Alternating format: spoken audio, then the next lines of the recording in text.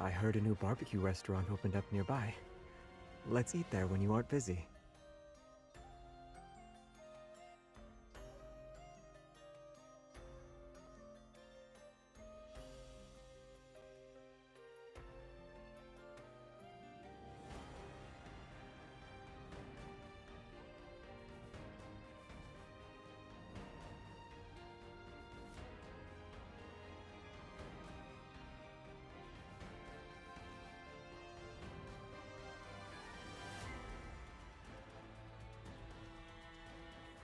We're both pretty good at being silent.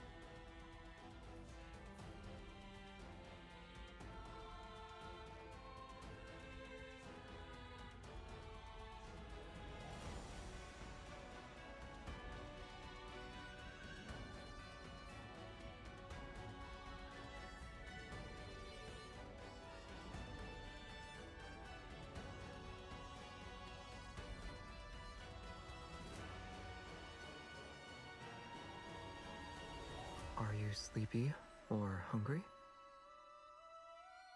You seem a little out of it.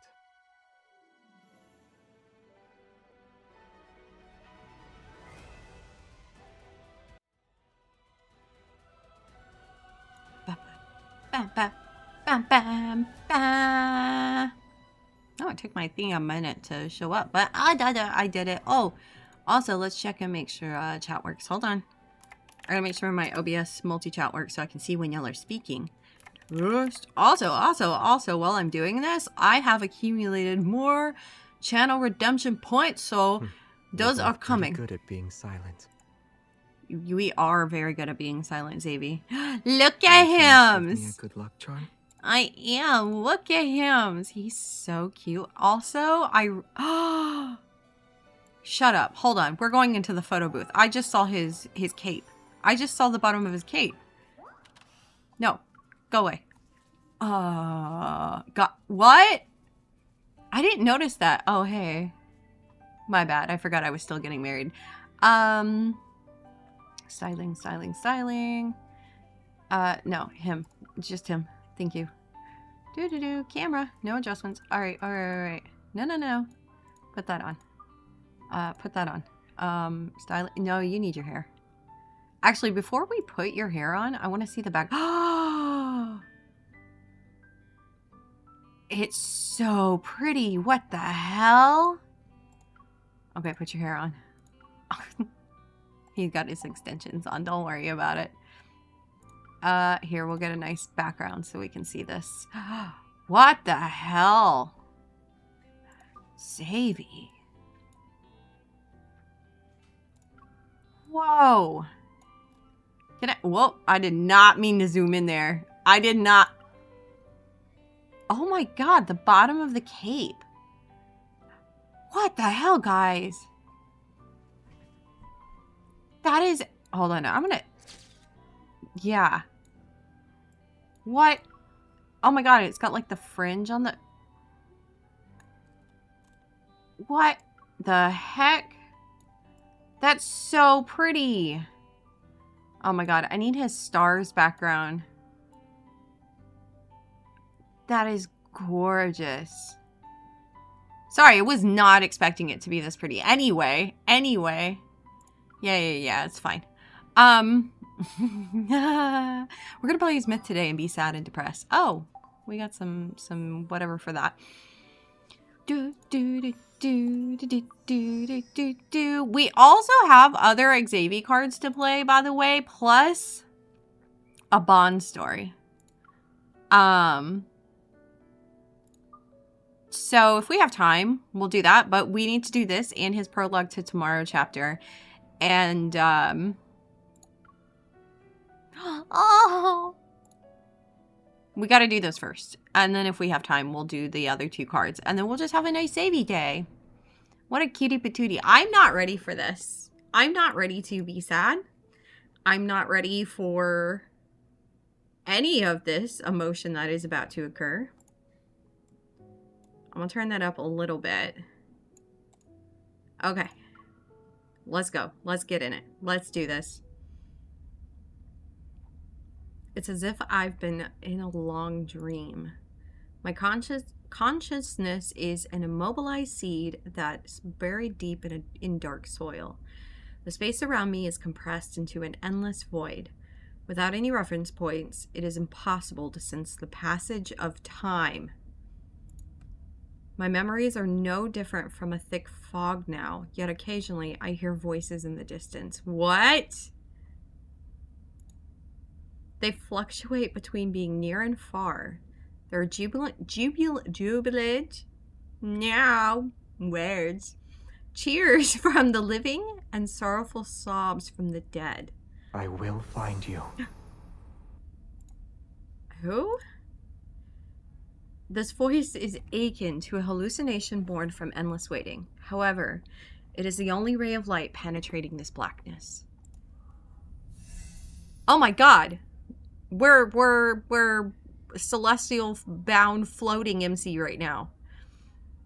I don't always hear it, but when I do, the faint light advances a little further into the world. In this endless waiting, I sense the heavy darkness. It slowly recedes. And after traveling for what feels like centuries, that light grabs my wrist. I beg of you, don't let go. Please pull me out of this endless void. Oh my god. Please leave me out of centuries of darkness and solitude. Oh, we're already starting off sad and depressed. Oh my god. What? The Chosen One has been summoned. She shall deliver us, Philos' survivors, from the endless darkness. I'm getting Castellan flashbacks. The Chosen One has been summoned. She shall deliver us, Philos' survivors, from the endless darkness. Okay. My vision pretty background. Hold on. I have to screenshot all the backgrounds. My vision gradually comes into focus and a shattered dome ceiling materializes. Below the altar, countless pale faces emerge from the firelight. Their gazes, fixated on me, are empty despite burning with great intensity. We will return to Philos prior to the apocalypse. Return to Philos? What are they talking about? Yeah, for real, what are they talking about? Where am I? Bewildered, I lower my head and stare at my hands. My fingertips retain a faint warmth. My wrist is suddenly pulled upward, wearing white robes. The bishop drags me to the center of the altar with an irresistible force. Excruciating pain pierces my palm. The gem on his scepter is as sharp as a blade and blood falls. Don't stab me! Behold, she possesses a vessel of flesh and blood! So... You know the theory is that MC is actually also a god? I think they just put a god in a mortal body. Garbed in white, the acolytes cheer at the sight of my blood. Okay, well, fuck all of you. While this absurd scene unfolds, a strange trembling rises. I feel it in my feet.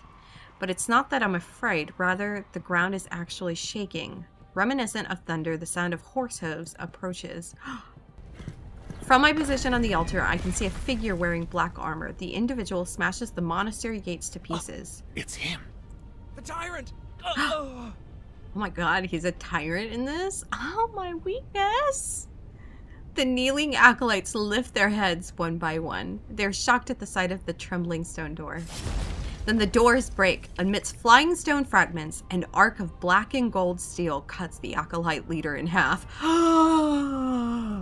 Stop the Mad King at once! The acolyte's shouts and cries are silenced by the gleam of his blade as he swings. Unwilling to hesitate any longer, I quickly jump down from the altar, step over the white robes strewn across the floor, and slip into a shadowy hiding place. My lady, you... Be quiet.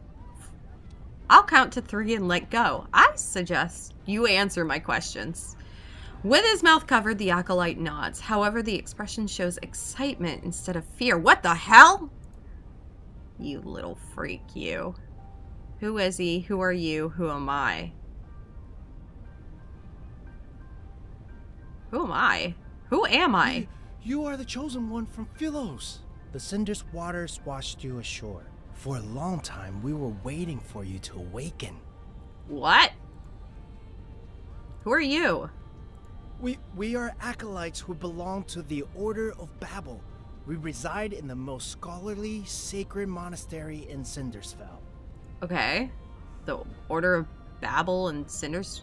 That You means are nothing here to me. Help us to return to Philos. So who's this guy? Do you know who the man in who charged into this place? Who is he? He is the sinner who destroyed Philos. Oh, I know that one. A sinner? My memories are hazy, my mind clouded. I can't remember anything about myself. They keep calling me the chosen one, but how can a person's name and identity be reduced to a cold, impersonal title?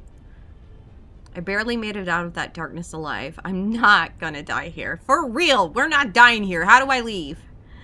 The acolyte holds my hand with an iron grip. His voice is tinged with a childlike fanaticism. We're awake. Why should we leave? You shall save us all. Bro, if you don't shut the hell up, I'm gonna kill you myself.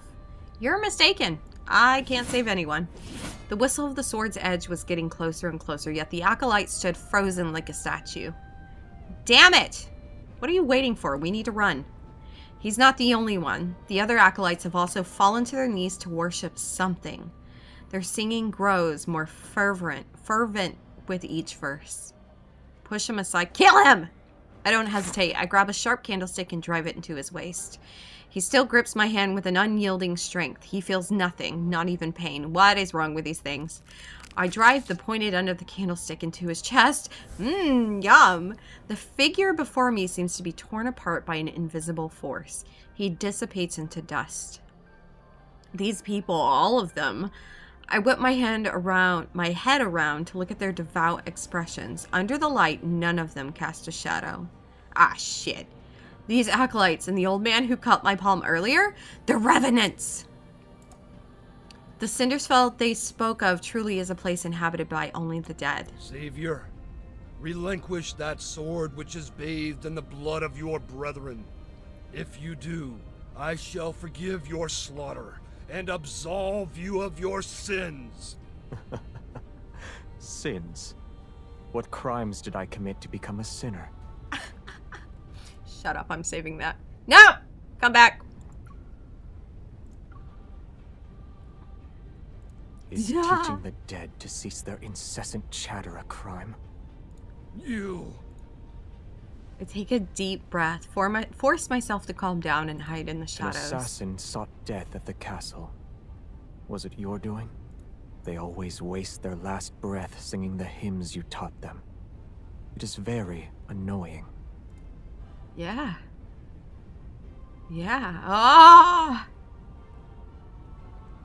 Using the narrow gap in front of me, I watch as the figure approaches the bishop. Philos' prophecy rings true. The chosen one has appeared, and the land will be saved. This city, as well as your fate, shall... Firelight dances as long hair cascades from underneath the man's crown. Soft, gentle glow is reflected. Your life is about to be snuffed. Where is this so-called chosen one? He steps forward, his black and gold boot treading on the hem of the bishop's robe. Are they preoccupied with praying for your salvation? You, irredeemable traitor! You are the sinner who destroyed Philos! The bishop's scepter is sliced in half. He backs away until he collapses against a confessional. She shall be the harbinger of your demise. You are here to die. Oh, shut up, my That is guy. where I must correct you. I'm here to attend your funeral. Yes! You're wasting your energy. You cannot kill me, nor can you. I'm living for this. I'm living for Dark Xavier. Oh my god. Everything seemingly comes to a standstill. Then a corpse slowly settles onto the ground underneath that man's feet. It kicks up dust. Oh. The stifled groans fade while the night wind extinguishes the last flickering flame on the altar. Ah. The man slowly lowers his blade. Surrounded by sparks and dancing cinders, he descends the long staircase. I'm stunned, and my fingertips are numb. They can almost feel the reverberations from that sword's deadly swing. In the darkness, the sound of footsteps grows more distant. Is he gone? Honestly. Still tense, I wait for what seems like an eternity before I use the wall to support myself. I cautiously step out from my hiding place. I need to leave, yeah. The entire hall is deathly silent. There's only rubble and a white robe on the floor. Stone pillars have collapsed and flames creep along the spilled wax on the cracked floor. Ghostly lights frolic across the walls. I keep hearing stuff. I feel like I'm going crazy. I feel like there's ghosts behind me. I turn and thud! I don't know how to make a thud sound. A sharp blade, having been thrown past me, is now embedded in the stone wall behind me. What the hell, bro? The night breeze plays with his long hair, but he doesn't move. He stares at me for a long, long time. Part of me feels as if we're not meeting for the first time. I could almost believe we're reuniting after being separated for years. However, this illusion is shattered by his next move.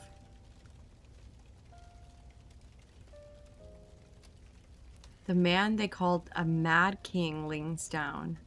He lifts the tip of his sword and it touches my throat. Oh, oh my god. Only the dead dwell in Cindersvale. Why are you flirting with me like this? So, who exactly are you? Well, you see... Okay. Okay. So we know Xavier, out of all the boys. Xavier's the one who hasn't died. He has lived all these lives and traveled through time continuously, finding MC over and over and over again. And so the question is, and I'm hoping we'll find out during this, is does current timeline Xavier remember Mad King Xavier? Was this just like a really dark time in his life? You know what I mean? Also, this is really medieval, which seems to be before Lightseeker, though. So, okay, so Lightseeker's the one who time traveled. No, I'm not going to question it. We're going to play it. It's going to give me answers. Hopefully, maybe not. I don't know. It might not. It might not give me answers. I'm scared. A tale circulates every corner of Cindersfell. There was once a glorious kingdom called Philos. It fell during a catastrophic war. So this would be after Lightseeker, right? But Xavier left. I'm confused. Everything perished and a void swallowed the land. Death's shadows swept through every nook and cranny. Yet if one could find the tree of life that connects life and death, they shall be reborn. They'll be able to embark on a journey home. And the one who will be their guide and light, the path, is the chosen one of Philos. The timelines are confusing me. The sword rests near my throat. The slightest movement will kill me. Oh my god, stop flirting with me. You heard everything. Indeed. You are the chosen one foretold in the epic poems. Death approaches as an inexplicable rage boils within me. I grit my teeth and speak. Can the words of the dead be considered a prophecy? They're nothing more than last words. You want to kill me because I was crowned with the title of the Chosen One. For real. He doesn't respond as he studies my expression. He reminds me of a hunter examining the desperate state of his prey in its final moments. Release me. Although taking one's life is easy, it's also boring. Many revenants have already fallen. You still need more playthings?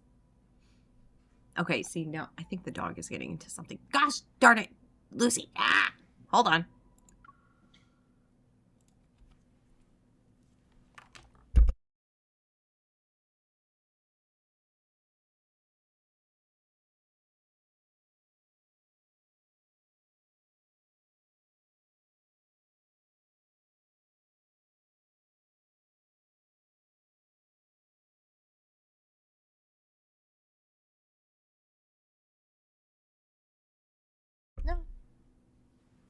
Well, yes, she was getting into shit.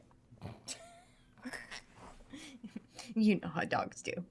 Like, ma'am, can we have like one stream where you're not causing absolute chaos? One of these days, I will get a puppy cam. And I will set that up. Don't sigh at me like you're not causing chaos. All right. Still need more playthings. They must pay the price for pursuing eternity. I'm not going to complain about that. I'm not. What? Oh, ow. I hit my knee. Okay, Pookie. And as luck would have it, you've caught my interest. Oh, did I? Cindersville can only be inhabited by the dead.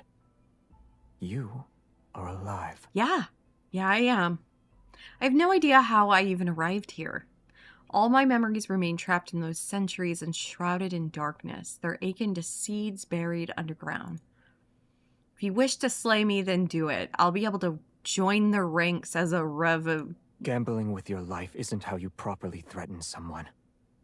Let's not forget, a death wish is an easy request to fulfill. And that this blade can only cut down the dead. Oh. Okay. No wonder people hate him with a burning intensity. To be hunted, even in their semblance of an afterlife, saps away their chances of happiness. In any case, I have no intention of killing you. Truly? The wound on my palm reopened during our struggle. Blood trickles down my wrist. He pauses and furrows his brow as he stares at my wound. Then he pulls my hand to be right in front of his eyes. Is he like those fanatical acolytes? He's not seen a person bleed in eons? Oh.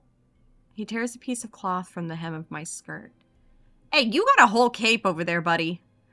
With his gaze lowered, he wraps the makeshift bandage around my palm. Can you tell me you go up in everywhere and you don't just have some gauze on hand? What is he trying to do? Is this how you make people submit? You threaten them with a sword before offering bait? Don't move. Oh. I only stopped the bleeding. Your wound hasn't healed. Okay.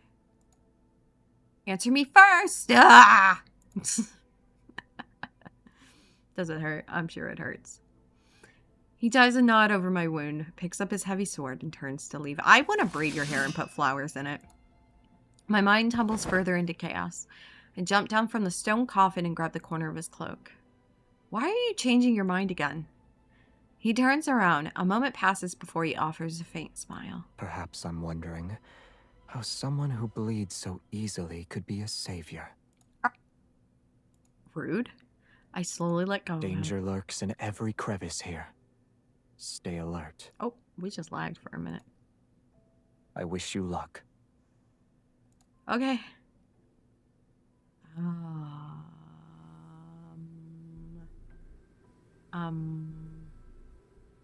The sky darkens as moonlight disappears in the canopy of trees.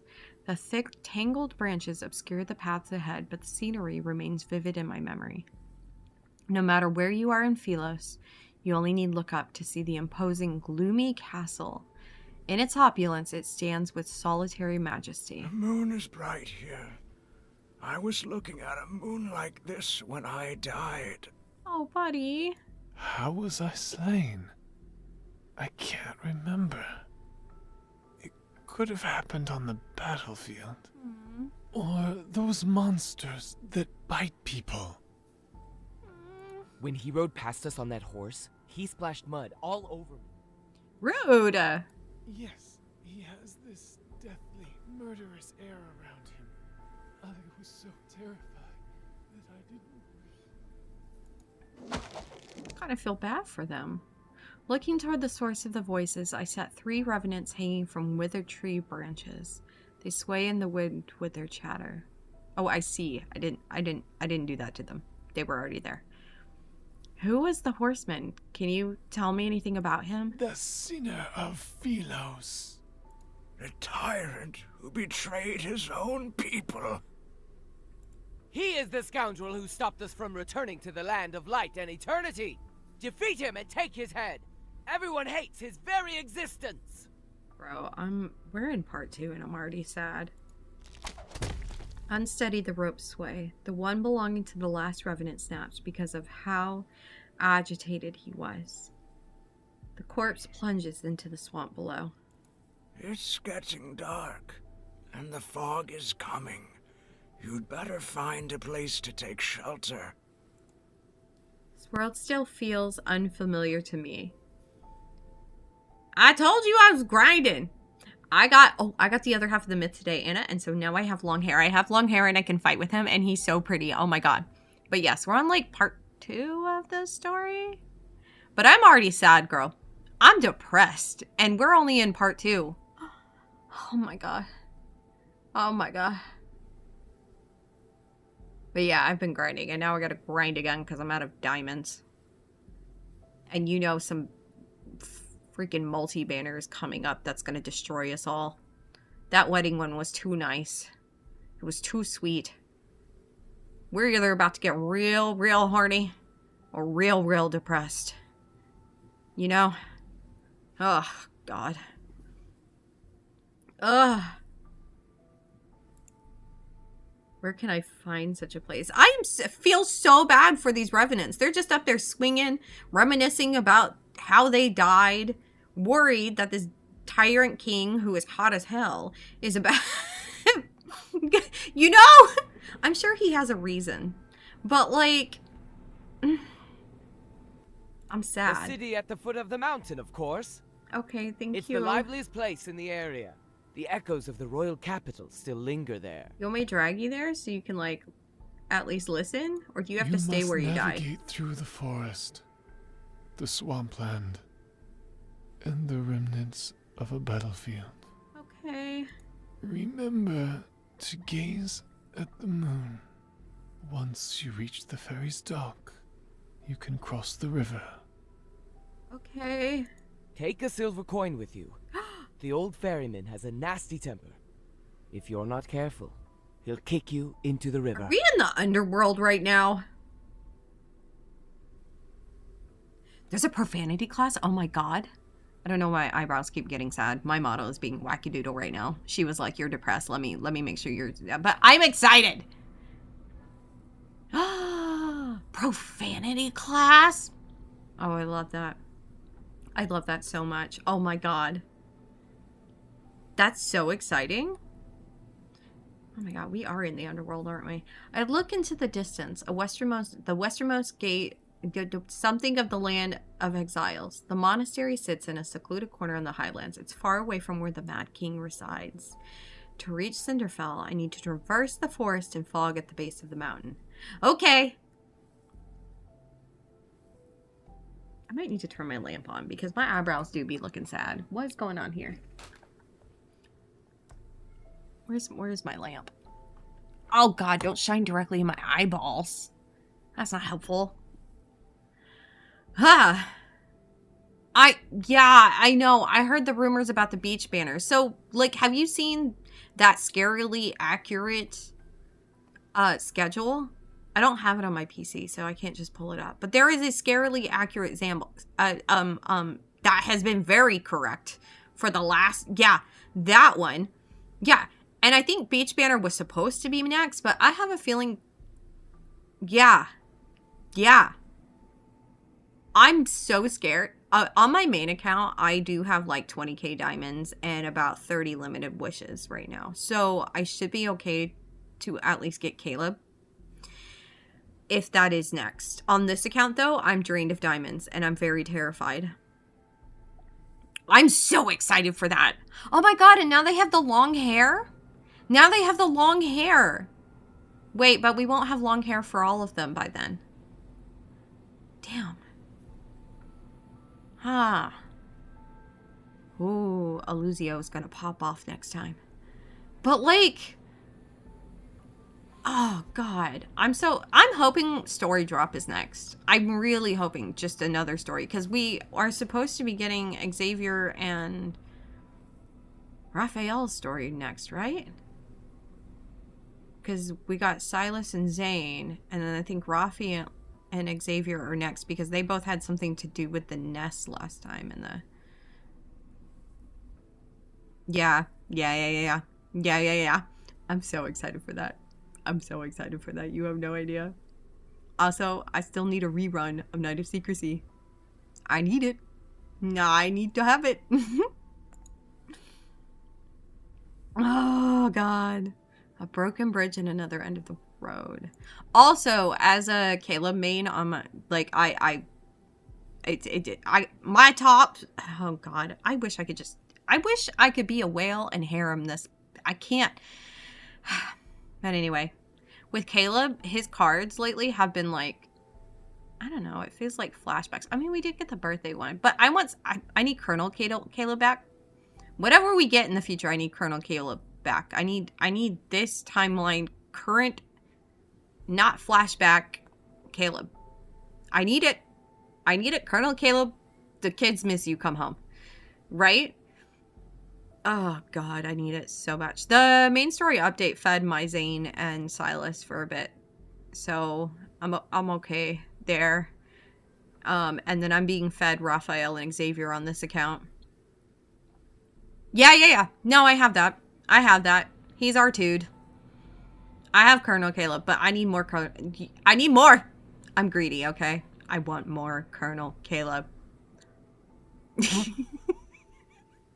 That's my favorite version of Caleb. I love soft puppy Caleb. I love scary Colonel Caleb. I love X2 Caleb. I can't wait. Today we're kind of having an Xavier day. But we're gonna have a Caleb day because we're getting up to his story in the main story. So I might just make it a whole Caleb day. I can't do both of his myths in the same day though. That's gonna be hours. That would literally take me from dawn till dusk to get through all this stuff. Everything that falls into the water sinks without a trace except for the moon's reflection. I mark a tree branch to trace my path, then I turn around and continue my trek. Also, what's going to kill me is I've been wanting Dragon Silas because I love Relentless Conquer. I do, like, fighting with him is fine. But now that I'm getting in the higher trials, it's so hard to fight with him. It's so hard. I'm at like 80 for Silas, and it's getting sluggish. And I have good protocors. My protocors are at peak on my main account. And it's still, I'm fighting for my life. Yes. Red diamond, stamina cap. I have Aurum Pass, but even that's still not enough. Like, I'm drowning. Because even if I can't pull on every banner for every boy, at least give me enough resources to upgrade the cards I do get. Hi, Inky! In the forest clearing, knights with pikes and silver armor sit around the fire. There are knights in a place like this. Dude, whenever the free Caleb card, because we were getting an extra like 100, 200 stamina a day, it felt like so much stamina. And then we got hit with the free gift because the global, the Chinese rankings. We got that gift.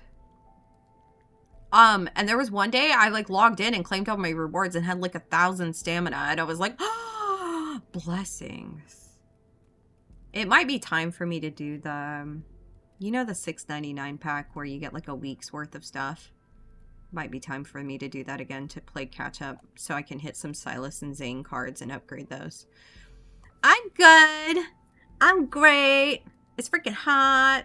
I'm dying. We're having an Xavier day because his myth dropped. You might like this one, Inky.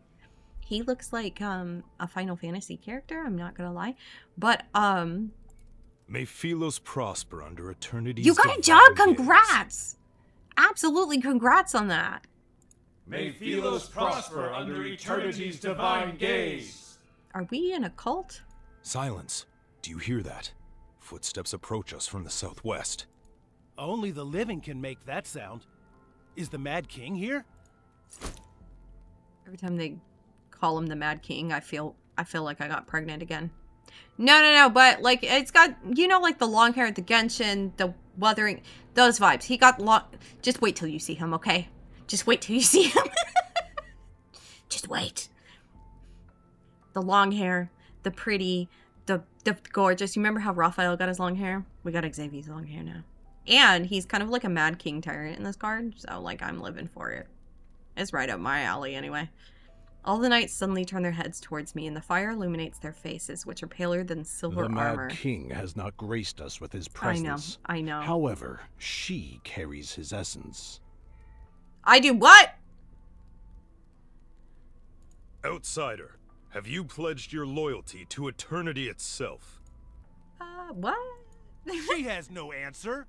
She's a traitor to eternity. That... Okay.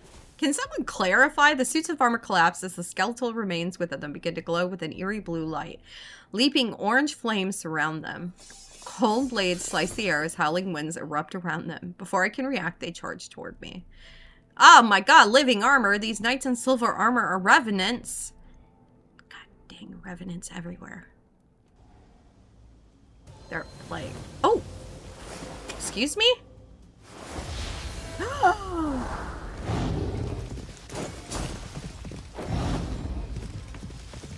Don't lag, don't lag.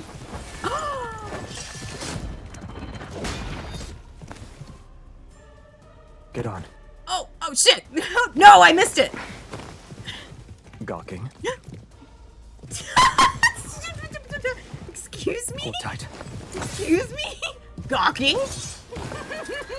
What does he say if you actually, like, grab his hand? Oh, okay, hold on. Nope, I'm saving that voice line. I'm Gawking.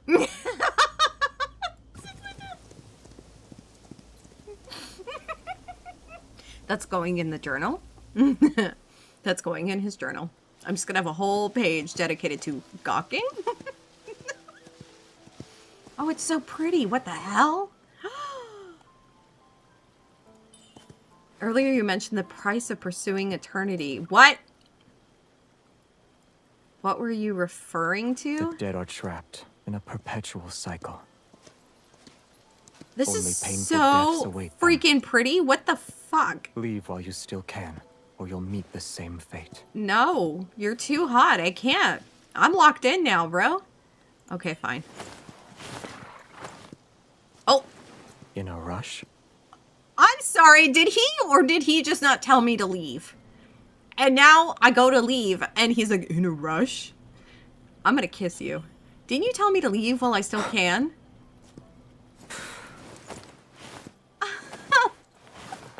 Oh, she's fucking gorgeous. What the hell? Sorry, I haven't really looked at MC's outfit for this card yet. I'm gonna buy her outfit, aren't I? I'm gonna pay actual real money to get her outfit. I'm doing it. Leave. Not die. Does she have a black version of this dress? This land only cares about you walking into its trap. Okay. They said the fate of the city is in my hands. I'm the chosen one? It's also my weapon against you. Don't pout. I'll kiss you. You said their fate is in your hands. What? Did he just kiss me on the hand? I'm pregnant. I'm pregnant as hell right now. Oh my god. However, you're still in my hands. Is this form of etiquette sufficiently respectful toward the chosen one? Dismount.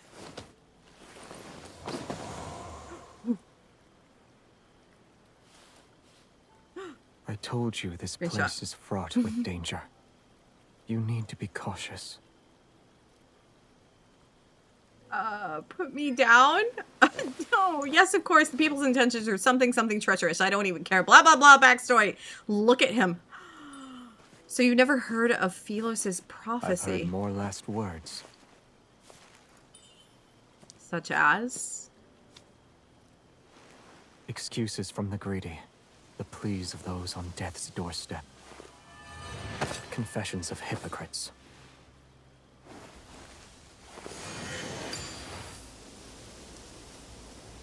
Screech. Ah, damn it. Shut that? Damn it! I'm gonna have They to go are through but and vanquished do this foes. just for screenshots.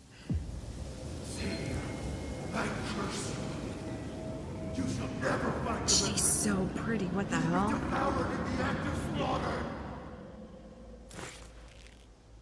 Is that so? I'm not okay. I'm not okay. I'm not May okay. your last words come to fruition.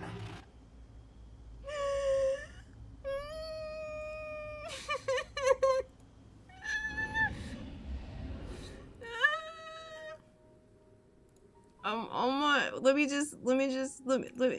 no, not the bad face. Let me just, oh, there it is. Oh my God. Did you see that? I'm in love.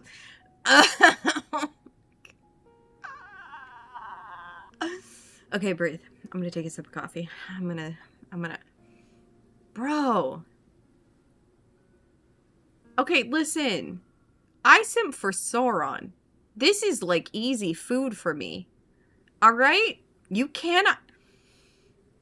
Oh God. Okay, I'm breathing. I'm drinking coffee. Because I know this is gonna get sad. I know it is. I know I'm gonna be just as depressed. With wails and curses, the last of the revenants falls to his blade. The mist disperses. Moon illuminates the armor and broken swords that lie scattered on the ground. They bear ancient patterns of Philos. Were they Philos' knights in the past? If you're their king, then why? Also, I did notice I'm wearing a crown. I turn around as I speak. The man suddenly loses his balance and falls toward me.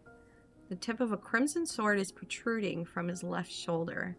Blood flows from his wound, and a faint black mist swirls around it. Is this from the Revenants? You will be devoured in the act of slaughter. His hand, covered in an iron gauntlet, grabs my wrist. I'm trapped between him and the tree stump behind me. I can't move. Stop flirting with me. Oh my God. Are you alright? When were you injured? Yeah. When did that happen? He struggles to keep his eyes open, and although his gaze is slightly unfocused, his voice remains cold. Help me. I need to go over there. I would have done that even if you didn't give an order. Oh my God. Oh my God. Oh, sleepy even in this timeline. After gathering through fallen leaves and dry branches, I build a fire at a resting spot. To be fair, he is dying probably. In the fire's glow, his face is deathly pale. It's almost drained of color. Would you like to warm up by the fire? No need. Do you need water? No. Do you want to rest? Don't get sassy with me! Very well. If you want sleep, then I will. The night is cold and damp, so I'll be borrowing your cloak, which we've established is really, really cool. He shifts slightly without saying a word. His eyes are closed, but he does move to make room for me. The cold wind howls through the forest as it becomes fiercer. I hug my arms tightly, lean against his side, and act as if it's not unusual. I love how fast we've gotten close to each other in this. It was just immediately like, kiss my hand, snuggles, trap me against a tree. I don't care. You have a heartbeat, you breathe, you bleed. You're alive, just like me. Is that why you didn't kill me at the monastery? Did you see yourself in me? I bet he did. I bet he saw himself in her. He didn't seem interested in answering my questions. During that battle, his sword was the only weapon capable of slaying the revenants. No wonder that old man with the white robes wanted it. While connecting the pieces of information in my mind, my gaze shifts toward the sword lying half a meter away. It's a great sword that devours light. Wait a damn minute. But his evil is light. And it devours light? Call me fucking confused. Alright, aside from the back of the blade being thick, The weapon itself is completely black. Mysterious runes are inscribed on the sword, and they surge with light whenever it's swung. Does your weapon have a name? No, it's just a sword. You gotta name it, bro. You have to name your sword. Then your horse's name is Horse? I love this version of MC. Whatever shit she's on, I love it. He doesn't respond and silence settles between us. What about your name? Should I just call you Man? I acted like I forgot his name just so I could bring it up. Xavier. Despite knowing how dangerous this forest is, you willingly entered it. You have my thanks. You are mistaken. What? Worthless rabble trampled on my garden. I cut them down, roots and all. Oh, we get it. You're dangerous. His nonchalant tone suggests I'm the first person he spared.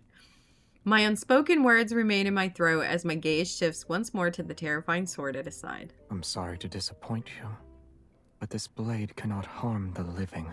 I mean, I bet you it can if you try hard enough. Then, when you used it against me at the monastery that day, it was just an act of intimidation? Yes. You were bluffing, and I didn't catch it. Inexplicable anger rises within me, and I tug the thin blanket covering my body. Hi, Gigi! How are you? Welcome in! Been a hot minute. Glad you're here. We're playing Xavier's Myth today. Twice now, thus far, I have felt pregnant. And we are only on the section 3 of this myth. The fabric in my hand feels unexpectedly heavy, and then do I realize it's actually his cloak? Didn't we establish the cloak though? Didn't she even say, "Am I pregnant with all of them?" Yes, I am, Inky. I'm having quintuplets or whatever the hell, whatever the number is, and each one is a different father, and it's all of the Love and Deepspace men. Okay. I wish I had money enough to be a whale.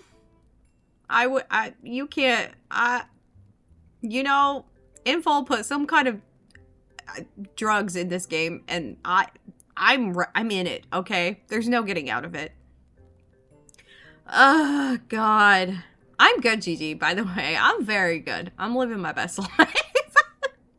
The fabric in my hand feels... Oh, yeah, no, didn't she say, I'm gonna use her cloak? Am I crazy or not? The Tiddly Tubbly's origin, but with women. Just as I'm about to go, he slightly leans toward me. The edge of the fabric touches my fingers and carries an unexpected warmth. Yeah, because he's alive, unlike everybody else in this fucking land. Pretty screenshot. Day 2. I mean, it's not exactly pretty, but it is cool. The thick fog has dissipated when I open my eyes. A crescent moon hangs in the firmament and casts a light upon the embers of our campfire.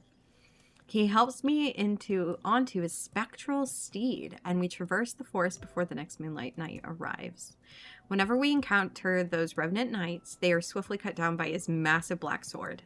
Xavier, only an agonizing death awaits you. You know, I was feeling bad for the 3 that were kind of swinging from a tree. Like, genuinely, I was sad during that whole bit. And I'm still kind of sad. But these other ones are starting to... Like, bro, you're dead. As we pass through the swamp, I see a dead tree that has half fallen. It's covered in the lingering souls of soldiers who died in battle. He remains calm and spurs the horse forward. We press on.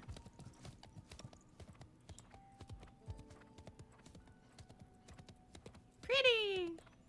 It seems like these revenants aren't very fond of you. What crime did you commit to make them hate you To so? properly tell the tale, I'd have to start with the era in which they were truly alive. Please tell me you're about to get answers about, like, this timeline, because this timeline is confusing me. Where is this in the timeline? Okay. With a slight tug of the reins, he prompts the horse to leap across a ravine. I know they're afraid of your sword, but once the revenants are slain, where do they go? Nowhere. They just cease to exist. Okay. Once the phase of the moon changes, they'll come back to life. What? The dead are trapped in a perpetual cycle. Only painful death awaits them. Wow, MC, that sounds oddly familiar. So that's what he meant. I know somebody else who was stuck in a painful cycle of death and rebirth. After a knowable amount of time passes, rain falls from the sky. The remnants of the ancient battlefield emerge on the distant horizon. Collapsed stone tombs accompany overturned coffins. Rusty swords, broken spears, and worn helmets are scattered about. The rain washes away the dirt from the tombstones to reveal the text carved into them. In a chaotic... Hold on, let me pause this because I don't want it to automatically do stuff. The year is blanked out! Okay, anyway. In a chaotic era, kingdoms fall like shooting stars. The Order of Light Seekers fought until they breathed their last breath. Countless blood-soaked battles fought with unwavering courage. Their tales live on in song. Their heroic deeds forever engraved in our hearts. In the year, scratched out because y'all bitches, of the Philos calendar, the kingdom fell. The royal capital was destroyed and the royal bloodline was extinguished. So is this after Lightseeker? Because if so, I'm even more confused. Okay, okay.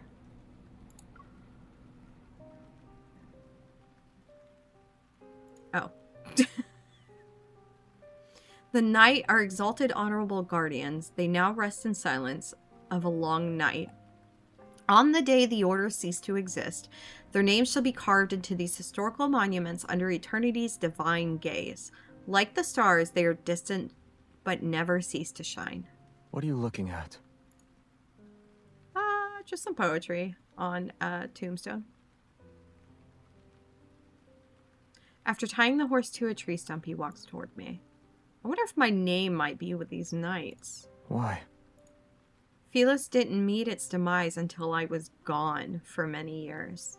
For those who once knew me, I must have died early. If I wasn't an exiled prisoner, then someone should have remembered me. It's possible they made a memorial. Yeah. Is being remembered that important to you?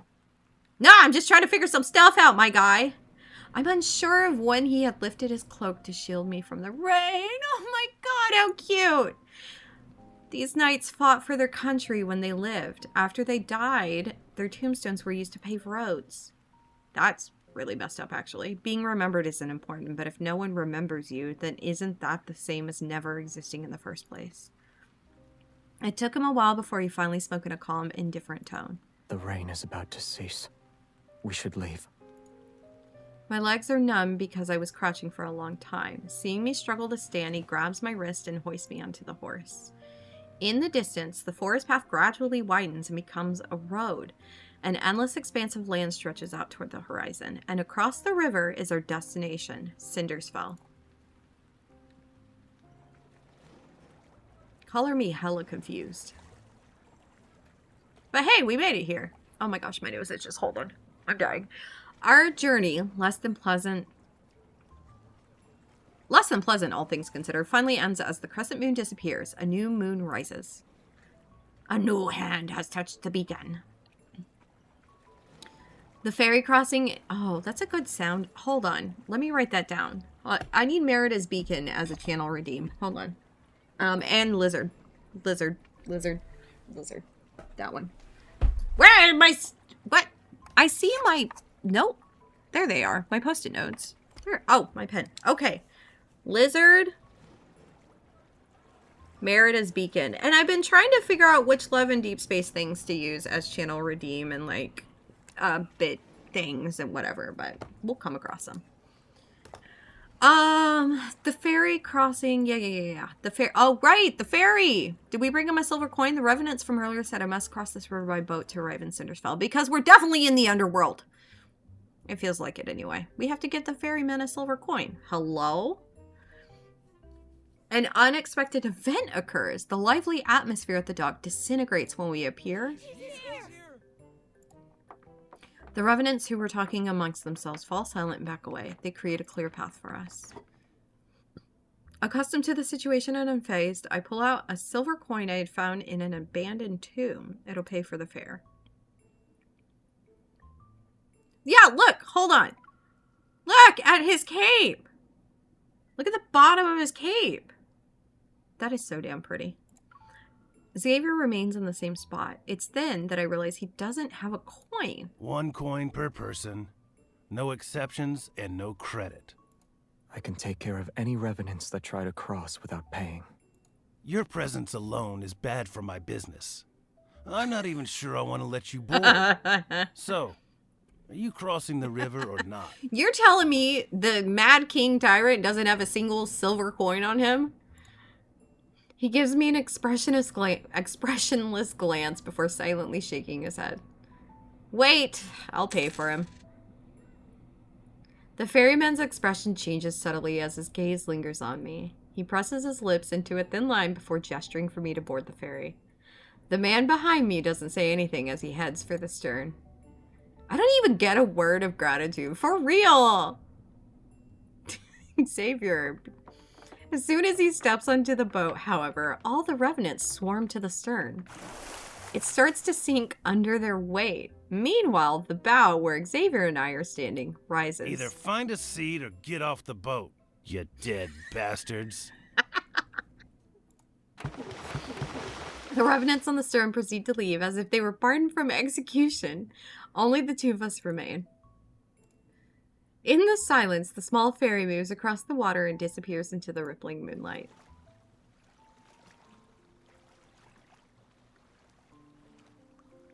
I look at Xavier as he rests. He has folded his arms and his eyes are closed. You owe me half your life, and now you owe me a coin. Wouldn't you say you're out to be paid? Yeah, wake You up. want to use my... Oh! No, I didn't mean to do that. What'd he say? No, say the You line. want to use my debts against me. I do. I'm not asking... I'm not asking for everlasting gratitude. I only want you to pay your dues. I clear my throat to deliver words I've prepared. I want your weapon, the sword that makes the revenants cower in fear. No. What if I ask nicely? I can sense his resolve in that answer, but I expected as much. Since my first request was rejected, the chances of the second one being accepted are higher. This is great logic. If I can't have his weapon, I still need shelter if I am to survive. But living with an unpredictable individual is risky. If you cannot decide before we disembark, there will be no payment. What is with this version of him? I'm enjoying it.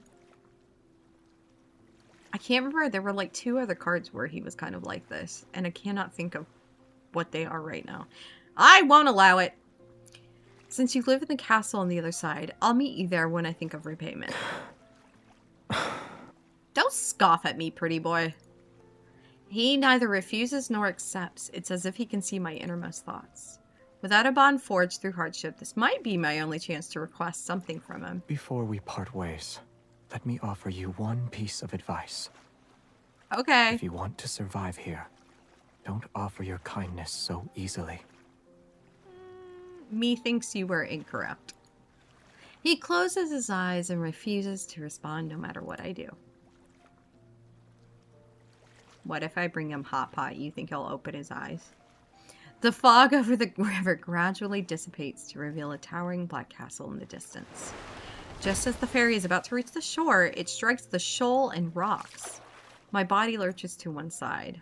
When my fingers touch the reflection in the water, ripples spread out and converge toward my fingertip. They coalesce into an elusive image. What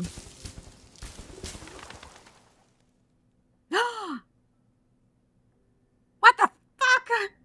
Sorry. Brightly colored flags slowly rise as white floral arrangements line both sides of the marble staircase. This version of MC is remembering Lightseeker MC? Or Xavier, whatever. Anyway, continue. A young knight ascends the long staircase. Amongst the cheers of thousands, he ascends the throne. A hand places a crown upon his head, A lumen flora, the symbol of Philos' royal family, is pinned to his lapel. I still love this outfit. It's one of my favorite in the game. The illusion shifts to reveal an entirely different scene. Fortifications crumble, ruins cover the land. The royal capital, once peaceful, has become a battlefield shrouded in war smoke. The rebel army storms the capital. They force the young king to take his own life? Hold on, I gotta sit and process this shit for a minute. Oh my god, what the hell? Yet their swords are melted into liquid steel in the furnace and cast onto the throne itself.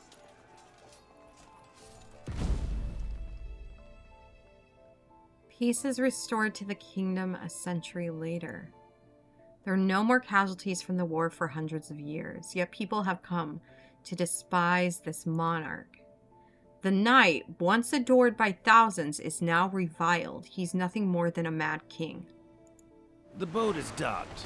You should get off now.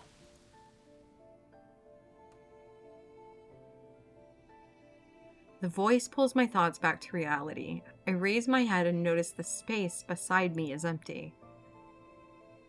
Do you see his past? Shock washes over me, and in the darkest hours of the night, scattered lights illuminate a ruined city in the distance. The wind rustles the grass as his figure quickly vanishes into the darkness. What the fuck? That was only chapter 2. I thought we were on 3. Oh my god. What? What? Sorry, I'm freaking out. Like I know with Raphael they tied in the God of Tides too. They tied it all in. They did it. But like with okay. With Xavier, he's got weird time-space nonsense going on because the man has traveled. He has not died. He has not died. Right? Am I wrong? Do I have my information incorrect? Didn't he make MC Queen? And then he fucked off?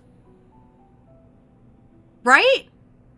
And then he like found her over and over again until we're at the present timeline? So how does this one exist? Okay, sorry. I'm gonna keep playing. Oh my god. I've been what? Oh look, it's the little one from the event where the bunnies go hide. There's like a little mini game in the event where the little bunnies. You gotta go find the bunnies. Anyway. I've been wandering the city for days. Although I failed to discover new information, I feel more freed than ever before. But what surprised me was that every revenant here firmly believes they'll return to Philos one day. And before I knew it, I started to believe it too. That rotten black castle is the Mad King, who sits on an abandoned throne. Countless kingdoms, innumerable cities, all their denizens wept under the hooves of the tyrant's iron cavalry. At the square in the busiest part of the city, many revenants have gathered. I pull my hood tighter and move closer. The dead were turned into weapons. Their bones and souls are mere cannon fodder for his wars. When he confronted the Order of Babel, many of our brethren were reduced to ashes by his hand. In the center of the crowd stands the revenant in white robes. God, these people again. Passionately denouncing the Mad King's crimes. He's dressed as an acolyte from the Order of Babel. He looks familiar. Is he the acolyte who escaped that day? Will we come back to life next month? Unhand me! No more dissenting voices rise from the crowd. The revenant acolyte surveys the gathering before speaking with satisfaction. But we have received good tidings. The chosen one who shall deliver us has answered our call. She's already here. Don't speak about me. No. Anticipation ripples through the revenants, and some lower their heads to whisper a devout prayer. Most fix their intense gazes on the acolyte. They eagerly await his next words. Before the apocalypse descends, the sacred pilgrimage ceremony will proceed as planned. we shall reach the Tree of Life and return to our homeland. What is this ceremony on the Tree of Life they speak of? They're making all kinds of... Yeah. Where, huh? The Chosen One. The Huh? Chosen One is... A sense of foreboding stirs within me. I turn to leave as I hear excited shouts behind me. Over there! What? The Revenant Acolyte points at me, and so every Revenant's gaze falls on me. She is the Chosen One. Our prayers have summoned her. Shit. Acting as if they've seen a goddess, the Revenants run toward me. Fervent cries resound. Ah, hell. Countless hands reach out and cut off my escape route. Jubilant, they hoist me above their heads. Yeah. Release me at once. Am I or am I not like a goddess? What is with people in this world not treating their, like, important people with any kind of respect? The Revenants carry me to the castle perched on the tallest hill. I wasn't even given the slightest chance to struggle or escape. The Acolyte clears his throat and shouts at a half-open window located on the upper floor of the castle. The one who stands before you is the Slayer of the Eternal Night, the Night of Refulgence, the pilgrimage ceremony's shepherd, the ruler of fate, the shining beacon of hope to Philos' countless survivors. And she will be your nemesis until you die. Our prayers have summoned the Chosen One.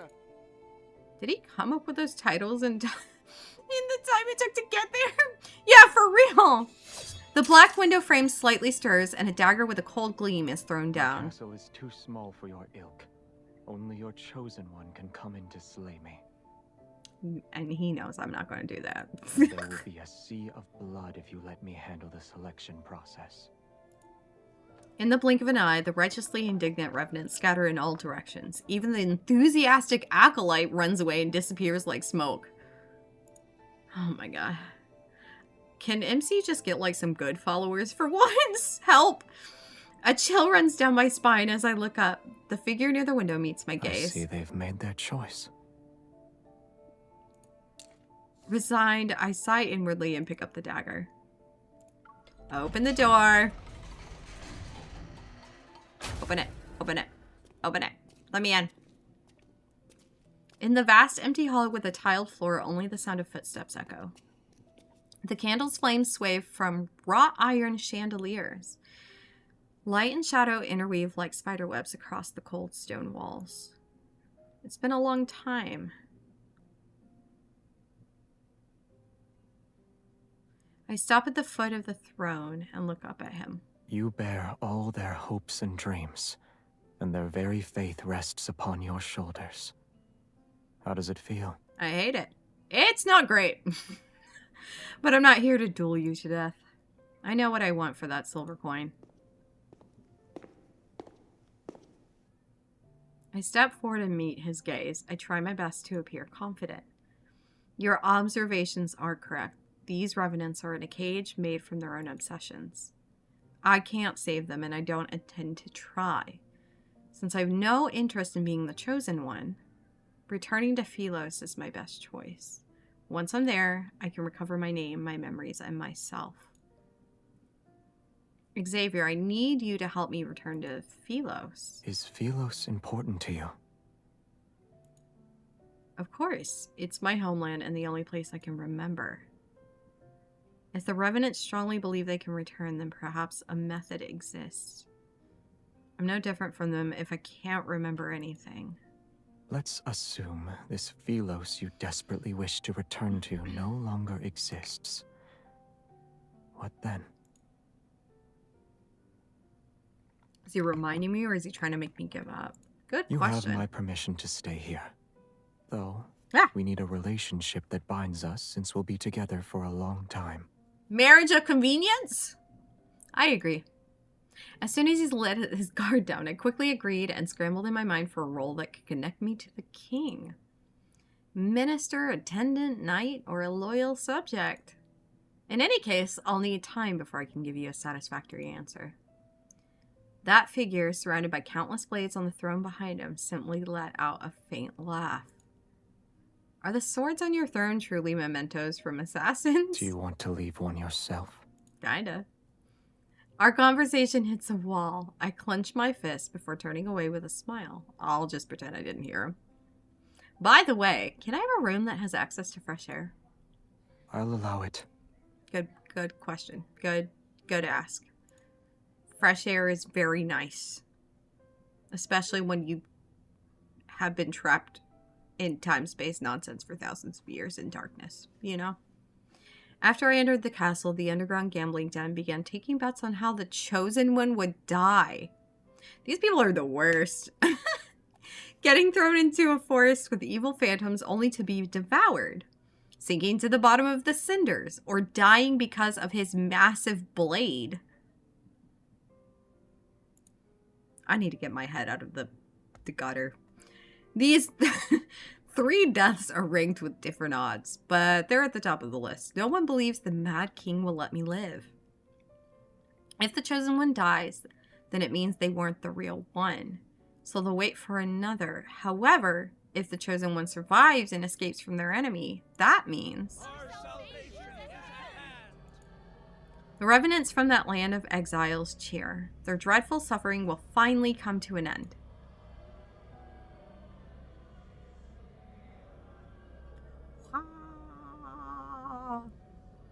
They sing their praises for days, and even though I chose the castle's highest room, their voices still penetrate the wall. Oh my god, that's...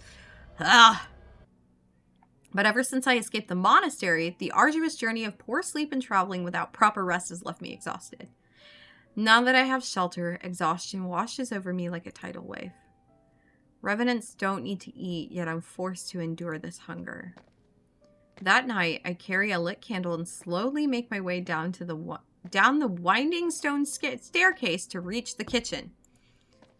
He rarely eats. What a frightening person. Xavier rarely eating. Are you kidding me? I conduct a thorough search only to find roots and mushrooms. What are you doing? Looking for food, bro. I'm starving. Looking a little more casual without your crown, huh?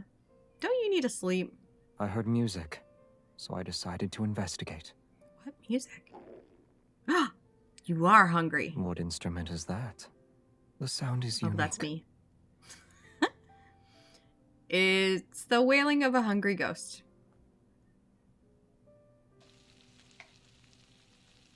Is he making me food?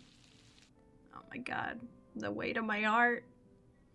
15 minutes later, he brings over a bowl of mushroom soup. It's brightly colored. Okay, well, I personally don't like mushrooms, but I'll eat it. It's alright. I'm not a picky eater. The taste is rather strange, but I've been starving for several days. It's nothing short of a rare delicacy.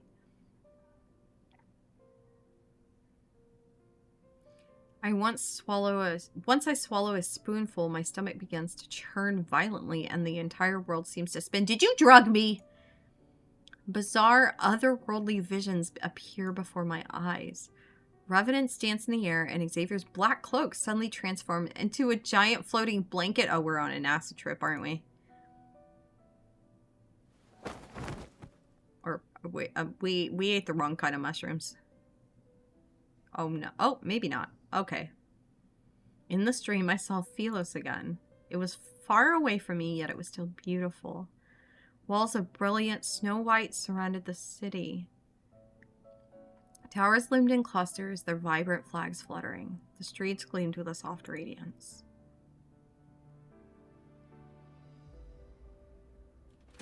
A procession of silvery white knights slowly navigates through the streets. Covered in flowers, they head to the ancient royal capital. The knight who's leading them is surrounded by people. It's impossible to see his face clearly. He carries a certain air. Although he's returned from his journey, his presence is strangely familiar. All of you can go on ahead. I'll join you once I've seen her. Oh, baby. The sun, moon, and stars revolve as he turns around. My vision blurs and the white city walls transform into a clock tower bathed in the sunset's glow. He turns around, sees me, and smiles. Before I can recognize him, a flock of pigeons flies past us. Their flapping wings obscure his eyes. I thought you'd never see me again.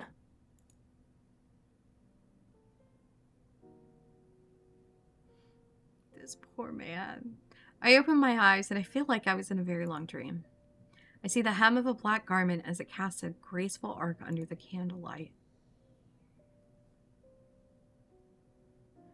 That man is looking at me. It's as if he stepped out of my dream. Yes! I have an antidote. Yes! Remember! Girl, remember! In his hands, he's holding a bowl of medicine that gives off a faintly bitter scent. Although I've returned to my senses, I'm at a loss for words. I already tasted it. Misinterpreting my thoughts, he speaks in a calm tone. I hesitate before reaching out to grab the hem of his clothes. I squeeze it a few times. No. No, I'm not a hallucination that appeared because you were poisoned.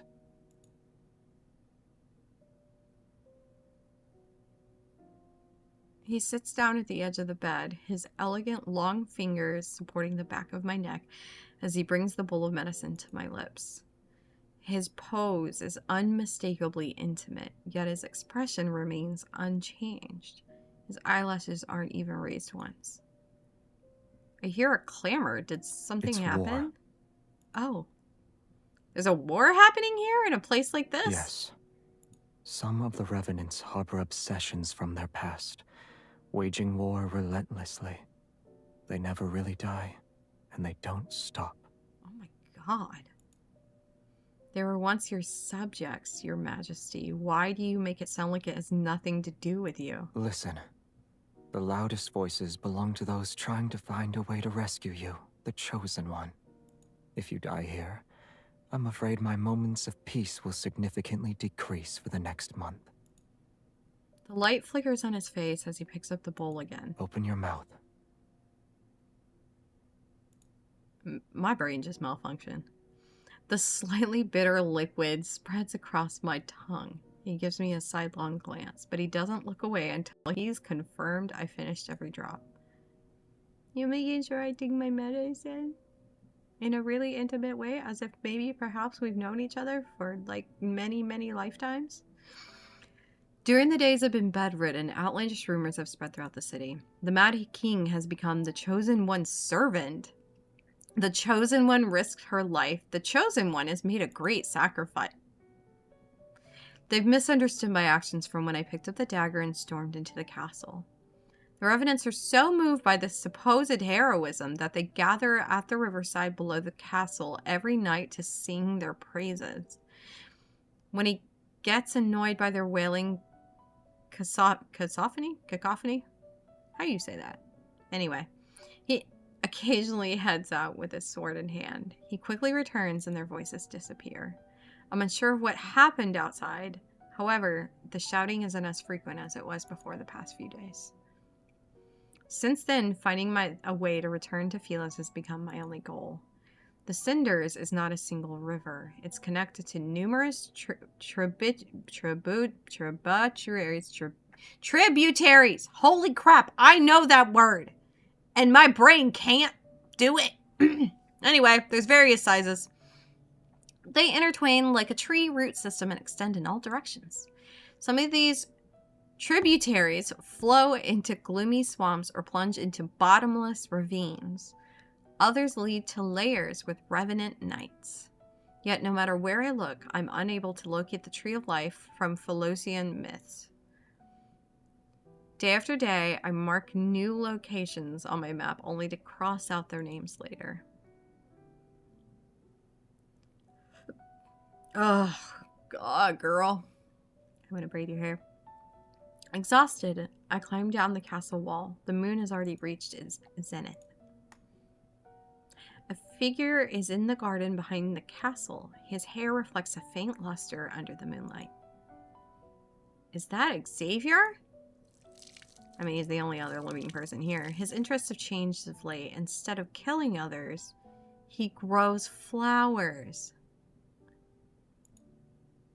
Yet not even a fraction of light touches Cindersfell, and only lumen flora grow here. The flower he tends to is the one I haven't seen before.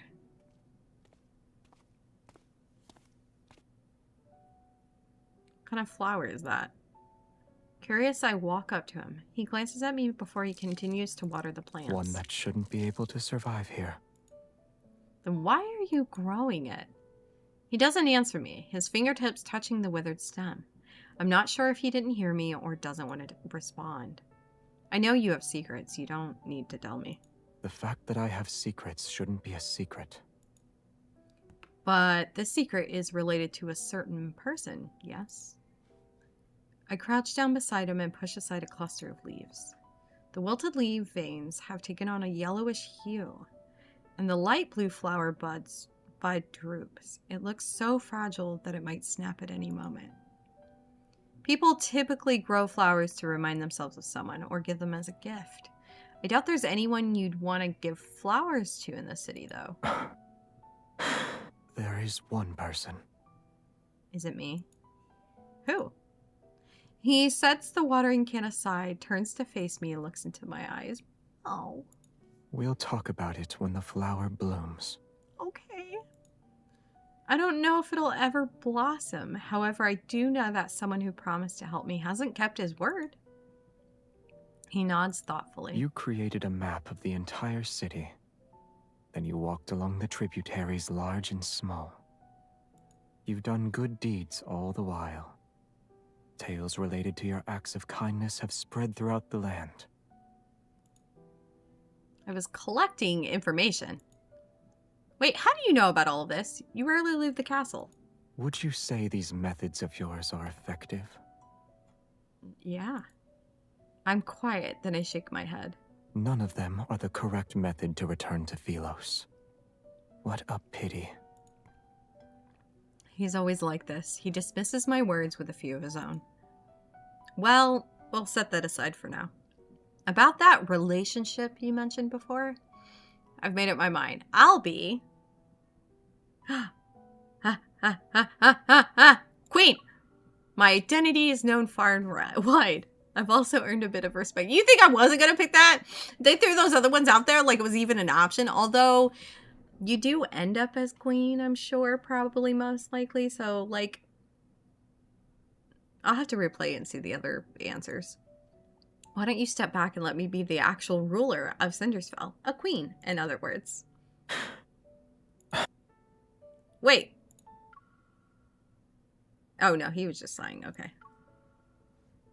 That way you won't be bothered by outside affairs. It doesn't matter if you want to plant flowers, kill revenants, or live a quiet life. To put it simply, I want to be someone who's important to you. Perhaps worried about losing a stable source of food, I made a vow with the utmost sincerity. I don't know what his thoughts are, however. What do you mean by important? Let's say you're the only one that matters in my life. Huh. So you want to protect me? At this point, she's put two and two together, right? With the memories. As if he couldn't hear me clearly, he crosses his arms, takes another step toward me. He's pretending he made a humble inquiry. I doubt you need my protection when you wield a sword like that. But when those revenants attack again, I'll be by your side. Yeah, there's a smile. He actually laughed. I can hardly believe my eyes. I can help you figure out a method. On the other hand, you need to find a way to make a flower bloom. Are you sure it can still be saved? Yeah, this land is kind of broken, buddy. After agreeing to this surprisingly simple condition, I returned to my room. After spending these days together, Xavier seemed nothing like the Mad King those acolytes talked about. But the way he took me in and promised to help just felt like an excuse. An excuse to keep me here. Could it be because of that the Chosen One rumor? No answer for now, I sighed. Yet his smile from moments ago kept flashing through my mind. Whew. The call of an owl resounds outside the balcony. A shadow swoops down, drops an envelope with a wax seal, and then flies away. What? I return to my bed and open the envelope. On the letter, the stark, concise handwriting catches my eye. We would like to invite the Chosen One to our sacred monastery so she can observe the selection process for the pilgrimage ceremony tomorrow. Girl, don't go. This is a trap. The Order of Babel looks forward to your answer. The Order... No. No. No. No.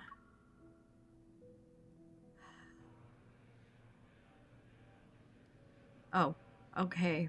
I guess we did it. Each month, the monastery selects individuals to sail along the endless cinders. This is known as the pilgrimage ceremony. The revenants believe that by traveling along the cinders, one can find the tree of life that connects Cindersfell to Philos. Once more, I find myself at the monastery. Everything has been transformed. The dilapidated altar and crumbling walls have been restored by the revenants. They're functional now. The acolytes' soft chanting echoes throughout the building. They carry an ineffable reverence. I pass through the noisy entrance hall and enter the courtyard. It seems that the bishop has been waiting for me. Why did we do this? Why did we do this, though? Like, I said the apocalypse is the only matter. Said the apocalypse is only a matter of time, and I'm key to saving this world. Even though I know these revenants cannot truly perish, I still feel a sense of unease upon seeing the bishop again. If there's going to be a world-ending flood, you should be building dams. For real. And if a war is about to break out, you should be mobilizing armies. Also for real. Those are more productive options than pining your hopes on me, your so-called chosen one. Sensing the doubt in my words, he responds with a slight smile. You think I've spouted lies to control the revenants? Yeah. Is that right? You got villain written all over you. Why did they believe me? Why did they believe in you? Why do they believe in you? When the options are a false hope or genuine despair, the former option is much more enticing. Your very existence is hope incarnate. You have the freedom to choose your path. We shall not force you to bear the responsibility of being the chosen one. We are incapable of forcing you, in fact. But the pilgrimage ceremony shall be carried out as planned. It will be held during the next full moon. You know, he says all that, but I don't believe him. If anything, this game has made me suspicious as hell of every side character. Every single one. He smiles before removing the key around his neck. He places it in the palm of my hand. Memories prove one's existence, yet those who died here are trapped. They can never create new memories.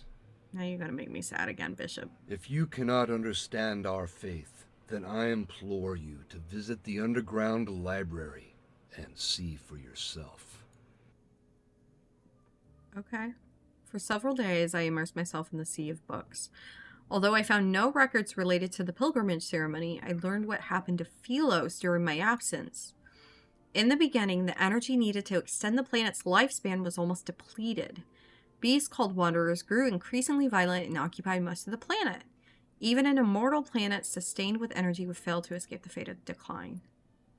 After 200 years of silence, a young woman with not a drop of royal blood ascended the throne.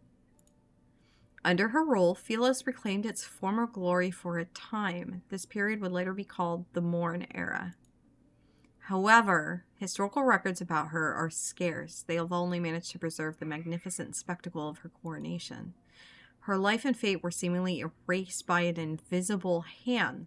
There's nothing but a blank void. Fuck. The situation in Philos grew increasingly dire as time passed. The royal family and citizens were split into several factions. Their constant disputes rendered the monarchy on the brink of collapse. Natural disasters raged while the fires of war burned without an end.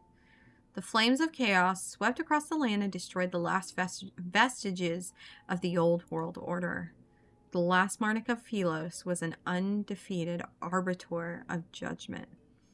Yet he was the tyrant who supposedly led to the kingdom to its demise.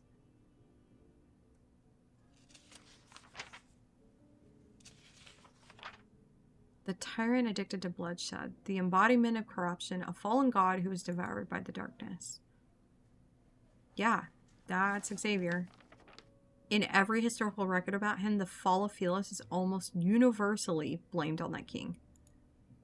Yet as I carefully read through the list of crimes, I feel as if he can't be blamed for everything now. What part of the text made you stop reading? Oh.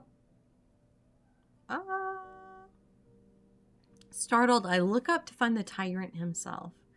He's leaning down from the balcony above, and his gaze is fixated on me. Why are you here? My only important person disappeared. Was I not supposed to look for you?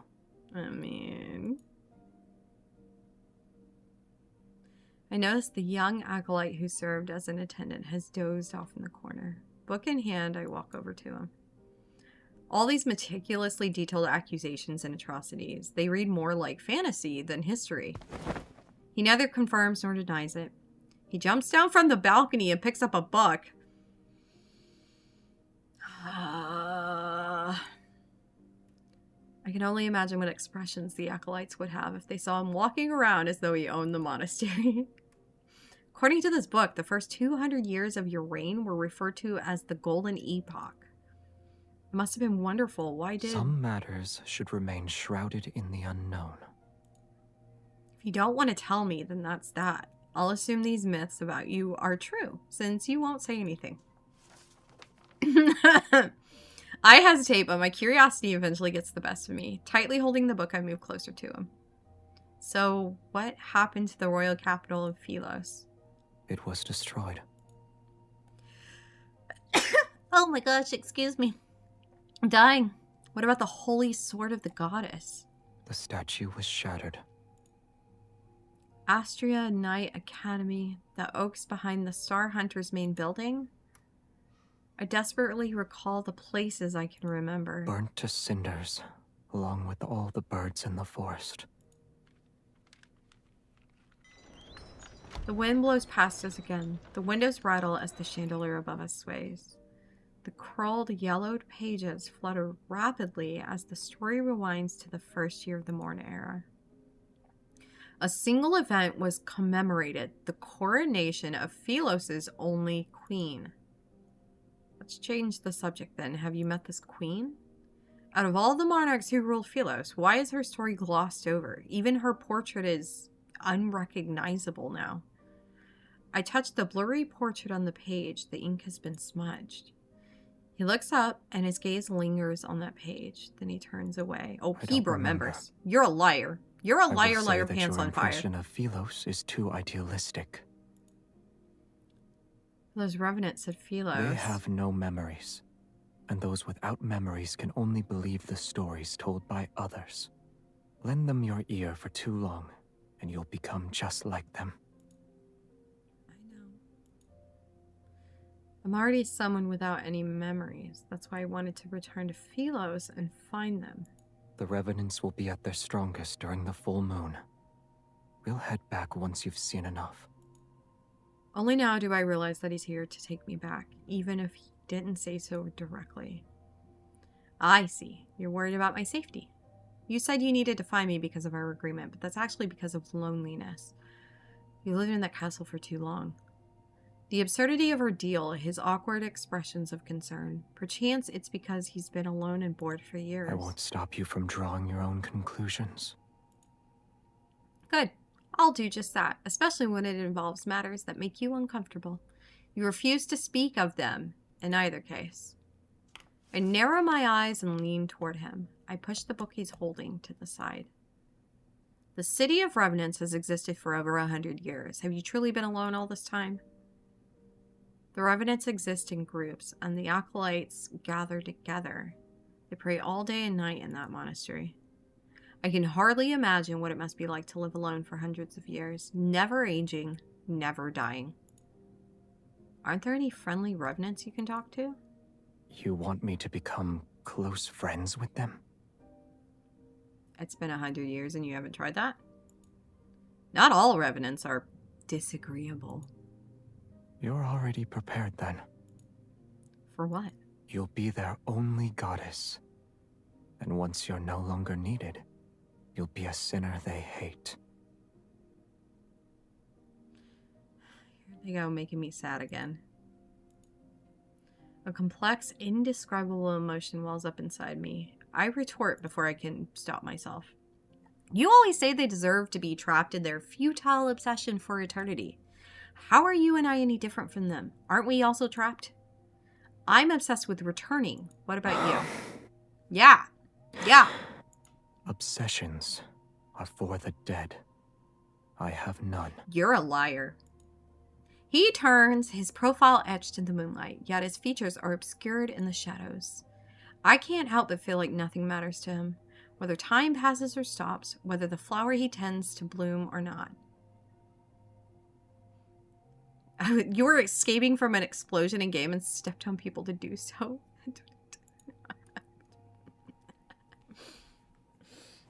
Oh my god. Enemies. Enemies. He's waiting for what? I'm not sure. An inexplicable sense of frustration and lost bubbles inside of me. Never mind. Don't leave just yet. I found these books for you. He furrows his brow slightly. Still, he turns and takes the books. Philosian Guide, Caring for Flowers, and How to Identify Edible Mushrooms. She's so damn funny. I'm not sure if flowers can bloom without light, but watering them 3 times a day will definitely kill them.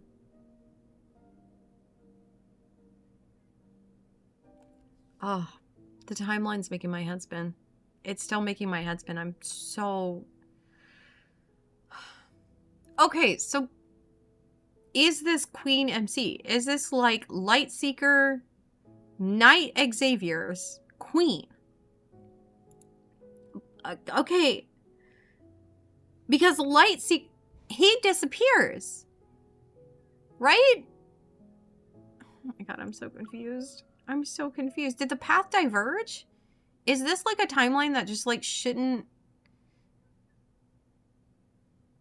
Following the book's instructions and using the wither plants as fertilizer, the unnamed blue flower finally shows sign of vitality. It's growing taller since yesterday and its leaves unfurl with a hale luster. Days pass. Before I know it, it's time for the pilgrimage ceremony. Outside the city walls and alongside the riverside, over 100 tents have been set up. It's to accommodate the 1,000 of revenants who are here to witness the ceremony.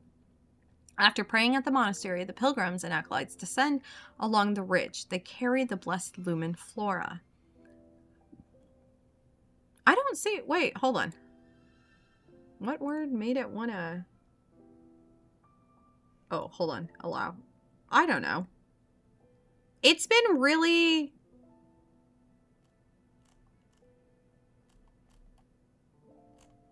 I don't know. The auto mod has been really stupid lately. Call it a crybaby. Call a cat a crybaby.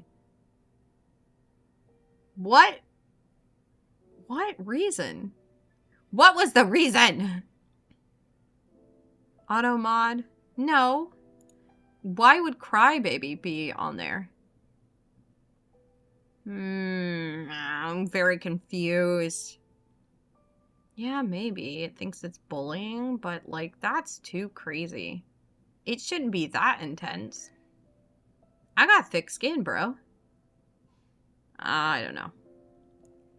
I did realize that my multi-chat on OBS doesn't show me like the moderated things though. Like I don't see it at all in OBS right now, which is very confusing. I had to like tab over to straight Twitch. Interesting, interesting. I'm learning so much.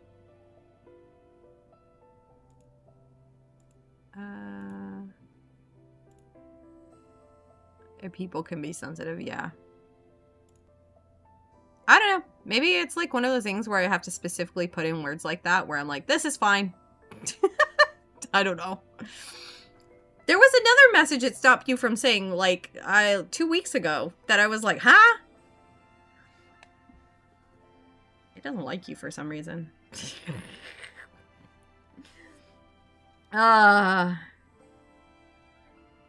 Okay, the cult is doing cult shit. That's what this whole thing was. 36 Moonlit Why Night. do I feel happy and sad? Yeah, I don't remember what that one was either, but it was another one of those just like, huh? We have our faith. But faith is fragile. It's like a flower or an egg. One careless moment is all it takes to break it. What's an egg? I can't remember anymore. What's an egg? But it doesn't matter. We'll be returning to Philos. Moonlight flickers across the mountain ridge as a gentle breeze passes. Dazzling silver robes sway back and forth. The Chosen One is attending the ceremony. My lady, why did you bring the Mad King with you? Because we're in love. Trying but we to won't reform acknowledge him it. Must be a tiring endeavor, no? Trying to reform this man. Absolutely not. I'm gonna make him worse. I'm unaware of the new rumors that are circulating the city. I respond with a sheepish smile and lower my voice. Rest assured, he has renounced his old ways thanks to my guidance and spiritual cleansing. A young revenant's expression becomes one of astonishment and admiration. You can't tell me that little child revenant is evil, so whatever. I gently tug Xavier's sleeve. He glances at me and chooses not to expose my lie. That's wonderful. May Philos prosper under eternity's divine gaze. Okay. Why do the revenants always say weird things? Yeah, for real. Ready to depart, I pull in Xavier's sleeve, yet he opens his mouth. What if your eternity's foundation involves sacrificing others? This man does remember, doesn't he? He knows everything. Nonsense! Philos is the embodiment of eternity, and everyone possesses an immortal soul. Even if some are sacrificed, they're necessary and justified. No. How can we fight against the emptiness of time without immortality? How can we explore the universe? Assuming eternity does belong to Philos, then why did you and the others die? Yeah. Unable to refute his argument and intimidated by his sword, the young revenant stomps her foot and storms off. Inside most of the tents set up along the river are statues of Philos' royal family from throughout the ages. They're near the witnesses who are attending the ceremony. These royal statues are crooked and misshapen, their features indistinct. Maybe it's because most revenants have a poor memory. This one's surprisingly lifelike. Its face is too fierce for my liking, however. I approach and examine the small wooden figurine placed in the back. For some reason, it has a wooden stake in its chest. The last king of Philos, the man responsible for Philos' downfall. An indescribable emotion stirs. I pull out the wooden stake and place the figurine in the brightest, most prominent position at the center of the statue's base. I walk a bit further, and more revenants offer me flowers. Despite my attempts to refuse them, I eventually accept each one. Can you even carry all of these flowers? No, I cannot. I'm gonna put them in your hair. He furrows his brow, but still takes a heavy bundle from me. More revenants gather by the riverside. Their singing is so loud that they almost drown out the other sounds. Worried we might get separated, he frees one hand to hold mine as we slowly make our way through the crowd. Ah! The last king of Philos and the man responsible for Philos' downfall. That beloved king who was eventually despised by all. That's you, yes?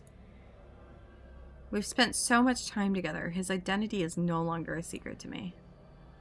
I'm more curious about that queen's story. I want to know what she did. There must be a reason for why everyone is reluctant to speak about her fate. What do you think happened to her? He looks at me. Stories about salvation and sacrifice follow the same pattern. Some perish, others are saved, some continue living, and others are forgotten.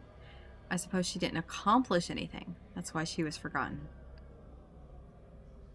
No. No. Pilgrims pass us as they happily sing hymns about the yearning for light. Oh, thank God that white noise is over. Xavier watches the group heading towards the riverside. He suddenly speaks to me. In the beginning, her statues decorated every strait. Some were dissatisfied with her conduct, but most adored her. They believed she would be the chosen one who'd lead Philos to its rebirth. She was the key Philos needed to obtain true eternity. And then... Are you asking what happened? Yes! Yeah! Tell me! She disappeared. No one knew where she went. For 100 years, the people thought she abandoned them. That's so damn sad. For the 100 years after that, the people slowly forgot about her. Another 100 years passed. Her portraits were burned, and her statues were destroyed. They became the stones that paved the royal capital's plaza. After the king ascended the throne, normalcy returned. Yet nothing could change this planet's fate. His tone is aloof, yet tinged with scorn. Her sacrifice was nothing more than an insignificant grain in the sands of time. You're suggesting I shouldn't let my compassion push me into becoming the chosen one. I don't want to be that kind of person, though. I don't plan on saving anyone either. What? Do you think I'm being selfish? They're already dead. Even if someone could change everything, that person wouldn't be me. You were destined to fail as the chosen one the moment you gave them a modicum of pity. Why do I feel as if you don't have faith in me? Don't sass me, pretty boy. As we talk, several... Oh, gosh. I hate when it scrolls like that. Just make the thing bigger. Just make the text box bigger. As we talk, several small revenants who recognize me hurriedly approach. Holding the lumen floor they picked out, they asked me to help them weave flower crowns. Cute. Xavier has an expression that shows he expected this to happen. I sigh and push away the revenants. 1 crown each. Form a line.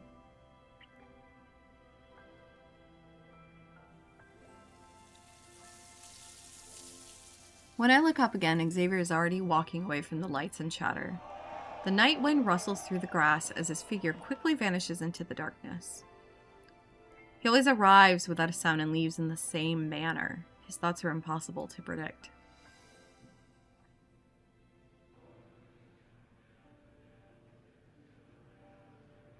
The ferryman and young king stand by the riverside. They stare at the lights and singing revenants that the night fog is almost consumed. You keep her close. Are you afraid she'll recognize you? Or are you afraid she won't? I fucking knew it! I knew it! She won't remember. Shit. It won't be long until the apocalypse arrives. Shit. After this pilgrimage ceremony, the river might grow again. And it might reach the Tree of Life. Do you want to be a witness to that? Should they find a method to return, they'll see Philos is no longer the place they imagine it to be. As the hymn reaches its climax, the boat carrying the pilgrims reaches the center of the river. Amidst the solitude and stillness, he turns to look at the elderly man behind him. Isn't it peaceful when there's no one to ferry? For us who desperately clung to life until the very end, being trapped here is a punishment. Yet sinners should atone for those who died unjustly. Am I mistaken? And her? What will you do when she can't continue? Nah, I know it's coming, man. Info can't give us anything without it being some kind of tragedy. But like... At long last, there is something beyond your expectations.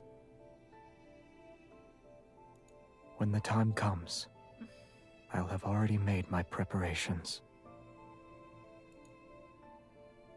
Seeing that he doesn't want to discuss it any further, the ferryman sighs and says nothing. Don't you owe me 6 fares now, boy? Your memory is getting worse. It's 7. Oh, God. Huh. Centuries have passed.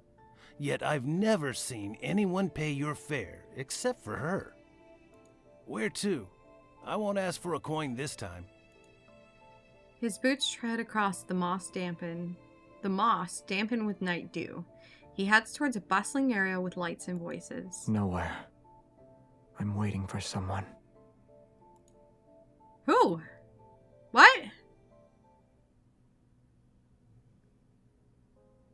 The Revenants say this grand ceremony is based on a ritual conducted in the past. It was how the royal family bid farewell to knights before they were sent to battle. I wonder if anyone gave Xavier flowers when he departed as a knight. Shut up. I rub my sore wrist as I finish weaving the last flower crown. It's for him. He was scary.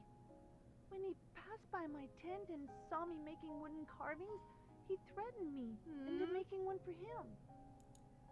My ears perk up when he's mentioned. I walk toward the tent surrounded by the Revenants. What did he ask you to carve? A small wooden figurine of the Chosen One. It's you, my lady. Huh? Did he pay for it?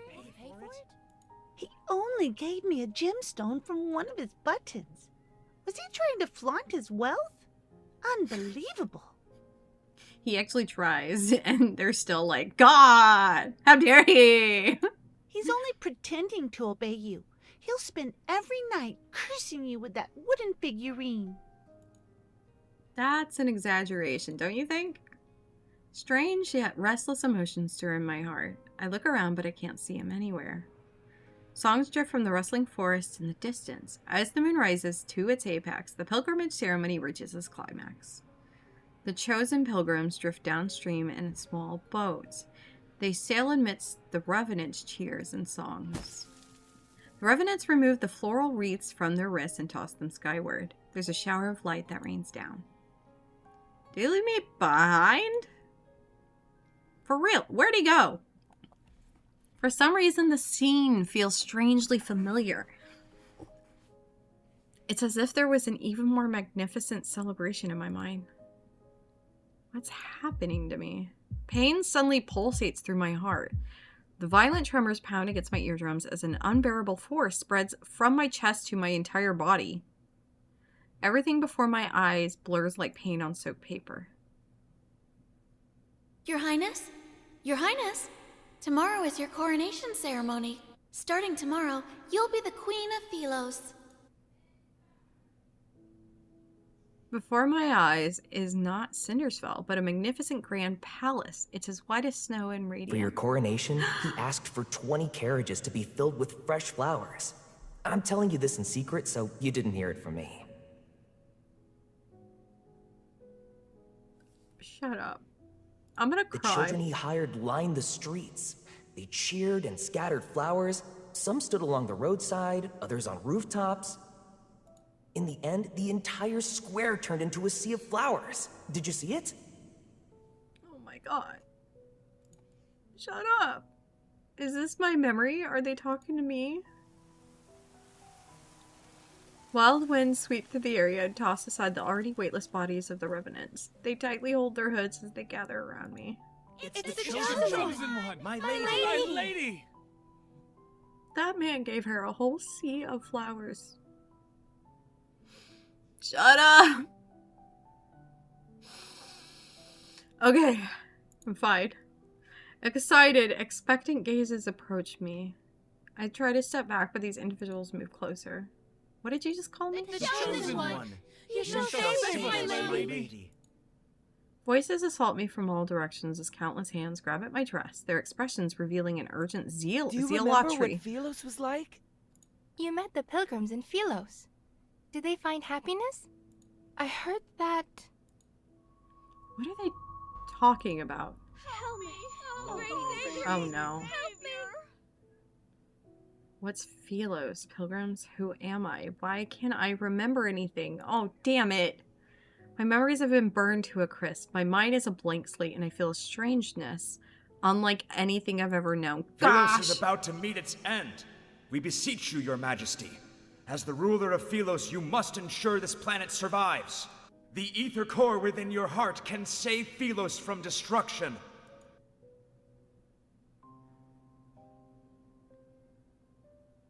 The Chosen One has exerted herself during the pilgrimage ceremony. Leave her be. The crowd parts. When I raise my head, I see an elderly man in white robes standing before me. I don't understand why he's smiling. Wary, I step back. Take her away. After he turns and walks elsewhere, a young acolyte immediately runs towards My me. lady, please return to the monastery with me. Wait! Please don't wander off! What the hell, man? I kneel on the moonlit grass and stare at my reflection in the river. The face reflected in the water is unfamiliar. The clothes I'm wearing are unfamiliar. Even the crown on my head is unfamiliar. Within the rippling, blurry reflection, numerous shadows stare back at me. Come, become one of us. What the hell? Shadowy hands reach up from the water. They pull and tug at my clothes. Become nourishment, just like us. No, not again! My thoughts, too, feel as though they're being pulled by countless decaying hands. I'm slowly sinking into a whirlpool. Why are you here by yourself? Oh. A white figure appears in the depths of the forest. In spite of the darkness, he's cloaked in soft light. As soon as he raises his head, I freeze. Several seconds pass before I feel the faint flutter in my throat. Why are you just staring at me? Xavier? My memories begin to stir once the first syllable of his name leaves my lips. They slowly flood my mind. This long-lost familiarity seems to transcend time and space. It compels me to run to him and hold him close. But an icy hand from the riverbed tightens its grip. I'm dragged into a bottomless darkness. What the hell, man? Let me go! I hate this! The group of pilgrims disperses. Only the lumen flora lies scattered on the ground. Your Excellency, will we be able to return? Worry not. The day when we are welcomed into the light shall arrive. A raging gale churns the river's waters as dark clouds slowly obscure the moonlight along the horizon. In the fog, a boat carrying revenants is swept into a whirlpool. The vessel and its passengers are swallowed. They will never resurface. Ah! Ah!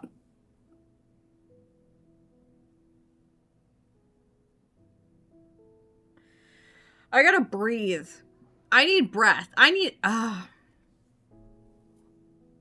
literally had tears in my eyes there for a minute. Shit. Anyway, we're at the 2-hour mark, so I'm gonna take a break. I gotta take a stretch break, and then we'll be back and we'll do the last 4 chapters of this. Okay, where's my BRB? Have fun sitting here.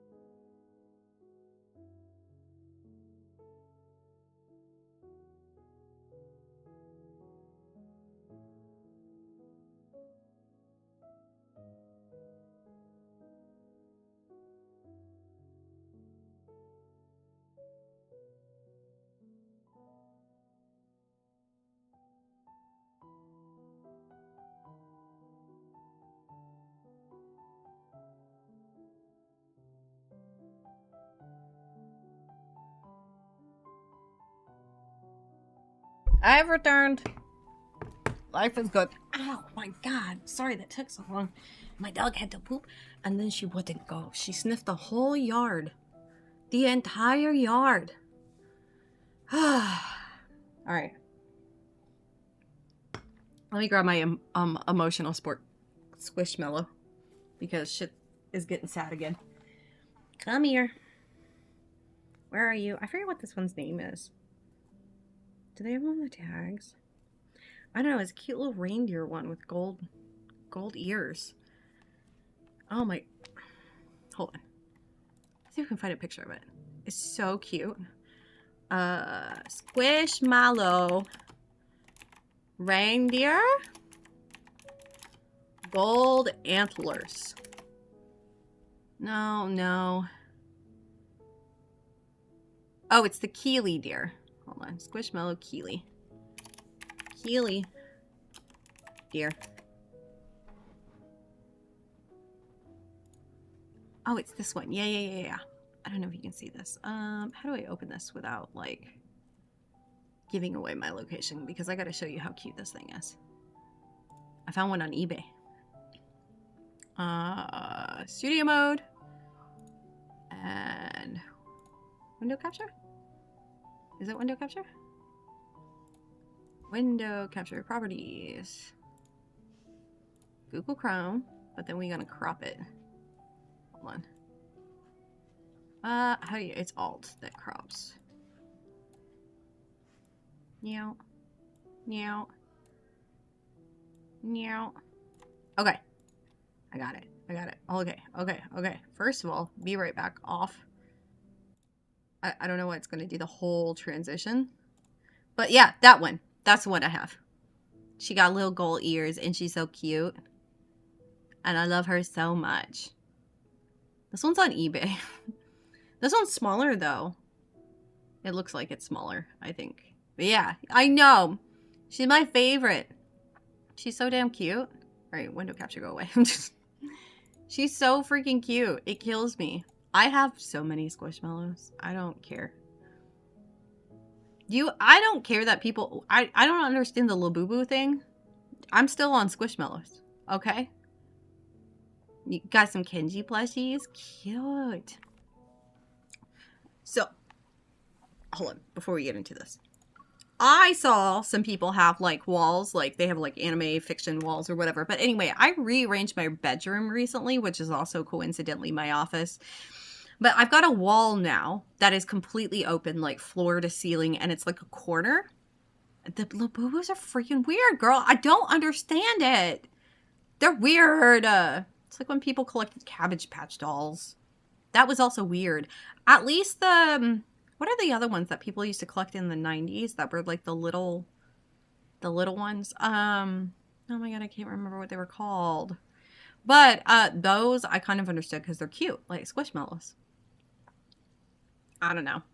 I collect Squishmallows. I don't get them all the time though. I might get like 2 a year. The Chucky dolls. See, I kind of get that too as like someone who likes horror, collecting like horror things. That makes sense. Labubus creep me out. They do. They're weird. I don't mean to yuck people's yums. But they weird me out, man. Yeah. I got a corner now, like floor to ceiling corner that I need something to... Oh, yeah, tie plushie. The tie. Yes, that's what I was talking about. Those are cute. I understand that because they're freaking adorable. And there's so many of them. Those are cute to me. I understand cute stuff.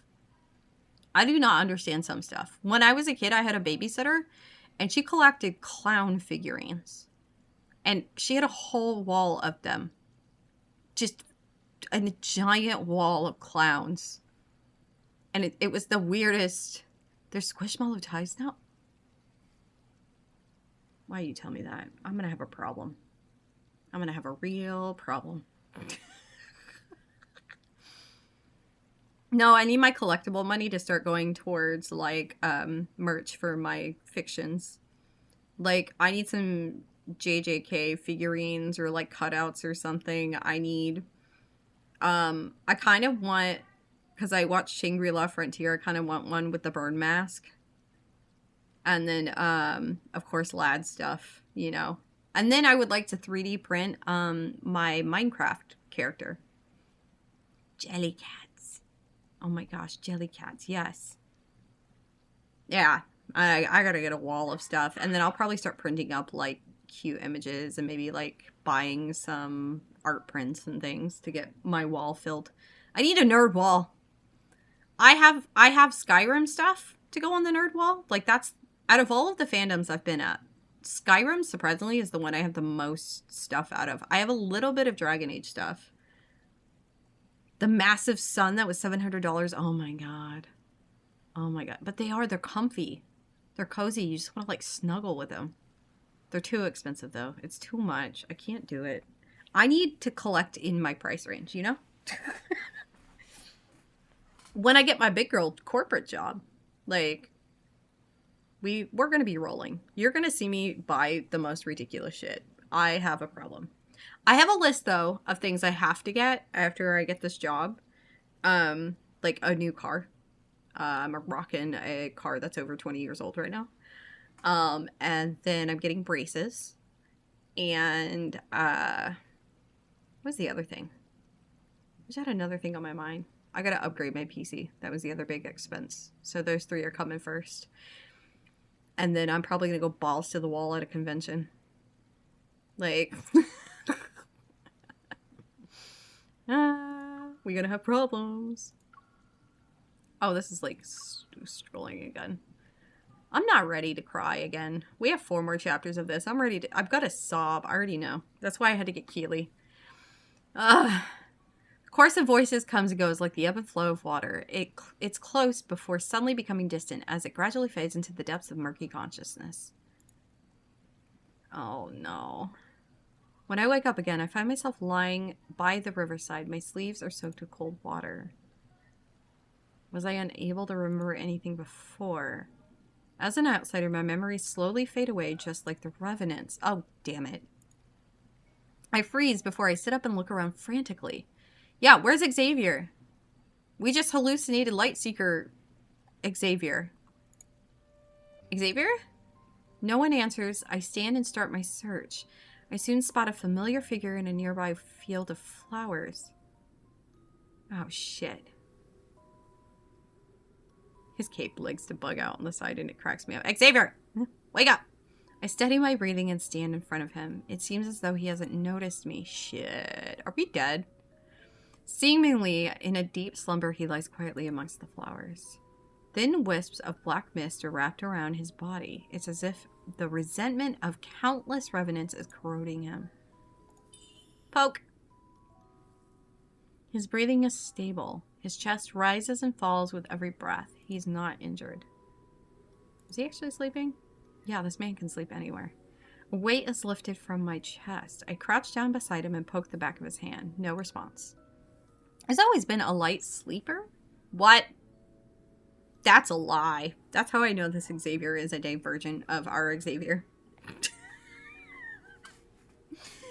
He'd sense my presence as soon as I took a step in his direction before.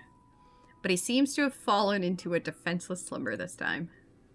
I can't help but lean toward him to the point where I only need to look down to see his long, soft eyelashes. You're always so stern when you're awake, but I'll admit, you look cute when you're sleeping. The person you like, the one you want to give flowers to, wouldn't she want to see you smile? Why are you saying this to a sleeping man? I touch the corner of his mouth and imagine what he might look like with a grin. Without realizing it, I start smiling. Did you say my name, or was I imagining it? Xavier. Why are we cutting it like that? Who exactly are you? So, wait, remember again? I don't know. Deciding to set aside the unanswerable questions, I lay down beside him and touch his hair. The strands are entwined around my finger, and I begin tying knots one by one for him. Next time you give me a cold look, I'll just think about how you're letting me mess with you right now. As if hearing my words, his brow furrows slightly. Keep sleeping if you're tired. He suddenly opens his eyes. I loosened my grip and the half-braided strands of hair escaped from my hand. Our gazes meet in the darkness. He doesn't speak, instead opting to stare at me for a long, long time. It lasts for so long that questions appear in my mind. Is he trying to confirm something, or is he waiting for something? You're here. I am. Huh? I had an incredibly long dream. I followed my teacher into battle.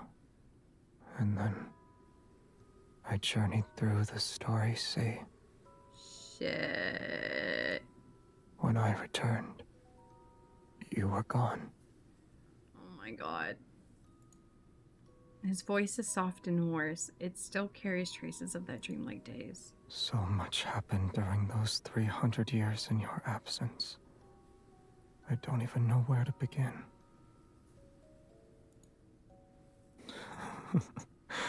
I doubt you want to hear those boring details. Do you remember our little planet? I told you about it before. Not the little planet. No. The wavy leaf sea lavenders grow better there. I brought back some seeds and hoped I could grow them for you. So the name of the flower is wavy leaf sea lavender. My hand troubles and I feel a sharp pain. The brooch on his chest has pricked my fingertip. Back then, it was just like this. I thought my intentions were clear. Why didn't you understand them? Maybe I'm the one who's foolish. No. I should have been more direct from the beginning. I mean, that would also be nice, though. He gently holds my finger and carefully wipes away the drop of blood. When we last saw each other, you said you had feelings for someone. Yeah, you idiot. It doesn't matter to me yet. Why wasn't that person by your side when you were in danger? Because it was you. Forget him. Oh my god, he's so jealous of himself right now. If anything, this man is always going to be jealous of himself. I swear to God. I swear to God. His persistent gaze stays on me for a long time. I can only nod in response. I don't like him anymore. But I like you. Is that all right? As those words hang in the air, everything suddenly falls silent. Even the wind stops blowing. The night is still and the flower field is silent. Only the distant waters of the river lap against the shore. Neither of us moves, and I'm trying to think of words that could break the tension. Then he shifts closer to me. His cool fingertips press against my jawline, and our breaths intertwine. I attempt to create some distance between us. No, girl, lean in! What's wrong? Am I not allowed to kiss you here? Shit. He lowers his head, his expression indiscernible. All I can feel is his cool breath against my eyelashes. Of course.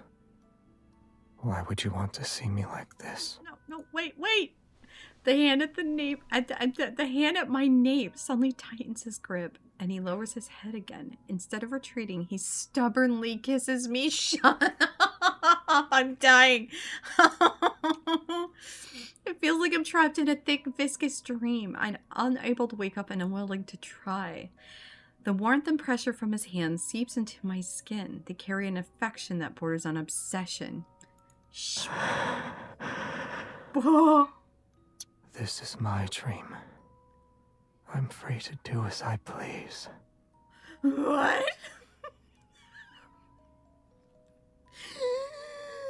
You're a figment of my imagination, aren't you? I'm not. No, I'm definitely here. I'm definitely... Xavier. Someone cover the Revenant's eyes. Xavier! Oh my god!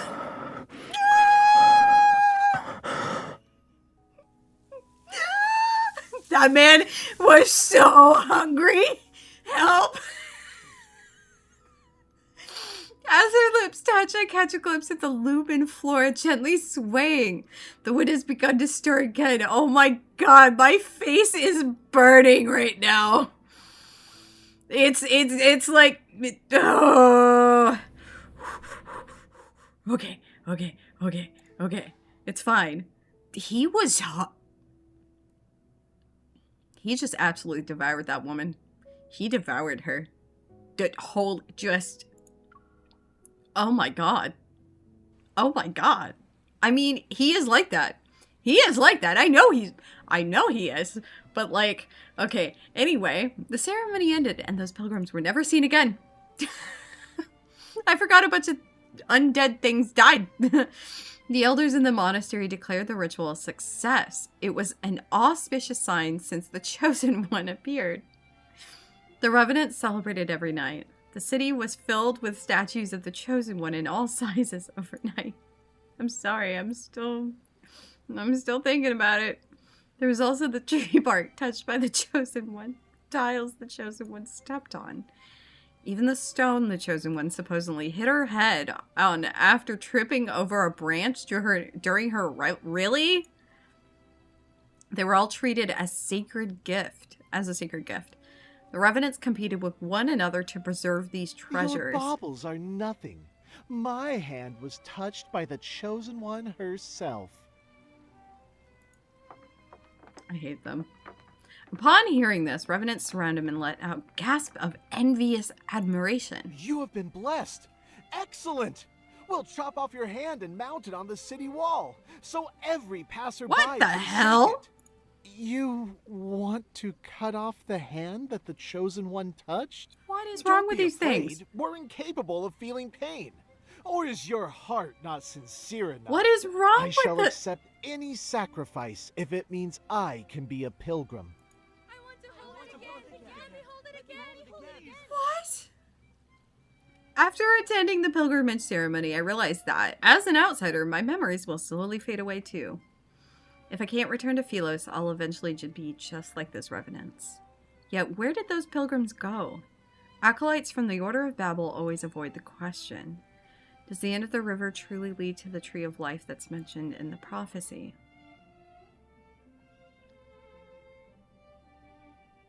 There is something wrong. Your solution is to follow in their footsteps.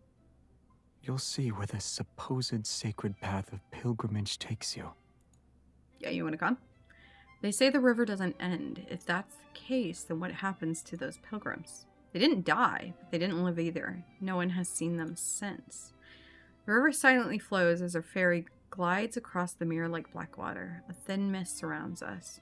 Come to think of it, if we're measuring how close someone is to the Chosen One, you should have been chosen for the ceremony. I'm honored. Yeah, especially after we just made out. You ate meals cooked by the Chosen One, held the Chosen One's hand, and even embraced the Chosen One. Yeah, that's what we're going to call it. And, oh, these eyes, this nose, these eyes. These eyes were blessed by the Chosen One's presence. Should I pluck out my eyelashes for you to count too? No. These lips have also kissed. Remembering what happened that day, I swallow my words. You don't want to continue? You actually don't remember anything. He responds with an expressionless look. Then he turns away and his voice unexpectedly tinged with a hint of resentment. You didn't remember that? You're the one who doesn't remember anything. Xavier? Not wanting to argue, I focus on what's more pressing at the moment. I need to figure out what happened to those Revenants. He's so salty she doesn't remember him, but she does, but she doesn't. It's complicated, for sure. If anything that crosses the water of Cinder sinks, perhaps the path they sought is there. How did you get this boat? I bribed some people, probably? Or that rather, seems like me. How did you convince someone who doesn't accept credit to lend you this boat? It's a long story.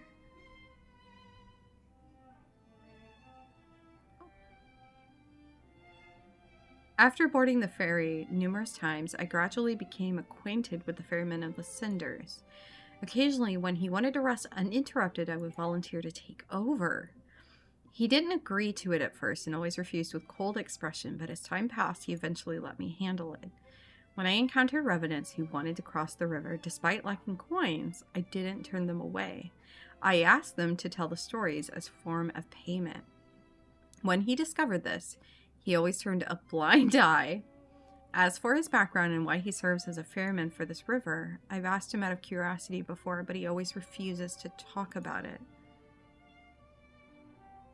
Who is this man? You know each other? You can say we're old acquaintances. Is the ferryman Jeremiah? It sounds like they're old acquaintances from Philos. As we gradually sail away from the city, we can see the desolate forest to the west is burning. Acrid? Astrid? I don't know. Gray smoke rises skyward. More revenant knights have been gathered at the edge of the forest, and the strife becomes more prevalent. Consumed by resentment, they fight each other with hatred from when they were alive. Their screams echo amongst the dead branches and fallen leaves. As the bishop foretold, signs of the apocalypse are once again emerging from the ruined city walls. I was unaware you were skilled at ferrying. After the bow hits a submerged shoal and spins around several times, he can't bear to watch anymore. He takes the oar from my hand. I lose track of time. Black clouds gradually cover the full moon, and the scenery around us grows increasingly dark and desolate. Something's not right. Yeah, no. The boat creaks. The river's current becomes turbulent. Startled, ravens fly in all directions. A chill creeps up from the water surface and latches onto my skin. After passing through a dense fog, the river widens. It's as if we've arrived at a boundless sea. Yeah, where are we? The water thrashed violently like an untamed beast. The looming threat of danger is palpable. Oh, hold on. Can you...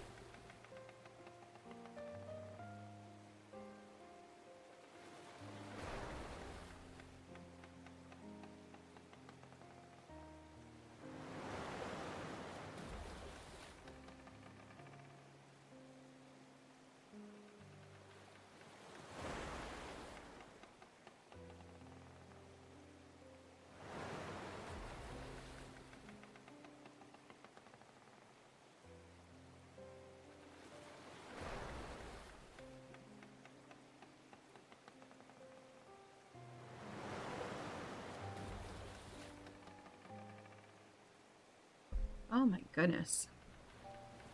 I love that he just comes in and just blah, blah, blah, blah, blah.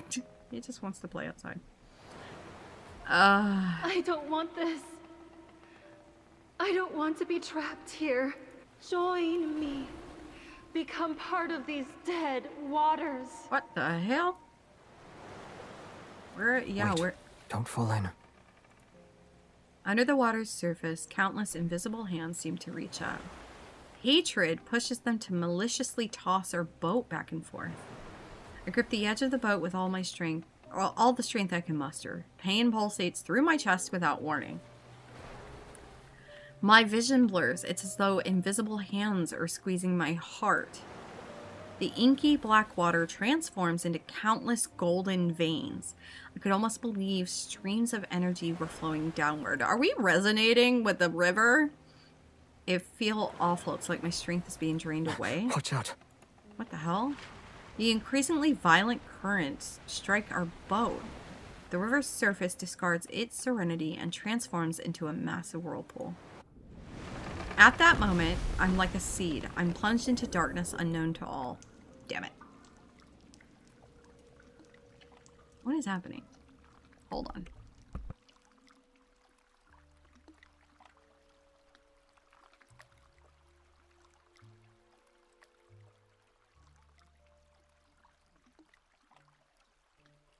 I'm gonna have to go check on my kid real quick. Hold on.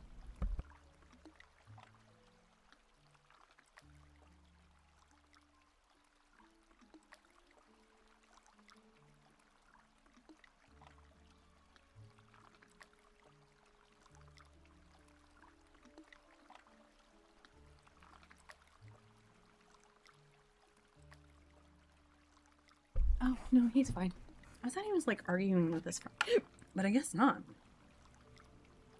They sounded like they were arguing though, but they were playing. I was confused. Anyway. Oh, hey, we're like in a cave now. When I opened my eyes, I found myself curled up in a warm embrace. Ow! Our capsized wooden boat somehow glides smoothly along the riverbed. Mist reminiscent of a veil accompanies us. I can hear the rapids and foam washing over sharp reefs, but I can't see the dangerous shallows. On the other side of the river, Cindersfell shores fade from view, and despite being underwater, I can feel the moist air. The current gradually calms. Our boat continues to move along the dark underwater passage for a time before finally hitting a shallow bank. Okay.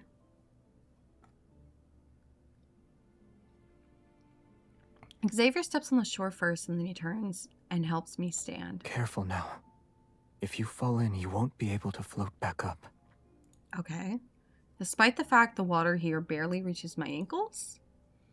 The cave before us seems endless. Strange, tiny particles of light float in the air. Warm and bright, they feel oddly familiar. I can almost believe this energy was once part of me. Okay.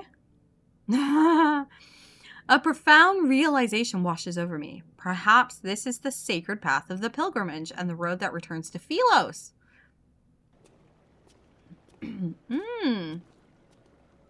Perhaps. The archives at the Order of Babel's monastery had records of certain Philosian legend. It spoke of a mysterious cave that was connected to the center of the planet. Could this be the cave that connects Philos and Cindersfell? You have quite the imagination. What? Don't start with me. I read it. The sound of flowing water gradually fades behind us as we venture deeper. The further we go, the more the scenery unfolds before us. Look at these light particles. They keep increasing in number and brightness. Perchance the pilgrims who disappeared found themselves in this place. As the word leaves my lips, an enormous, monstrous skeleton appears. Bodies lie on the shore. They're still frozen in the position they were in for their final moments. Oh, God. These monsters? They're wanderers. Okay. These creatures once roamed Philos before it was destroyed. The gleam of a blade flashes and the bone-white remains dissolve into energy particles before dissipating. Hey, so didn't he say his sword can only kill things that are already dead? So wanderers really are like zombies, aren't they? Like, okay. They were devoured by those monsters before they could escape. Oh, okay. He's talking about the people and the... Okay, never mind. You know something, yet you're unwilling to share it. He remains silent before turning away. His cloak billows out behind him. If we could actually return to Philos, what will you do? Live happily ever after with you. Aside from finding your name. Live happily ever after with you. I haven't thought about it yet. Is there anything you'd like me to do for you? Should I meet with someone on your behalf? No. The path splits in two, and for some reason, I can sense the energy emanating from deep within the cave. I take his hand and keep walking. We need to discuss a certain matter. So we're doing this now? When I return to Philos and rebuild it, I promise to fairly evaluate your merits and shortcomings. I'll start with revising the historical text. The historians abandoned their duties and wrote pure fantasies. I'll traverse the starry sea. Let's go. I'll traverse the starry sea and visit every place the traveling bards sing of in their songs. They'll be like these specks of light. They emit a faint glow, yet they can drift to distant places. That sounds wonderful. If the worst happens, as in I can't find anyone who remembers me and I'm unable to stay in Philos, staying with you would be nice. I keep those words to myself as I look to him. It's all right. The starry cosmos has many places you could visit. Take, for example, a beautiful little planet. I hear a strange clicking beneath our feet. We look down at the same time. There's a deathly pale wrist encased in crystals. Akin to veins, dark red veins are wrapped around a rib cage. The delicate roots of eerie flowers penetrate hollow eye sockets. Look over there.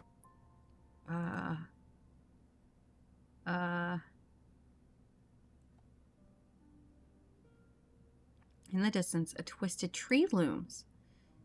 It isn't a real tree, but one formed by countless crystallized skeletons.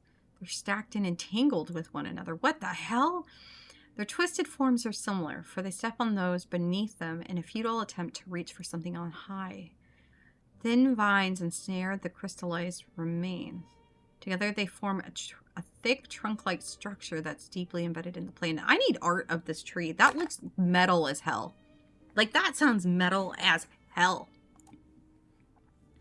That's 1,000 horrified thoughts flood my mind. Yeah. This is the tree of life. It's made from corpses. Corpse tree. Oh my god. I've never seen these people before, yet I recognize their clothing as garments that belong to Philos. Each and every one of their expressions are filled with despair and terror. They're like souls in the depths of hell that are seeking salvation. Were these Philosians trapped here? Philos Why? is an artificial planet. He suddenly speaks.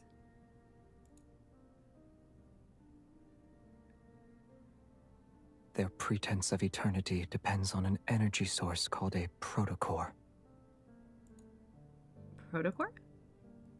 Familiarity washes over me again, and for some reason a sadness The surfaces. planet found itself on the verge of collapse after its energy was depleted.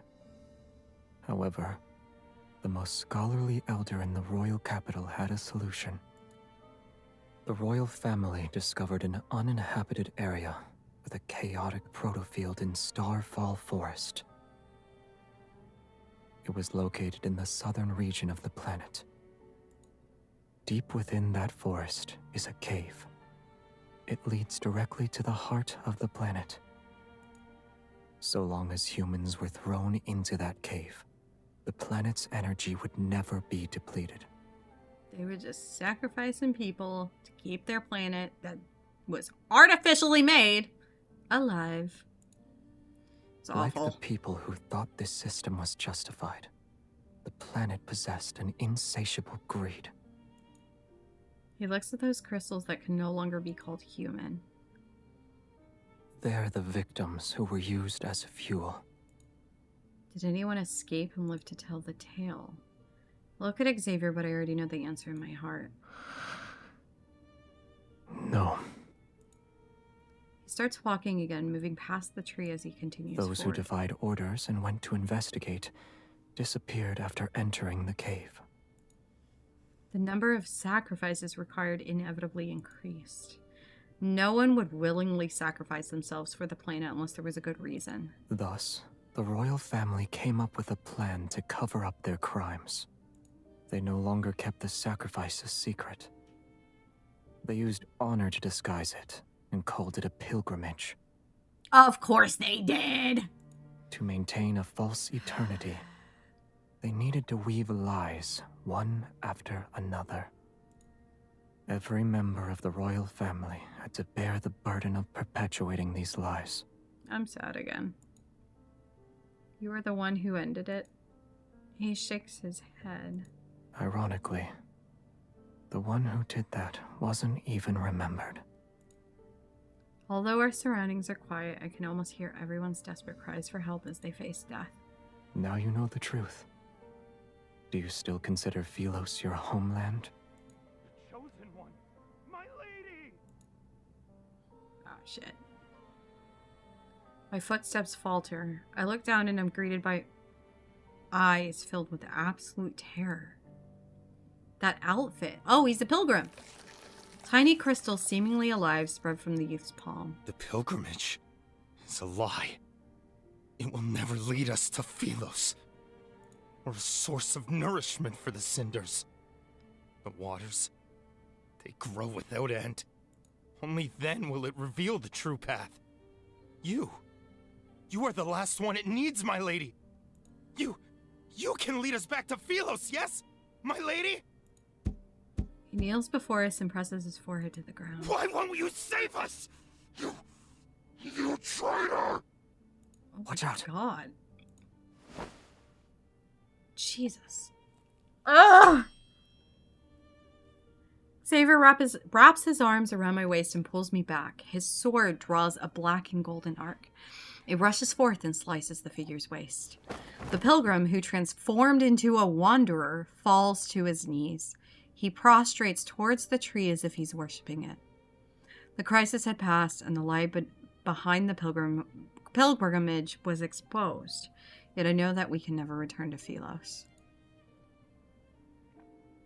Shit. Bro.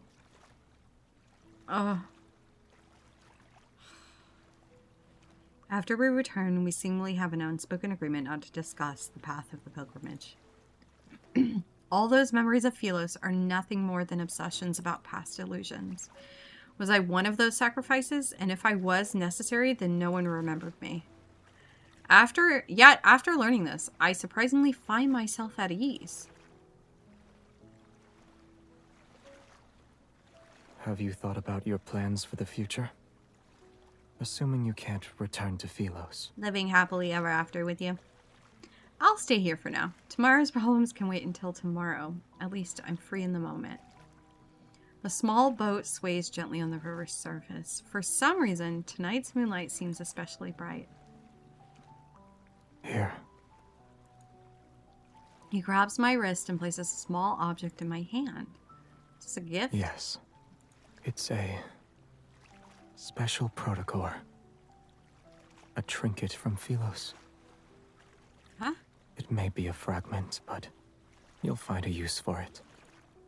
Are you sure it's not a small stone or pebble?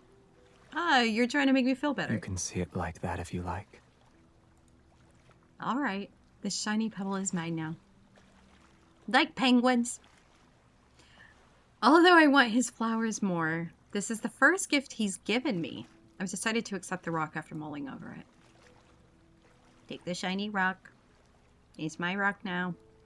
I lay down at the bottom of the boat and recall a similar tranquility had accompanied us for the first boat ride. Back then, I accidentally touched his reflection and saw his past. I tried again at a later date, but I failed. An impulse to try again takes hold of me. The moon rises light pierces the slender tree trunks and illuminates his reflection on the water surface. When he isn't looking, I touch his reflection on the river. Oh, here we go again! Happy or sad? Taking bets. 1 on, let's go. Happy, happy, happy. 10 on happy, 10 on sad, 20 on sad, 30 on happy. All right. This time I saw him standing with his back to me, surrounded by an endless sea of flowers. As darkness gradually covers the land and stars fill the sky, he places a cluster of light blue flowers before a tombstone. This is a beautiful place, and I've always wanted to bring you here, but I never had the chance. Fuck. I couldn't find you, and I didn't know if you'd like the scenery here. No, shut up. Shut the fuck up. I'm sorry. gonna cry. No! No tears! Oh god, that's sad. His voice softens as his fingers slowly trace over the engraved text on the tombstone. The first queen of Philos. Her name shines quietly like the stars, everlasting. It shall never fade. Okay, Inky. Have fun lurking. I'm just gonna cry now. Oh my god. The name I've long forgotten comes flooding back. The forgotten queen was me the entire time. Yes, girl, it was. Shut up. He went to her grave and he... I don't like it.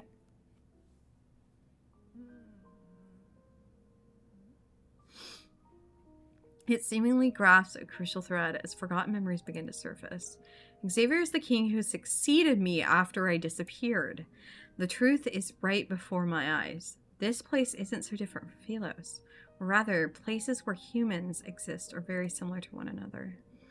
But if I've been in the heart of the planet for years, then what did Xavier experience? Why is he even here? Yeah, bruh.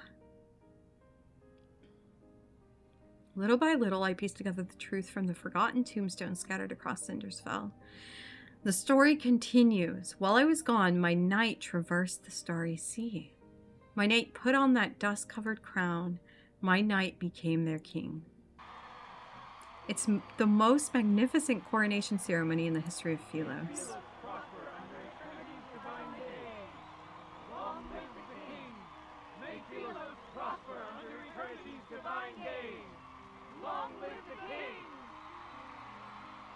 His decision and achievements sent echoes throughout the cosmos, and during the test of time, they had spread far and wide. The people gathered in the square, bathed in the sun's brilliant radiance. They danced to the rhythm of drums and wind instruments until midnight.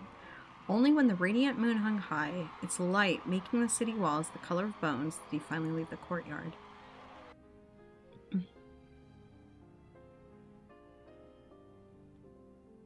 Still wearing white coronation robes, the king removed his crown. Akin to a god's merciful gaze, moonlight poured through the dome and washed over him. Did he sleep well? What happened in his dream?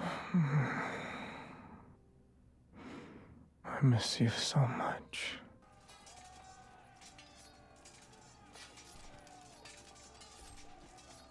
So damn sad, bro. After that, my knight picked up his sword. Monsters and rebels fell one after another to his blade. A new world order was established. Following centuries of war and chaos, Philos was ushered in a dreamy golden age. They adored and praised him. The ballads spoke of wisdom and brilliance. All knights swore their loyalty to him. He was given the title Sentinel of the Stars. Yet in the end, they stormed the castle and held swords to his throat. Knowledge was lost, the world order crumbled, and war raged endlessly. He sat on his throne as a prisoner. Alone, he bore the weight of his crown. This was the downfall of Philos and the story of his life.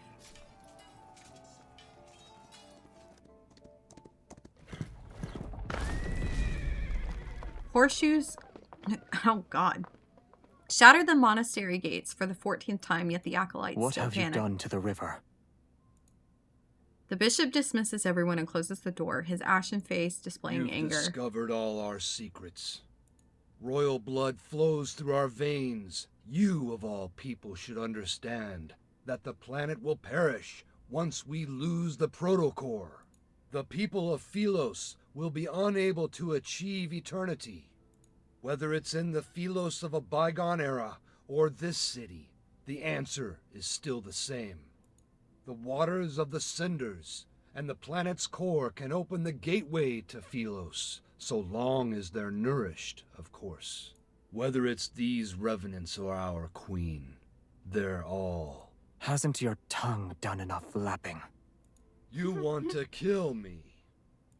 The guilty must atone for their sins. The tip of a sword is pressed against the bishop's throat.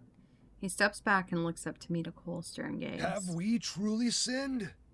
You dare to claim the kings of Philos were free of sin?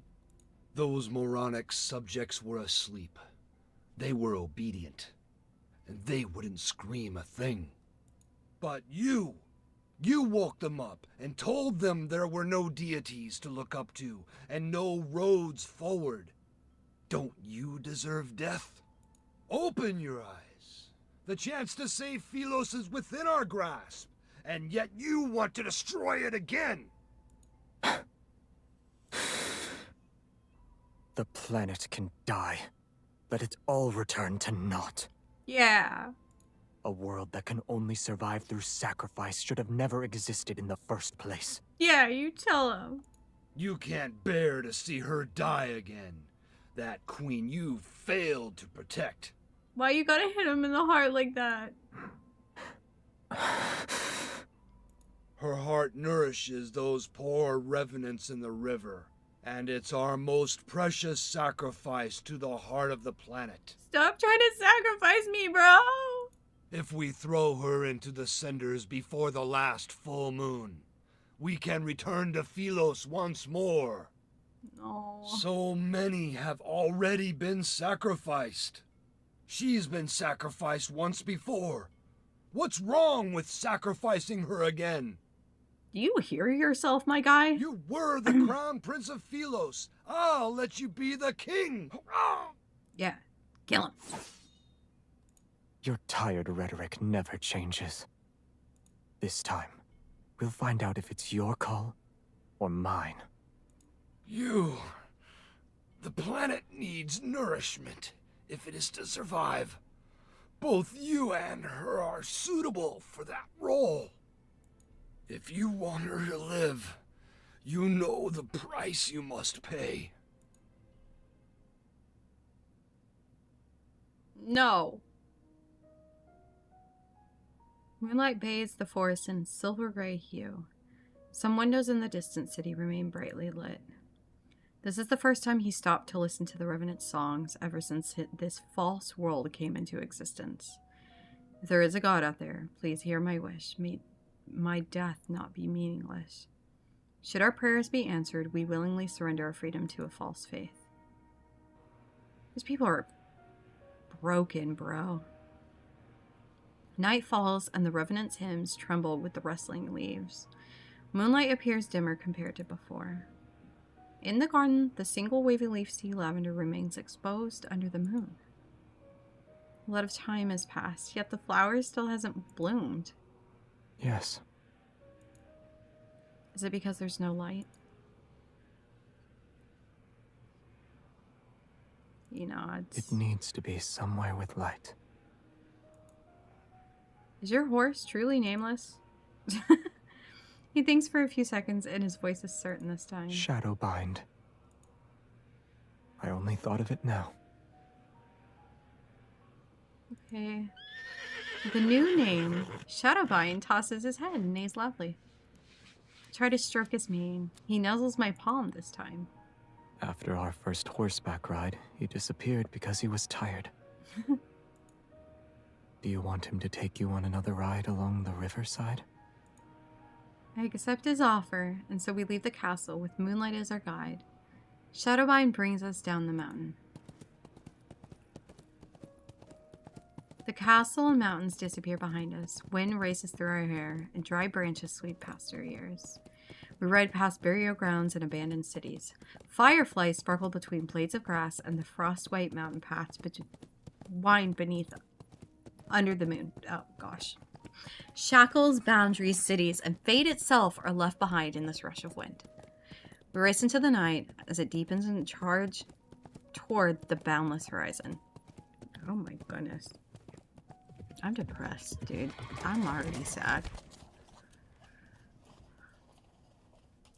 We pull Shadowbind's reins as the moon rises. We sit side by side in a field of flowers near the riverside. I tear blades of grass into pieces and drop them onto the water one by one. Some sink and others are blown away by the wind. When he notices I've entangled the ends of his hair around a flower stem, he doesn't get angry. He slowly untangles it instead. God, this just feels like they're both buying time. Like they both know what's coming. You know what I mean? A moment later, he plucks a blade of grass and tickles my cheek with it, as if to punish me. Oh my gosh. Time passes. He takes my wrist and puts a small bracelet woven with lumen flora on it. It's tight. Are you afraid I'll get lost? Yes. The mountain wind is cold. The stream's water and moonlight spread out to create a silvery gray glow that rests on his shoulders.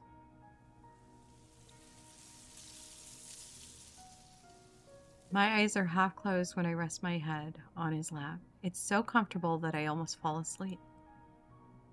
Who are you planning to get that flower to? You. I froze for a second. I hadn't told him my memories were coming back, but a thought started to form. Maybe Xavier had known who I was all along, but I didn't know why he kept it from me or what he'd really been through after I left. The past was like those rusted swords hidden in the flowers, left behind and forgotten. I remember the sword he once wielded was reminiscent of Moonlight. It's just like him. Do you know how to use a certain kind of sword, Xavier? Why do you ask? I grab 2 rusty swords from the grass and toss one to him. It's nothing. I realize we haven't even sparred once. Yeah, good excuse, MC. Good excuse. Using identical swords makes our duel fair. All right. First move, second move. Your strikes are too slow. Yet I still managed to block your attack.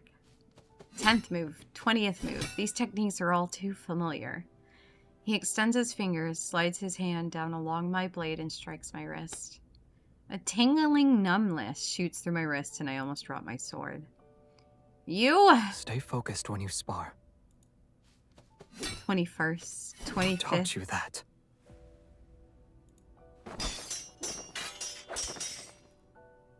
He's distracted. His sword spins through the air after being knocked away. I press the advantage and rush forward. I ram my shoulder into him.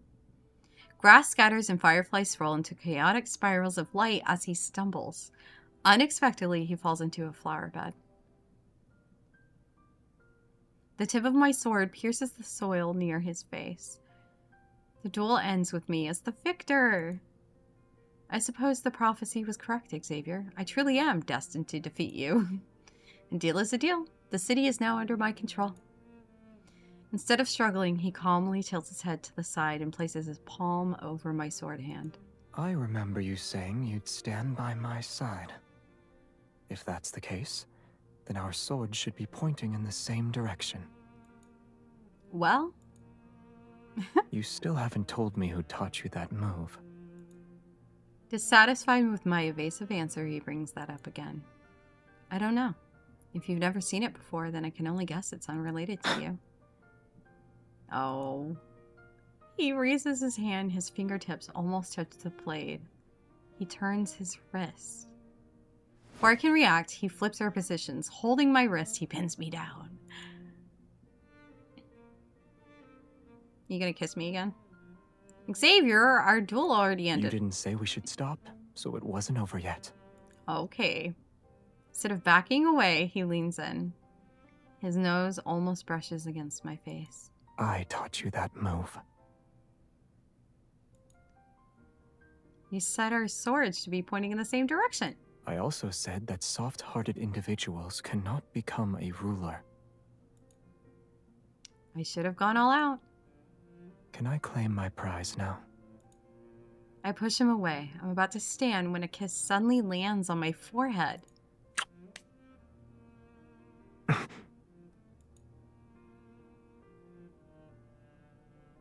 You'll hit me if I do that? I'll do it more often then. I won't fight Oh my back. god, Xavier. Oh my god.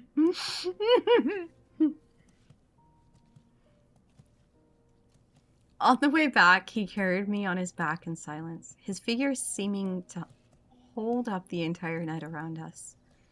He's willing to tell me stories about his past this time. So, how wonderful was this forgotten queen? Very. Maybe you're the one who thinks so. You're the only one who thinks so. Many of Philos's myths and stories exist because of her. She issued an order that forbade anyone from entering that man-eating forest. She offended the entire Council of Elders. Sacrificing yourself is a simple matter. Bearing condemnation while walking into darkness is not. Perhaps the Mad King, who is condemned by all, is the person who can save Philos. Remembering the rumors I'd heard from those little revenants, I gently tap him on the shoulder. A book said he refused every marriage proposal sent his way. Is that true? What do you think? Holding back a smile, I run my fingers through his hair. I mess it up before slowly combing my fingers through to make it neat again. If this tree of life doesn't exist, will all of us be unable to return? Catch a glimpse of fleeting sadness in his eyes this time. If everything must fade away, then I wish I could stay in this moment forever. We returned to my room after walking through the moonlit corridor. Why is the sound of the horse's hoof still going? The firelight gradually dims, its last embers casting a gentle glow on his peaceful expression. He leans down and kisses my forehead once more. Don't overthink it. Rest. You'll feel better soon enough. And when you open your eyes, you might realize this was all just a dream. My eyelids feel as heavy as lead. I'm sleepy, yet why isn't Xavier going to bed? Has he never felt exhaustion before? Good night. I'll see you tomorrow. Yes. We'll see each other tomorrow.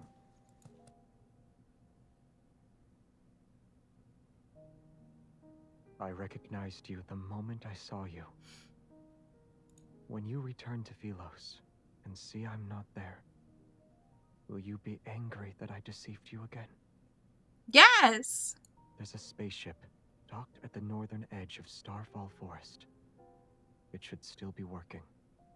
Coordinates have already been inputted into the navigation system.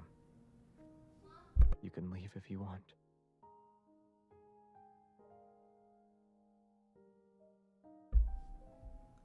It'll take you to that beautiful little planet.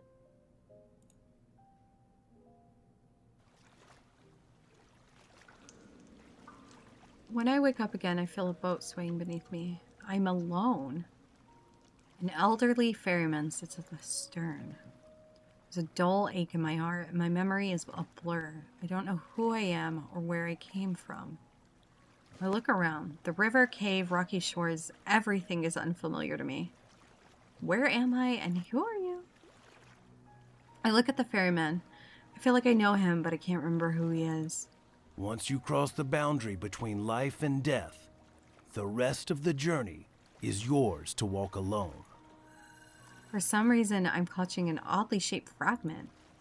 It emits a faint glow and responds to the energy flowing from my heart. The boat enters a narrow cave passage. The sound of water droplets echoes and strikes my ears.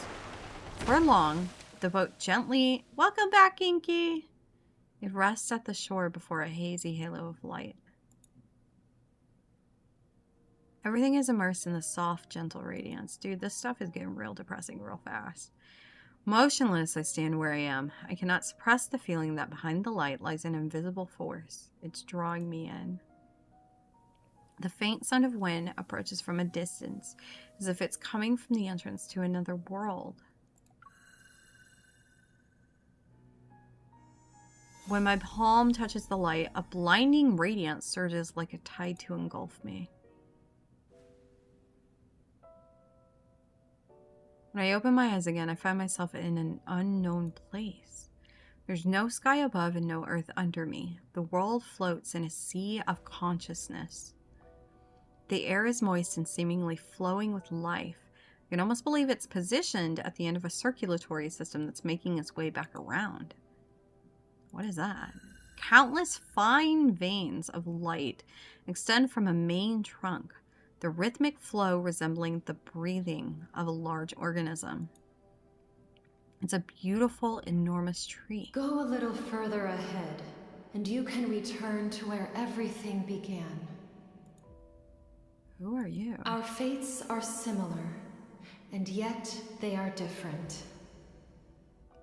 Are you a different MC? I sensed your presence when you entered the heart of the planet. The heart of the planet. I feel like you know that place You very must well. be feeling very confused right now. Yeah, tree girl, I am. Wherever there is light, the shadow must follow, and together they'll coexist. Likewise, Cindersfell is the shadow of Philos. Oh. It is also a failed possibility that continues to expand. So Cindersfell is heading towards its destruction too?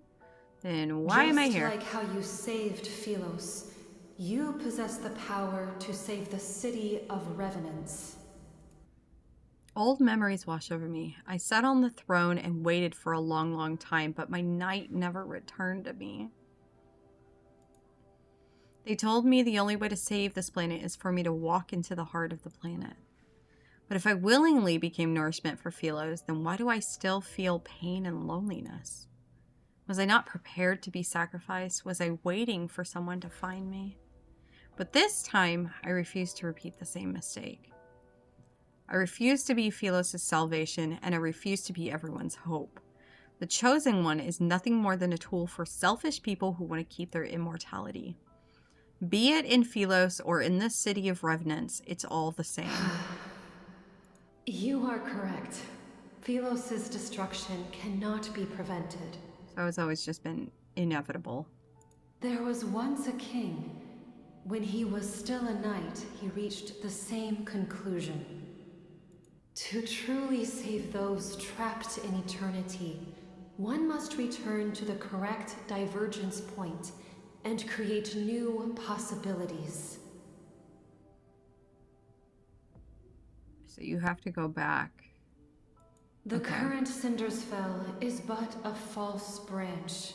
It's a tributary destined to run dry. So, okay, so if I'm thinking about this in terms of like, like in Loki, you know? And you got the branches, the timeline branches, and they kept like culling the branches that like branched off of the main timeline, right? So you have the main timeline. So Cindersfell is a branch that was just never supposed to exist. That's depressing as hell. Are you talking about going back in time? When is the correct divergence point? She let out a soft sigh. The two of you chose different methods to save the planet. Neither was right nor wrong. But salvation should never be achieved through sacrifice. Yeah, see, we were right. The path of backtracking is dangerous. Success is far from guaranteed. I remember him bidding me farewell in the empty palace. His lonely figure walked away from the royal court. From that moment, the two of us and the planet we inhabited created different tributaries of fate. The ether core within you shares the same origin as this planet. Its power is from the depths of the cosmos. The protocore will mend the fractures in this world and allow that eternal city to become a reality. Before its power is depleted, it can grant you one last choice. You can return to the divergence point he created, or remain in this false Philos. Everything is in your hands this time. However, that's a lot of pressure. I must warn you. If you choose to return to the past, this world will immediately collapse. Oh, shit. Philos' fate might find a new hope, or it will march toward irreversible destruction once more. Even you shall become an unknown variable. Have you decided? I want to go back. In the boundless passage of time, eternity is nothing but stagnation, and existing in such a state is meaningless. More importantly, Xavier shouldn't be trapped in that darkness.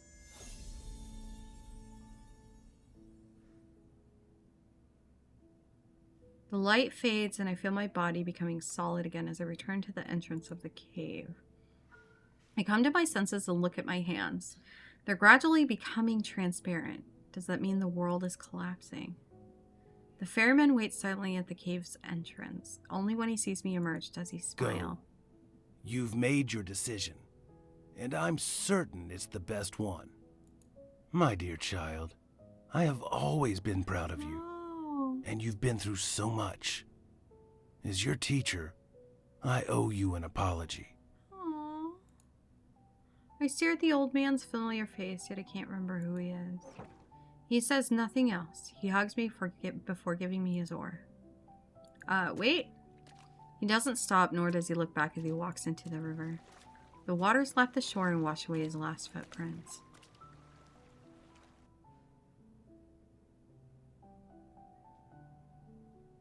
The small boat rocks back and forth as it sails along the inky black river. Acting as my guide, the glowing orb of light that was hanging from the bow vanishes once the boat docks. Shadowbind anxiously paces back and forth along the riverside. He calls out to me when he spots me. Are you going to take me to him? Shadowbind stomps his hooves before galloping off with me on his back. We're heading to Cindersfell. In these final moments, I must be by his side. No matter what happens, we'll stand together.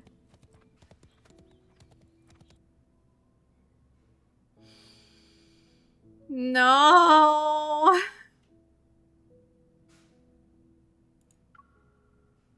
I don't like it. Wind sweeps across the wasteland. The sky is drenched in a blood-red light.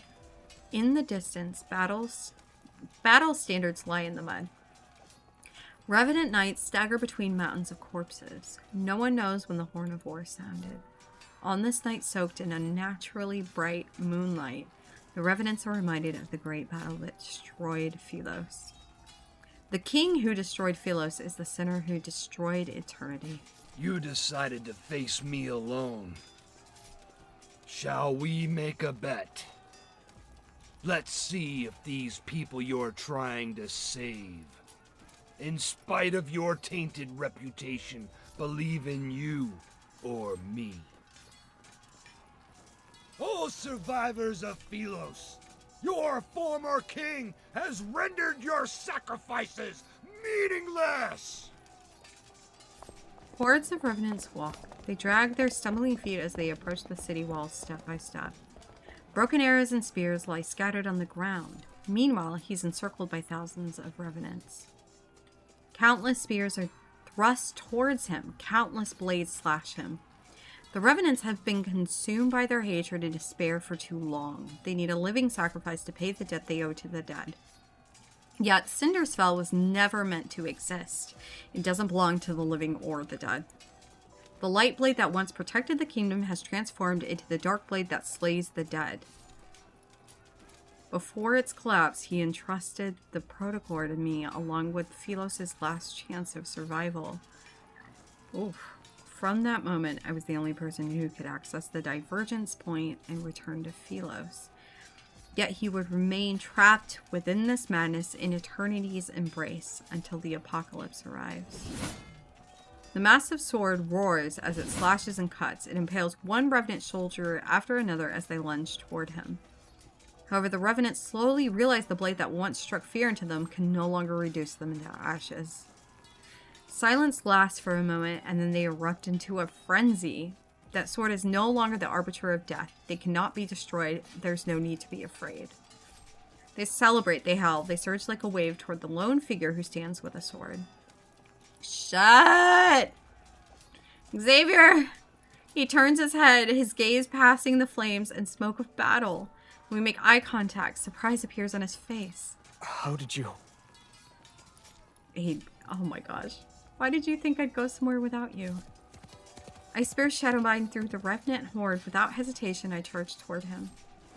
As our paths intersect, I lean down and grasp his wrist. I pull him up behind me. In one swift motion, we come in full circle. I'm the one holding his hand this time. As our powers resonate, a light swiftly coalesces and forms into a blade. Streams of light wind along the back of the blade. Power surges and boils between our palms. Before the revenants can lunge toward us, I grab his hand. Together we raise... I clicked that too fast. I'm too excited. Two swords of the stars were always meant to point in the same direction. Ah! Now you two remember, you can die together. Oh, fuck this thing. Philos doesn't need traitors. May you have an audience with eternity.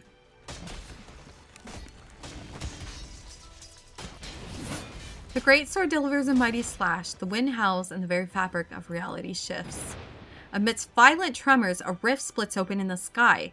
Countless golden rays rain down and slice the dark clouds like sharpening blades.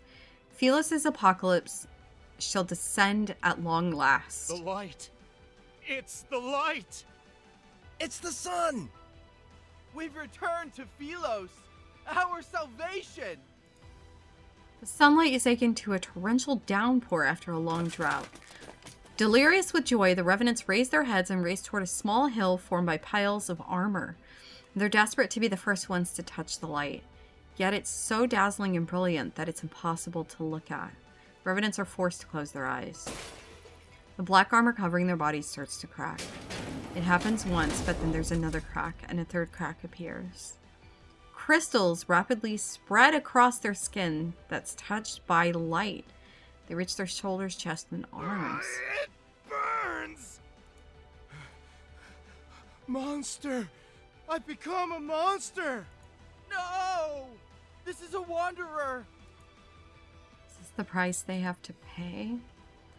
Their faith that's forged from lies, a pilgrimage built upon flesh and blood, all of it leads to an even more absurd death.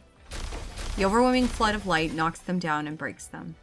In the distance, atop a pile of armor, a lone figure remains. He sways as if he's about to fall, yet he struggles to stay upright. The eternity of Philos! It cannot! It cannot! That body, which channeled the power of countless revenants, is like an arrow at the end of its flight. However, it stubbornly maintains a massive spectral form. In his despair, he turns only to see a light blade tear through the heavens. It rushes toward him with an overwhelming force. Light blades devour heaven and earth. Time seems to freeze in this moment, and then there's silence. Shadowbine, who's beneath me, vanishes. As I'm about to fall into the sharp spears below, a hand grabs me. It's Xavier! The radiance of the sun and the moon emanates from his body, yet the heavy blade in his hand can no longer be lifted. The world falls into silence. Only he and I remain.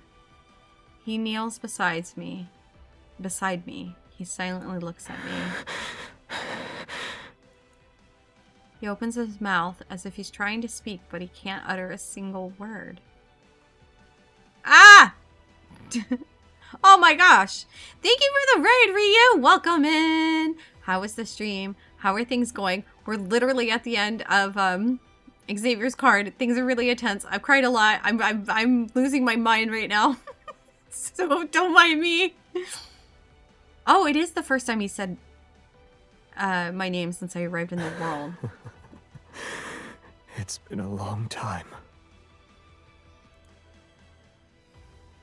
Oh my gosh. He wipes away the tears from the corner of my eye, yet more replace them at a quickening rate. I don't understand how he can laugh while saying those words.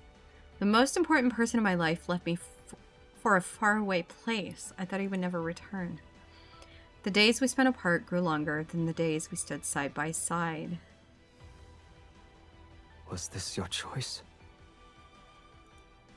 I shake my head, then I nod. He doesn't actually know my decision. Thank you for the follow, Ryu! Good. I know, it's right at the end. I've cried so much, and I know I'm about to cry again as soon as it hits that Kindle that's coming. I haven't been spoiled on this so far, and I'm so thankful. Oh my gosh, how was your stream, by the way? The choice you made must be the best one. Lumen flora petals mingle with the ashes and float into the sky, dyed by twilight. Our story is coming to an end. I hate this. I hate this so much. Hold on, I got my emotional support squishmallow. I'm ready. I'm not ready. You said my shoulder was cold and a hard pillow, and yet you slept for so long. Do you like this one? Oh my god, not the little sword. I do like it, but on guard. You have a unique way of showing affection. I'm just testing how it feels in the moment. Same game, same myth. Oh my goodness. So you just went through this. I'm right at the end of it and I'm losing my mind. Oh, no! On guard again. Nimble and light when you hold it. It's perfect for your skill level. These new myths are killing me. I died in Raphael's. I'm dying at Xavier's. It managed to strike the crown. Has good durability. And is good as a sword. I'm gonna lose my mind when it comes to be Caleb's turn. I know he's last, but he's like my main. I love that man. And I know that by the time, because I will have gone through 4 other ones by then, I'm not gonna be okay. I'm not gonna be the same person. Oh, hold on, what'd she say? The sword is well made, but the storm is past. In this world filled with sunlight and flower fields.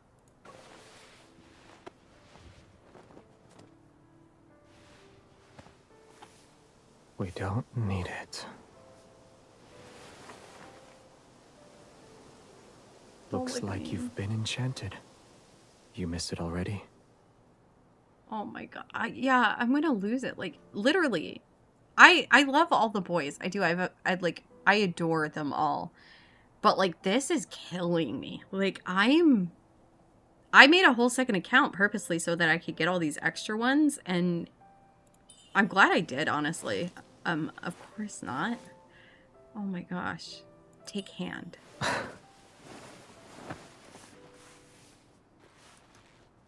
My hand would look weird if it's not holding a sword.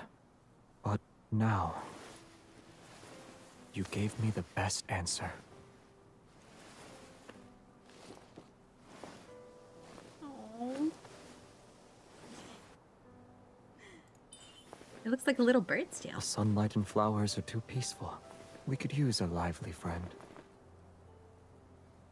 I wish I could be a whale so bad. I was saying that earlier in the stream.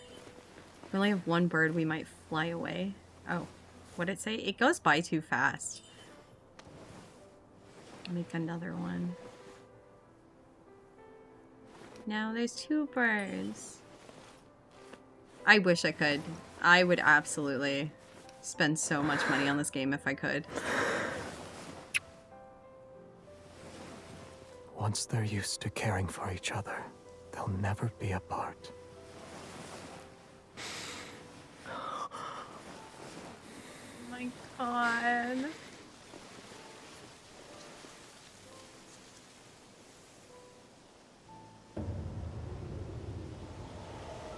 I can't. Shut up. Yeah, the Kindles have been too fast. Oh, it's been awful. Sorry, I'm crying right now. Your face is so cold. Oh my god. The sun is coming out. We won't be cold for much longer. They need some sound mixing on the kisses. We'll always be together. Shut up. Oh my god, I'm genuinely crying now. My model doesn't have a crying face and I probably should have made one.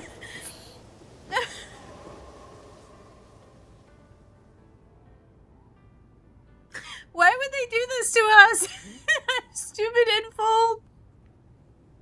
I'm glad I have my squishmallow. Holy shit. Dude. No, they're gonna really Why do the knights nail it in, aren't they? May Philos prosper under eternity's divine gaze. God, they just really had to nail that in. We have very, very long lives? In Philos' oldest historical records, eternity doesn't refer to one's lifespan. Oh, God. But rather the stories of humanity. These tales are told by both the living and the dead. Dude, every time the memories with him would come up, I would just get teary-eyed, and I think it just finally came out right at the end. Gather the embers left by those who have passed away. The footsteps of the dead echo in the dust. Their stories shall be recited by poets and told by travelers around a campfire. Oh my When god. their names are spoken once more. I still have Only to then do will their unfulfilled ambitions, unexpressed love, and unsolved mysteries transform into stories that are passed down for generations. And to endure the test of time can be seen as a divine miracle. Eternity has always been about stories that can immortalize humanity's joys and sorrows. Have fun lurking. Sorry, I'm like... Oh, what? As soon as I let go of his hand, the world is released from some kind of constraint. Everything begins to move backward. My consciousness is plunged once more into that familiar darkness, but a beam of warm light gently lifts my body. In the rapidly flowing river of time, I witness many miracles I've never seen before. A tree learns to stand again from the scorched earth. A bird breaks free from the mud and takes flight. All the wilted flowers with faded colors return to the hands of knights rushing to meet their beloved. Tiny life regrows in magnificent tapestry of fate. Time radiates outwards with countless pathways leading back to the past, until everything slows down once more. At the very last moment, I hear a gentle voice speak. Thank you for choosing him.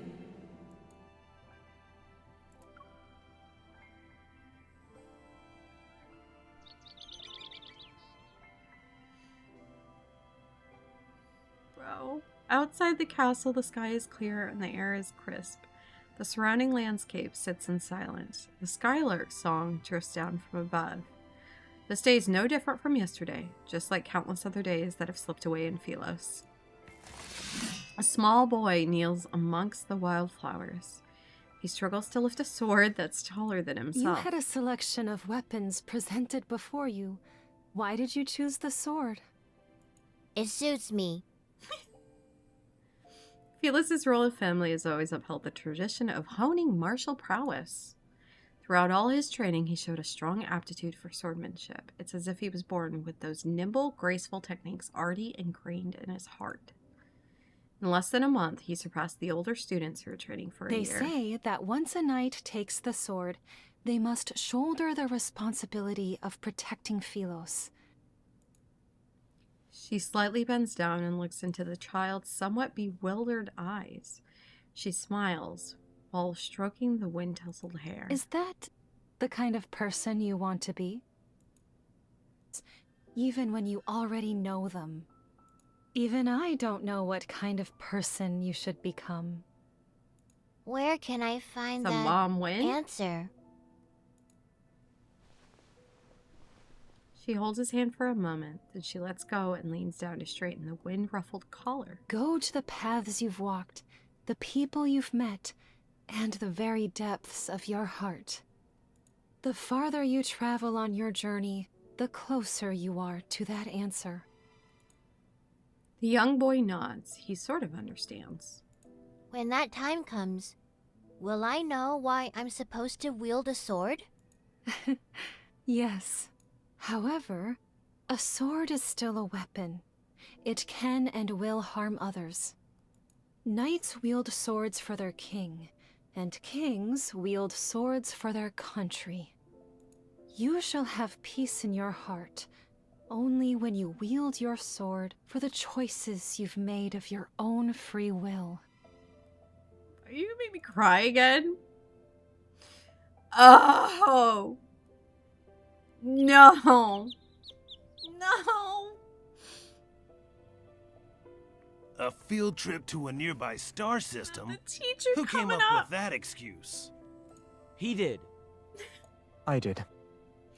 All of us did. Yeah. I don't sense a hint of remorse from any of you. Face the wall and reflect on your actions. Xavier, come here. Yes, sir. Was Traceback 1 your idea? Yes. The backtrackers and the secret base under the library were also your doing. Yes. I must have committed terrible sins in my past life. How else could I have ended up teaching self-righteous fools like you? Wanderers have gnawed this planet inside out. Why are you pretending you can't see it? It's not your turn yet. Shut your mouth. Stubborn old fool. A kingdom will not capitulate to anyone, not even its crown prince. You will be abandoned by the royal family the moment you turn your back on them. Have you truly thought this through? I know what I need to do. I guess Xavier thinks he's some kind of savior.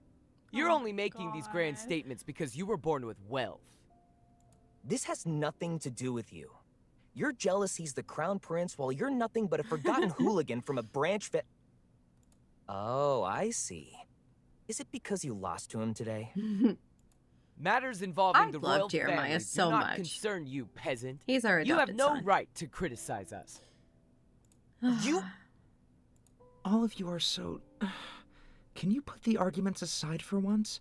Or am I the only one who actually wants to embark on this voyage?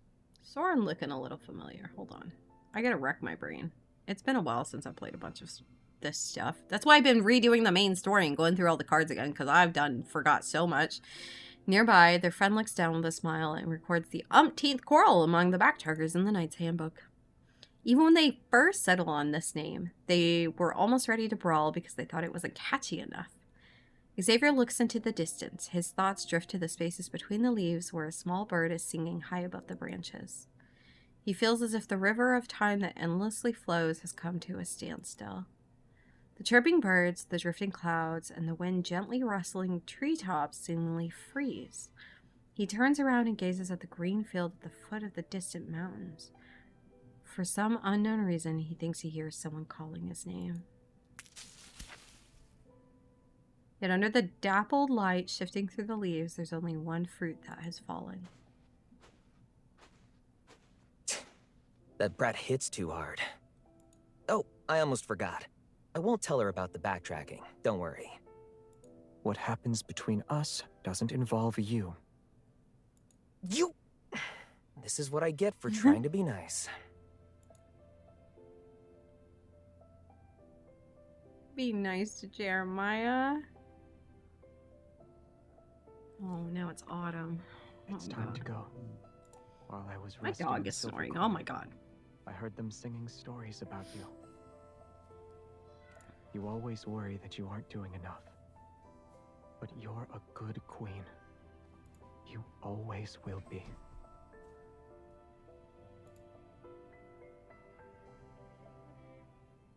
Oh my god. Traceback 2 is preparing for launch. We'll be traveling to a universe that remains unknown to us. Stars sweep past the window one by one. During a long voyage, most interstellar travelers choose to enter sleeping pods. Only one does not. While there are countless moments of lightning streaking across the stardust, he sits alone in the cockpit. His thoughts are indiscernible. When passing a beautiful alpha star cluster, he doesn't look back. When passing a star that's about to be born, he doesn't look back. When passing the floating, faintly glowing dust in the cosmos, he still doesn't look back. The spacecraft finally passes through the long, seemingly endless deep space tunnel that's akin to a river that flows forever. It carries him to an unknown destination. But in the universe where time still has an end, he must have gone to where I am.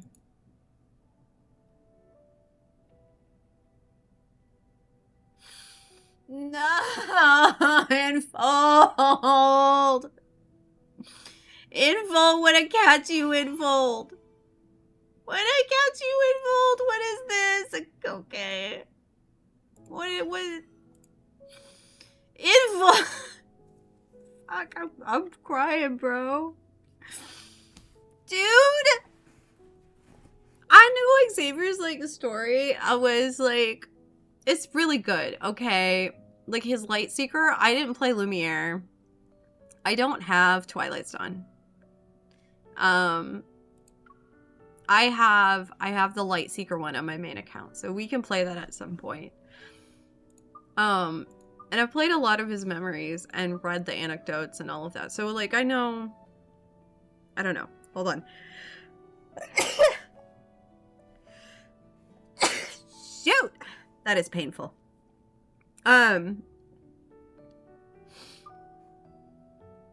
Oh god.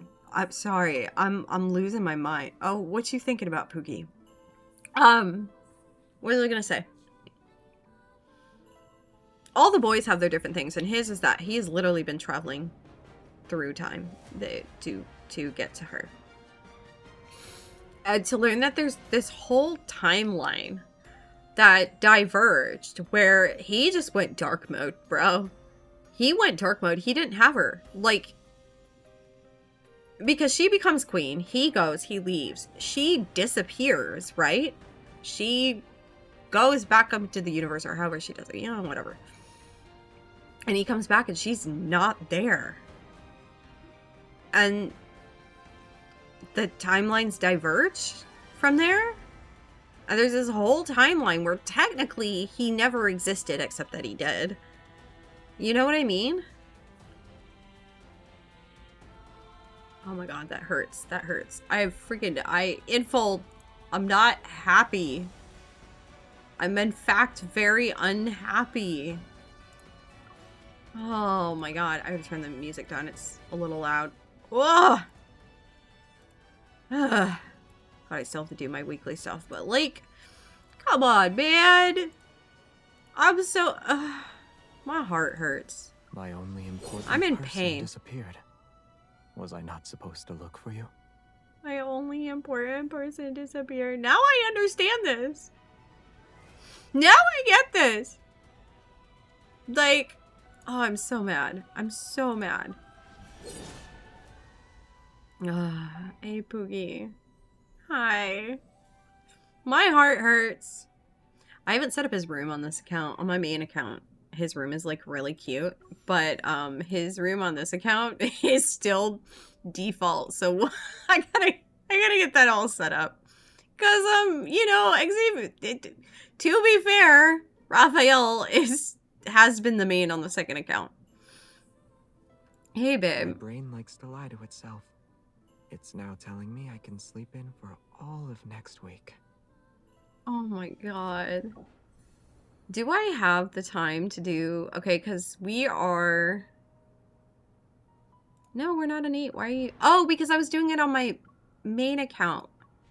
I haven't done Prologue these 3 chapters. Well, except to get Caleb. I did the first one. But, on the second account. So I need to go back to my main account because we have to do Xavier's Prologue to tomorrow. So the next stream of Lads can be a Caleb day. I will dedicate a whole day to my main. Hold on, let me... Where's the screen? I'm gonna have to do that while I swap accounts. Okay, Xavier, I've cried over you. I need to... I need to do something else to not cry. You know what I mean? Alright, let's log into my main account real quick. I need to finish it on my second account, like the whole story, and just let it play. Because I played it on my main account. But I need to let it just kind of like auto run in the background on my second, where the Xavier and Raphael myths are. Alright. There we go. Hey, Pookie. I need to take a stretch break. Hi, BMA. How are you? So, the Prologue to Tomorrow chapters seem to take about an hour. So I could probably finish that up. That way the next, like I said, the next stream for Lads will be all Caleb. It's all Caleb stuffs. We're gonna do his, main story chapters, and if we have time, maybe his Curious about bond and stuff? Ooh, his bond would be good. Hey, Pookie! You want a lemon? Maybe it'll work for you too, Pipsqueak. Okay. Okay. Alright, what's this? Oh, right. Let's see, what am I gonna do? Y'all can hang out with Caleb for a minute while I take a break. Let me go take a stretch break. Where's my BRB screen? Alright, I shall BRB. If he says anything, out of pocket, spray him with a water bottle.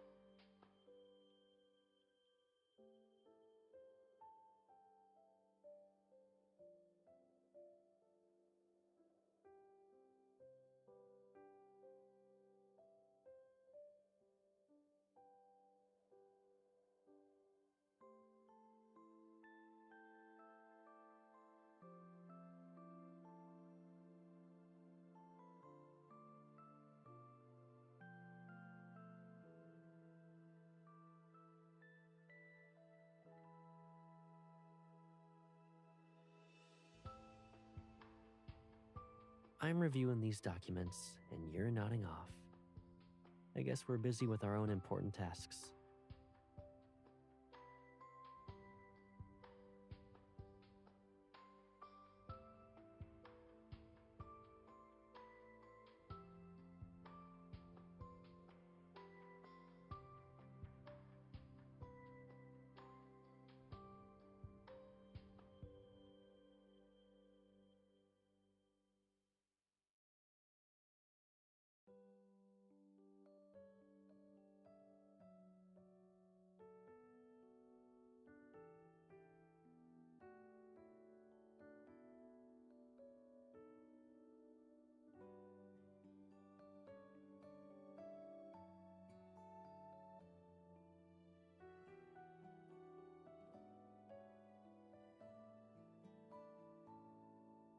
Okay, I've returned, which was good timing. My kid wanted to go to his friend's house, which gives me an hour to play this. So let's go. Hey, did Caleb say anything appropriate while I was gone? Inappropriate? Appropriate, honestly. Does he ever? Okay. Woo! Let me drink this coffee. Oh, my lord. Today is a day. Hey, Pookie. Yeah. All right. Oh, I still haven't finished Cosmic Spec. That's right. Okay. Which one is Xavier's? What? No. Take me here. And take me here, because it tells me which one is his. There we go. Oh my gosh. Welcome back. Welcome back. Hello, hello, hello. Okay, so we are on Voyage of the Outcast. This is Xavier's branch. So yesterday we were playing through Prologue of Tomorrow. We're looking for an ether core. And at this point in the story, it branches into 3 distinct branches. So, like, they don't all happen. It just, if you're, you know what I mean? They're overlapping timelines. So we're going with Xavier's branch. Since we did his myth today, we might as well finish this up. And like I said, we play Caleb tomorrow. Oh, I gotta sip this coffee. I was like running. I hate having a house with stairs, dude. Give me in a 1-story house from now on. I'm never living in a 2-story house ever again. Ever again. I've been like working out, taking care of myself, getting in shape, all of that, and the stairs still take me out. They still take me out. I don't understand. Anyway, after some investigation combined with a vague hunch, I've identified a highly suspicious wanderer. Andrew is tracking it, but it's been several days since I got a response. This lull allows me to test the new gear Simone modified for me before the next mission. Ah, Simone mention. The only problem is that my partner, who promised to join me for his trial, is late as usual. The training session is over now. I switch on the safety and put away my gun. My gaze drifts to the empty lane beside me. Yeah, where is he? Looks like Xavier, king of the tardiness. Oh, girl, you don't know how funny that is. Didn't get the chance to try out the new gear first. But at least I have the luck of a partner who's always thinking about me. No. I'm glad we're back in current timeline where I can be a snarky asshole to him. Hey, Pookie. The door to the shooting range opened without me noticing. Xavier leans against the doorframe and smiles. I got caught up following a new lead. I didn't have time to tell you. Is it about that case you've been digging into? You've been really mysterious about it. Time you filled me in? He raises the cup in his hand as he speaks. Let's talk over a cup of coffee first. I'll tell you everything then. Oh, I forgot to turn the volume down because the music was loud. Hold on. Go back up. There we go. I follow Xavier to the training room's lounge area. I grab the cup of coffee he offers me. Always bringing me coffee. You're so sweet. I cautiously take a small sip. It's a little hot and sort of weak, but it's still decent. You made this? The coffee machine did all the work. I just put in the beans and provided the cup. It sounds like you didn't do much, but the coffee isn't bad. Hearing this, Xavier chuckles. So your investigation is coffee related? Certain people were smuggling painted protocore fragments in the coffee beans. I had to attend as a judge at the coffee contest. I figured that with all the effort they put in, there would be a clue about the ether cores. But all we got were some modified, regular protocores. Oh, I thought, I pause. My gaze falls into the cup in my hand. What is it? Since joining Special Operations, Xavier and I busied ourselves with tracking down the leads on the Ether course. But I always had a feeling that he was carrying out this secret mission even long before he joined. I also think it's connected to Xavier's other secrets, but this isn't the right time to delve into them. I hold myself back from saying, I thought you know something related to the Ether core's whereabouts. I thought you had more solid leads than Simone and I. I figured you'd ask something more probing. How so? As if reading my mind, Xavier gives me a chance to steer the direction of this conversation. But when Xavier lowers his head in response to my question, it almost seems like he's slightly upset. Isn't there anything you genuinely want to ask? Despite everything we've been through so far, I've never really pressed Xavier about his connection to the Ether course. In that case, you've been tracking down Ether cores before this, or how much do you know? Have you been tracking it down? He knows about them. I don't know. Because of my circumstances, I need to keep walking down this path. But what about you? I'm in the same boat as you. Yeah. We Maybe know. The only We just difference cried is about that it. I knew what the future would entail before I chose this path. And that very future is why I must continue to forge ahead. Noticing my thoughtful expression, he smiles and gently smooths the furrow between my brows. I cannot look at this man the same. This whole time, he's been the cutie patootie fluffy bunny. You know what I mean? Satisfied with my answer. And after playing that myth, I am now just looking at him and I am depressed. But there are some truths you have to see and decide for yourself. Okay. Xavier's hunter's watch, as well as mine, beep at the same time as he finishes speaking. The wanderer you identified earlier, the one associated with the beta protocurve energy, is confirmed to be related to the ether cores. Thank you, Andrew. Detailed information has been synchronized with your device's data log. Get ready to head out. This wanderer will also be difficult to deal with. Should I ask Simone to assist you? That won't be necessary. My best mission partner is here. The bestest boy is back. The call ends. I raise an eyebrow at Xavier. I should witness the truths and answers I'm after for myself, but that doesn't mean I have to do it alone. One last question. I'd like to know if my partner is willing to fight alongside me for this. And whether or not, it's just for today. I believe this answer will meet your expectations. I'll always be with you, beyond just today. Oh my God. I have to breathe.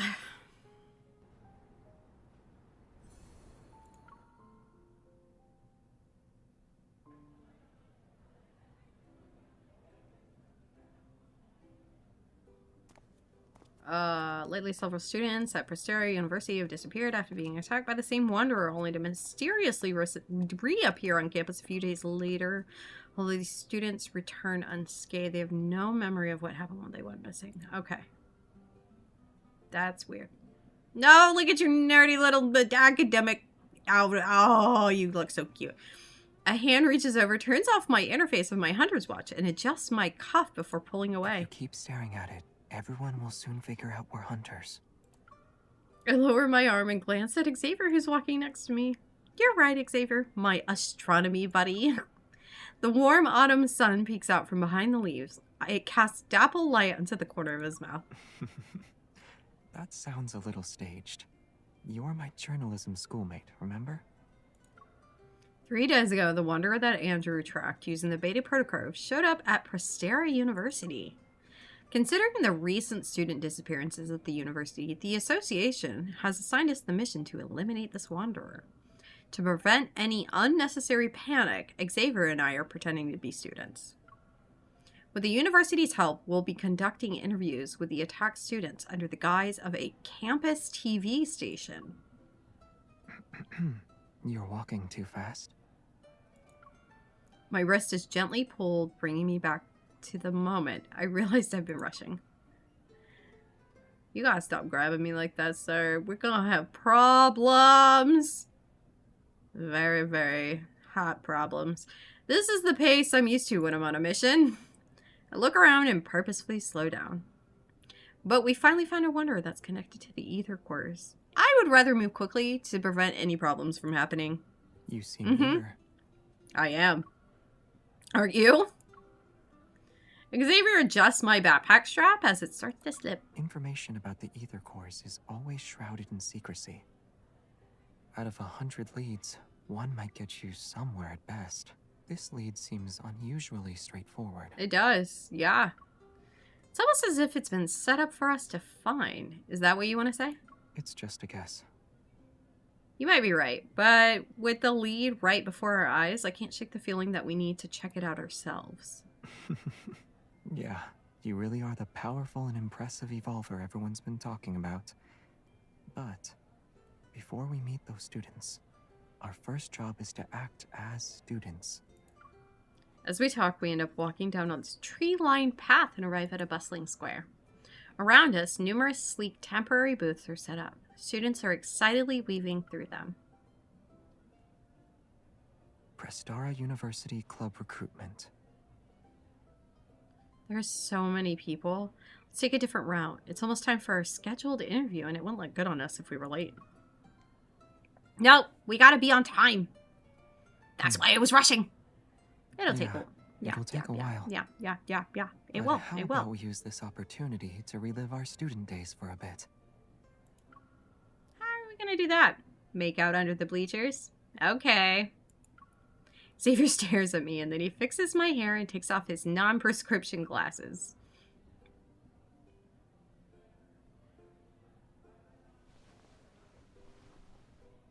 He puts them on my face. I bet you my MC looks adorable with those glasses. I've never put them on her though. Does it make me look more like a student? It just looks nice. Hi, are you a freshman this year? You seem perfect for the lead role in our film club's latest project. Are you interested? No. While the club member looks down to find the registration form, a corner of Xavier's mouth slightly curls up. What did I say? I feel like Xavier was throwing his teammate under the bus, but this trick surprisingly works. By the time we arrive at our scheduled interview spot, I'm completely in student mode. Hello. I'm the student council's vice president. So That's where Soren was familiar. Remember in the myth there was Soren? I was like, man, he looks familiar. It's quite literally this part of the story. The tall, lanky boy gives a slightly uneasy smile, his head sinking lower as he speaks. The students who disappeared earlier are waiting in the classroom. They only know it's for a campus TV interview. Sorry, could you repeat what you just said? I mean, just keep the questions simple and try not to scare anyone. Okay. After all, they've all had encounters with the Wanderer. Let's make sure we don't add to their trauma. I'm gonna re-traumatize these kids. Probably.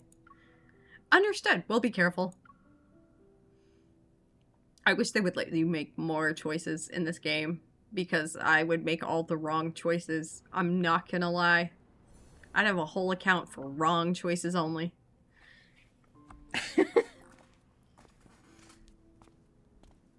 As we enter the classroom, several pairs of curious, wary eyes focus on us. I clear my throat and offer a genuinely friendly smile. Can we talk about how cute this classroom is, by the way? If classrooms in the school I went to look like this, I would be so relaxed all the time. I would actually get some homework done. Like, this is the most zen-ass fucking classroom to ever have existed. I'm going to screenshot this. And then I'm going to send that screenshot to the dean of my school. I clear my throat and offer a genuine friendly smile. Hi, I'm a broadcast journalism major and a member of the campus television station. This is my partner. Xavier steps forward but doesn't speak, which prompts me to continue. He's the one who will handle the microphone and camera. He's an astronomy major. Our simple introduction doesn't achieve the effect we wanted. Perhaps the Wanderers did give them quite a scare. They scrutinize us warily, but no one responds. Hi. A bag full of drinks appears from behind the door. The person holding it hesitates, struggling to gesture a couple of times. I take the bag.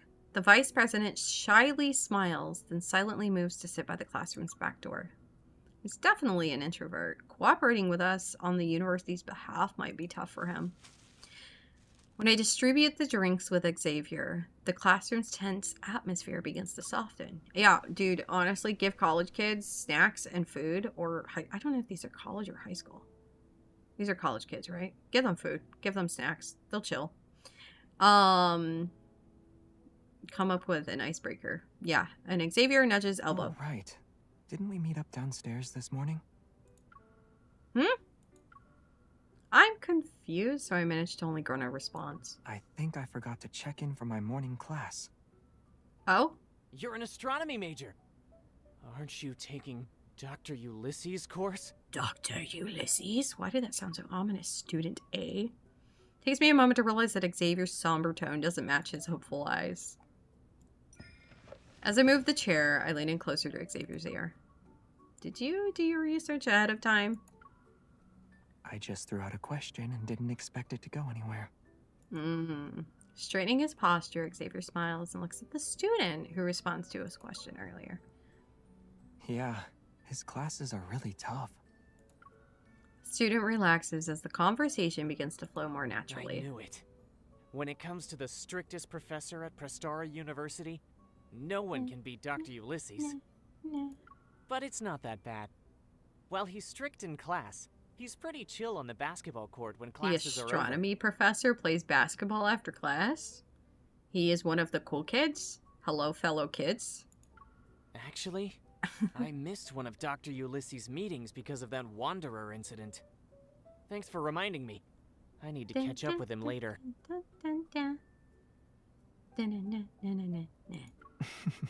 You're welcome. Sorry, I really like the song. Xavier adjusts his position and gives me a knowing look. Seeing Xavier's cue, I quietly switch on the recorder and casually throw out a question. Besides missing out on the meeting, can you tell us more about what happened after that attack? You can say whatever you want, don't worry. We won't disclose any personal information. Real smooth. The students exchange looks. They seem resolved to speak. Oh, I'll go first then. That's all it took? Okay. I'm not sure if it's just me, but his eyes seemed to go blank for a moment after he said that. Yeah, it's called trauma. Trauma people have a look. There is a look when they're recalling their trauma. White hole, a theoretical region of space-time. If we reverse what are you all the doing? symbols in the equation representing the We're not geometry of actually here for the lecture, but we might as well look the part. objects are no I slide the longer open unable to textbook to the escape center of the desk, line up my notebook and pens, and place a water bottle to the side. Your desk is so neat, it's only a matter of time before the professor notices. According to the student's account, the incident occurred outside the classroom. He was heading to meet with a professor. I decided to talk to this professor to see if we could gather any new clues. So I dragged Xavier with me the next day and we snuck into his class. Yeah, it's a perfect disguise. I mean, as if the professor wouldn't notice two students that don't normally come to class all of a sudden showing up to class. The way you quickly claimed a seat in the back was nice and clean, too. The back row is the VVVIP section. Has a great view and ambience, perfect for relaxing, entertainment, and even spotting two students in the back row secretly holding hands under their desk. I casually changed the subject. No, hold his hand. Hold his hand, you'll fit in better. Do it. I dare you. I double dog dare you. Where did you prefer to sit when you were in school? Me, personally, I Sunny. didn't have a particular preference. Sunny sat like right in the middle. I sat in the back too. The sunlight was nice. Because all the weird and the kids were in the breeze was back. Refreshing. And I didn't want to sit in the front because I didn't want to get called on. So I sat in the middle all the time. I'm a middle person. Balance. How comfortable were the desk and chairs? They were okay. As our casual chat drifts on, I flip open my notebook and turn my attention back to our mission. Even though we learned a lot of details from talking to the students affected by the attack yesterday, we didn't find anything notable. Those 5 students were either normal people or evolvers. They encountered the Wanderer in various spots. Some were on the tree-lined path and the others were in the labs. They woke up in different places afterwards. This wanderer doesn't seem to be limited to indoor or outdoor spaces. There's no clear pattern where it shows up. It's not completely random, though. Xavier takes the pen from me and draws a few circles on my notebook. All the incidents happened at night. If that's connected to the Wanderer's behavior, then we can narrow our search. Also, all these students just started college this year. So, nighttime wanderer, new students. Does that mean something? Maybe this Wanderer thinks freshmen are easy targets. That's so mean. Typical wanderer bullying the freshmen. Then it must have access to the university's enrollment system. We're talking about a wanderer, right? A wanderer who has access to the enrollment system and can figure out who is a freshman? I flip through the notebook pages again and again, yet nothing clicks. Seems like the Wanderer is targeting those students at random, but I can't believe it's just a coincidence.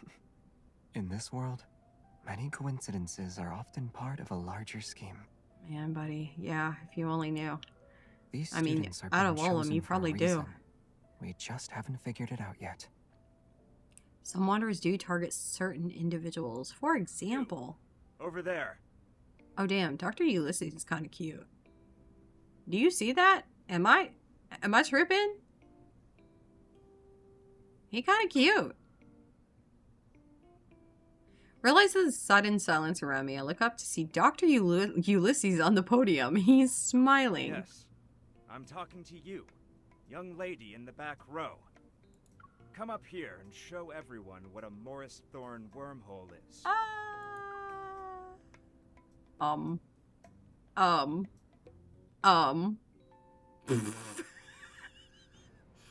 Yeah, well, you see, the thing is, I was not paying attention. I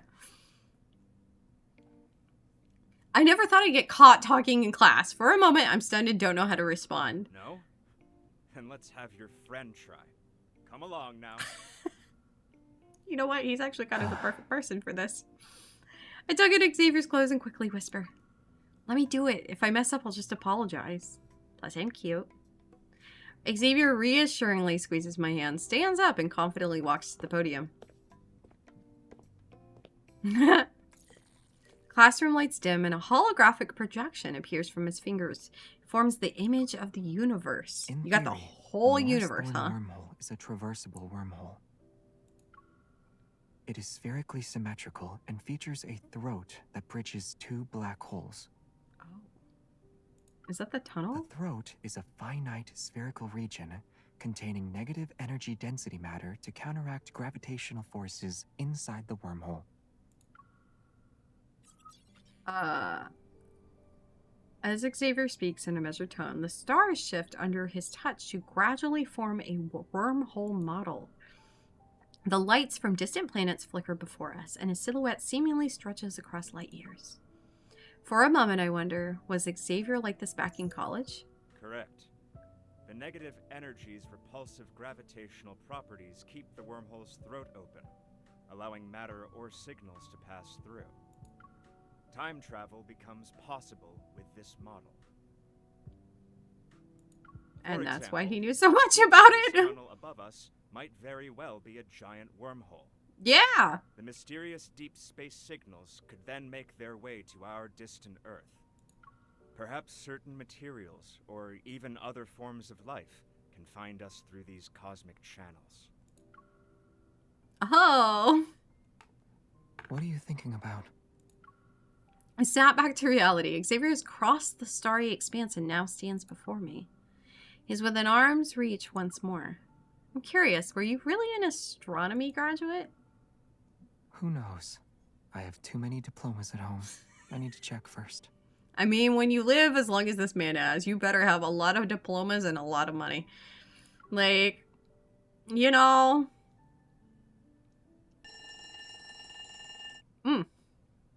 When the bell rings, signaling the end of the lecture, the classroom empties out quickly, even though it was packed just moments ago. As the professor starts to pack, I approach him. I'm about to ask about the students who were attacked. Xavier, Have you been a deep space hunter for so long that you want to relive your college days? These two know each other. The professor walks away from the podium, one hand holding his bag and the other in his pocket. His serious demeanor is gone. Hello. Are you also a deep space hunter? His colleague, perhaps? Uh-huh. This Am I is just your Ulysses. colleague? He's an old friend of mine. Now he works as an assistant professor. I was promoted to associate professor 2 years ago. Oh, were you? Congratulations. Thank you. Thank you. First, there was Jeremiah, mysterious florist. Now, a university physics professor. Excuse me? I'm gonna need you to throw a barbecue so I can meet all your friends, because I got questions. I'm once again shocked by how unpredictable Xavier's social circle is. Let's get back to business. You're not the type of person to visit without a reason. Did something happen at the university? I'm on a mission. Well, if you're involved, it can't be just any mission. Should I be expecting a major incident to take place? Looks like I'm not the only one who has a certain impression about Xavier. This gives me a perfect opening to ask him about the Wanderer. Dr. Ulysses, we heard one of your students was attacked by a Wanderer and went missing for a few days. Were you in the area when this happened? Ulysses pauses for a moment before nodding. I was in the lab preparing for a meeting when I heard a scream outside the room. But I didn't find anything even after looking around. Oh. I later learned that a student had been attacked by a Wanderer. Fortunately, he wasn't seriously injured. It looks like Ulysses didn't see the Wanderer. I'm a little disappointed. Did the lab's flux stabilizer show any reaction? No. I immediately get what Xavier is hinting at. If the flux stabilizer didn't react, then the Wanderer's metaflux fluctuation level must be below 50.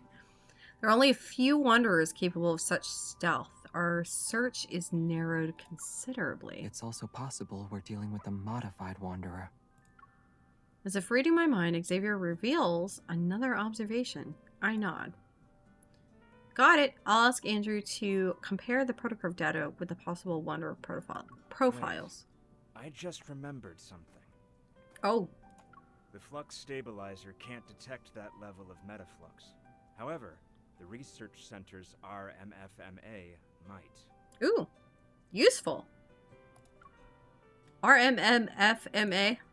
But the research center isn't even near here. Okay. It was moved to the campus earlier this year, so it's not that far away now. It should have captured the metaflux fluctuation and its dynamic range when the Wanderer appeared. Okay.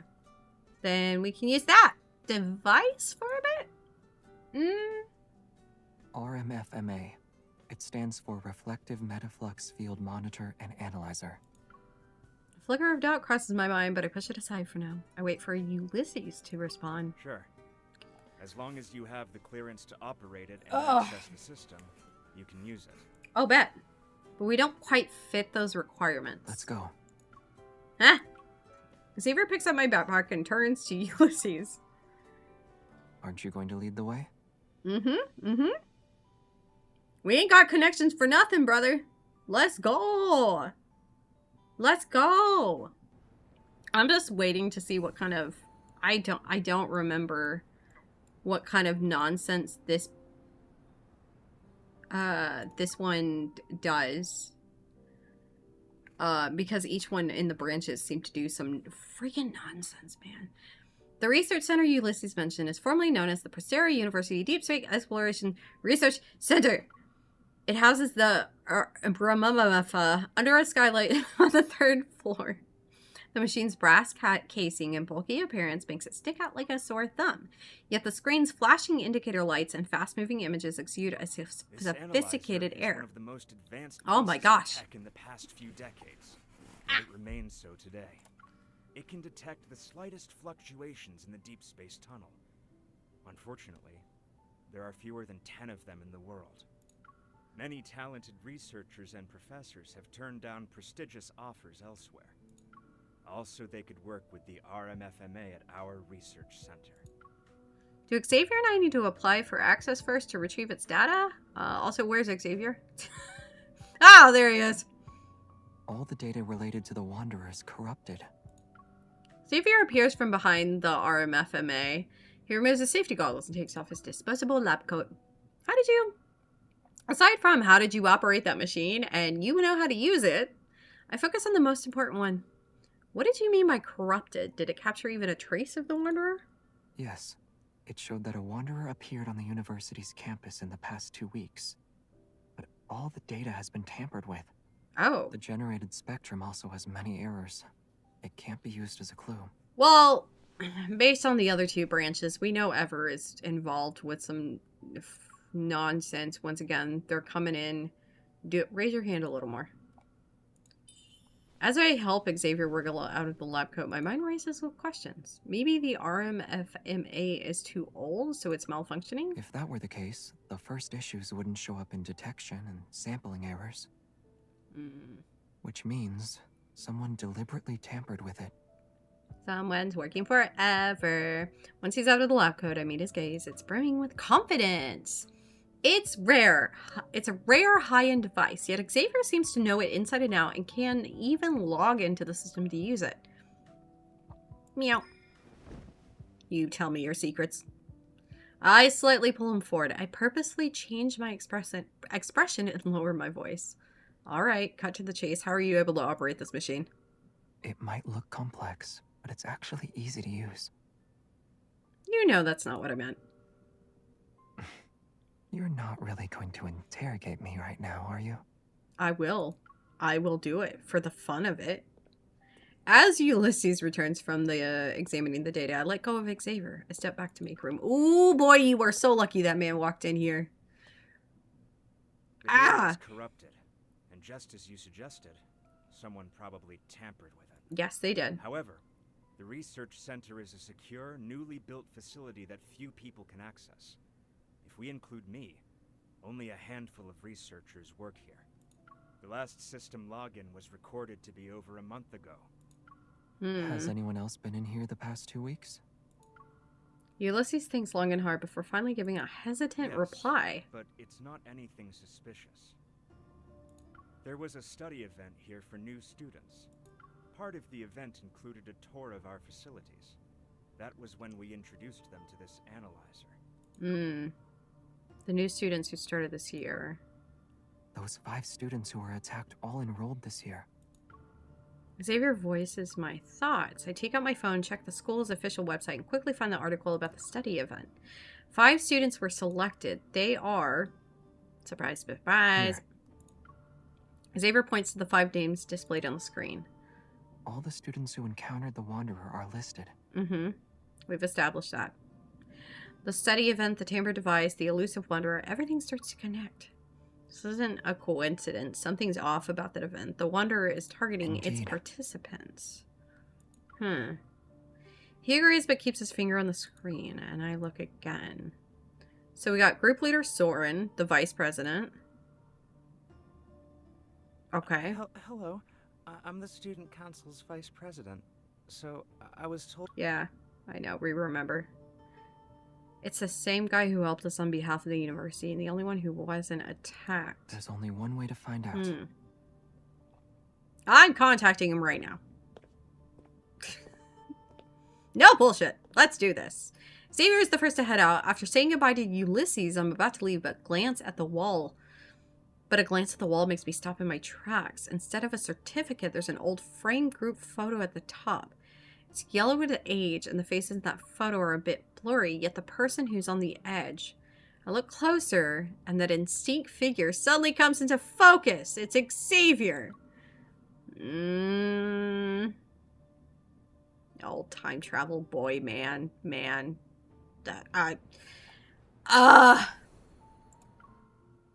gotta be careful about your nonsense, Xavier, if you're gonna keep doing this. That's a rookie mistake. Sit on a bench near a basketball court. I watch the ball arc through the air, and sports ensue. It bounces back into Xavier's hand. It's hard to fully appreciate this rare sunset. Something I haven't seen much since graduation. It won't be long till we meet Soren. I unconsciously lower my head to look at my phone. It still has my chat with him. We're still a little unclear about the students. Could you go over some details with us in person? How about we meet up in 20 minutes at the lecture hall in the main teaching building? Sorry, I'm at the student union.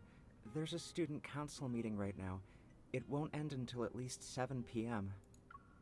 It's okay. We'll wait for you downstairs at the student union. You've been quiet for a while. Huh? Really? Xavier stops moving and stands by the 3-point line. He gazes at me. We know he's in a meeting inside this building. Unless his evil lets him create wings so he can fly away, we'll definitely see him. Look at the open door in the front of the student union. Then I look at Xavier's calm face. I wonder what's making the victim stay quiet about the study event. And then there's Soren. He knows why we're here, but doesn't say anything. If he's really behind this, that's some nerve. Maybe he for doesn't real. want to get caught up in any trouble. Okay. Either way, we'll be able to ask him soon. And if he still refuses to talk, we can investigate. He keeps gazing at me. His eyes are firm and steady, and I nod. Then he offers me the basketball. Basketball! Are we going to sport? Want to try? Kinda. I know his invitation is actually a way of offering me a break from the mission. I can't bring myself to refuse, so I stand up. Sure. After a brief warm-up, I confidently aim the ball at the hoop, but before I can throw it, a sparrow just lands on the hoop. Interrupted by that, I turn to look at Xavier. If the winner's appearance isn't a coincidence, then it just confirms our suspicions. Someone lured it here on purpose. Yes, they did. did. Call for backup in advance? Or are you implying there's a high chance the ether core is here? Yes and yes. I'm going to guess the latter. Nope, yes to both. The sparrow is attracted to the small balls of light and flies away. Xavier moves closer and supports my arm. Are you going to teach me how to throw the sports ball? Aim it a bit higher. Good. Now throw. My accuracy is slightly off this time. The ball hits the backboard and rolls to my feet. I bend down to pick it up. Bend and snap, girl.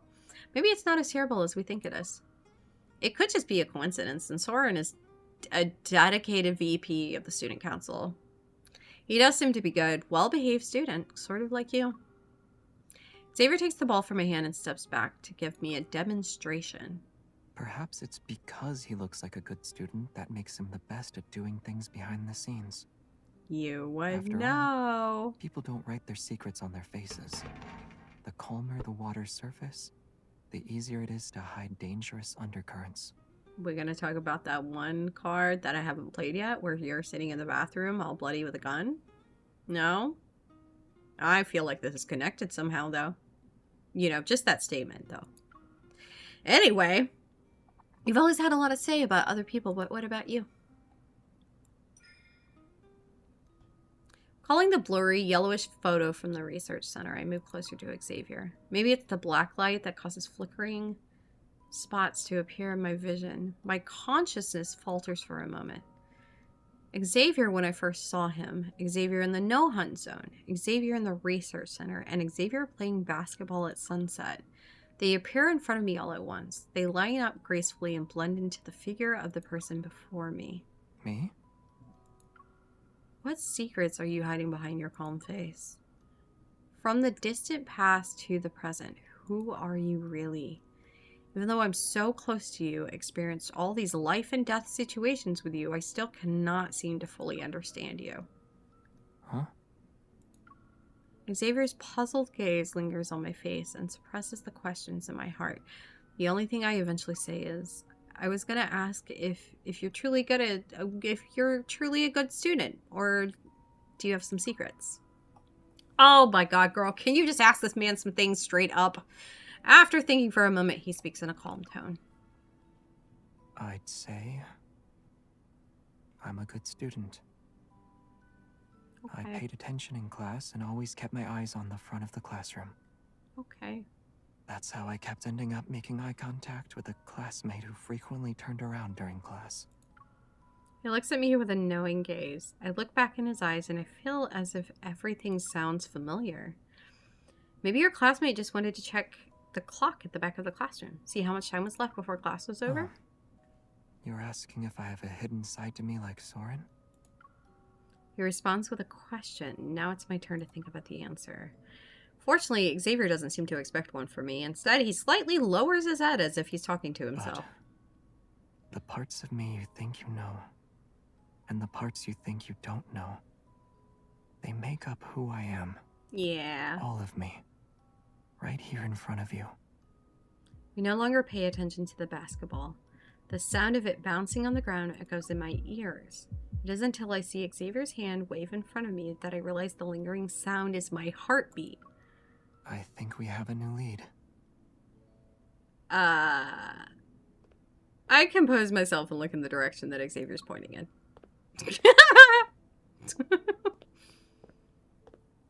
I catch sight of the enthusiastic student from yesterday's interview. He's walking out of the student union. Didn't he say he needed a week off after the Wanderer attack? I grab Xavier's arm. Something's not right. Let's ask him. Let's go. Adventure. Torture. I mean, interviewing. Detective style. Interrogation. It's cool. Nothing could go wrong. Before we get close, the student immediately recognizes me and Xavier. He excitedly waves at us. What a coincidence. Why are you here? Didn't you say you were going to take a week's leave at home? What brings you back? With no time to lose, I get straight to the point, but the student looks confused. Did I say that yesterday? I don't remember at all.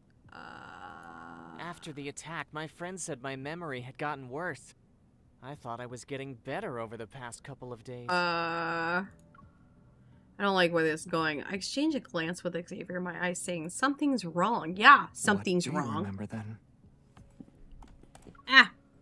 Do you recall attending a study event around 2 weeks ago? Did anything strange happen at that time? A study event? He frowns, thinking hard for a long time. Then suddenly, something dawns on him. It wasn't weird, but we did come across something intriguing. Oh? When we visited the Deepspace Exploration Research Center, there was this unique piece of equipment on the 3rd floor. For a short while, I felt like I walked straight into a haunted house. Oh, that is weird. He dramatically gestures, looking a bit shaken. It looked exactly like that haunted house I'm always terrified of. I almost screamed. After the tour, others said they had the same feeling. That for a moment, they fell into a really scary place. Scary! Wait, you're saying you all had a hallucination? Who else was there? It was just the 5 of us, and the vice president. The guy had to step out for a bit, so we were on our own. It's not a hallucination. This is something the RMFMA can also do. Huh? You mean? To make a long story short, it's like recreating a plane of existence and overlapping it with our reality. But only a few people know about this. I feel like maybe this thing should not exist. Excuse me? We surely underestimated Soren. Oh! Xavier grabs my wrist with one hand and supports my back with the other. Hold on. Okay. Wait, you know where he is? The research center. He'll get there before us. Okay. Daylight's last glimmer sinks below the horizon and night arrives. As we stand in front of the research center again, the building takes on a more mysterious air under the night sky. Soren stands under the skylight on the 3rd floor. His back faces us. Soren, you sketchy You're quicker person. than I thought. I should have known the moment I saw you. Xavier stops behind him. After a brief pause of tension, Soren turns around. Do you think you can still order me around, Xavier? He has a glance at me, then he looks away. You can't. And neither can she. A sudden gust of wind stirs the indoor air. My heart trembles as I sense a faint energy fluctuation. Hey, Xavier, something's here. A light blade forms in Xavier's hand. I also take out my firearm from my belt holster. I walk over and stand next to him.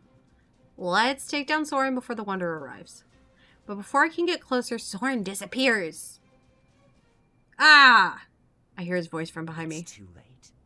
It'll take you to the place you've always wanted to visit. He can also teleport? Could he be The intensity of the energy fluctuation significantly soars. Xavier's Hunter Watch as well as mine beep at the same time before I can react. In a shadowy corner where the moonbeam doesn't reach, a colossal beast has stirred to life. This energy is fierce. A wanderer with an ether core. It can't stay here. We need to lure it out. A light bite cleaves through the heavy darkness. Its shockwaves ripple to the end of the corridor.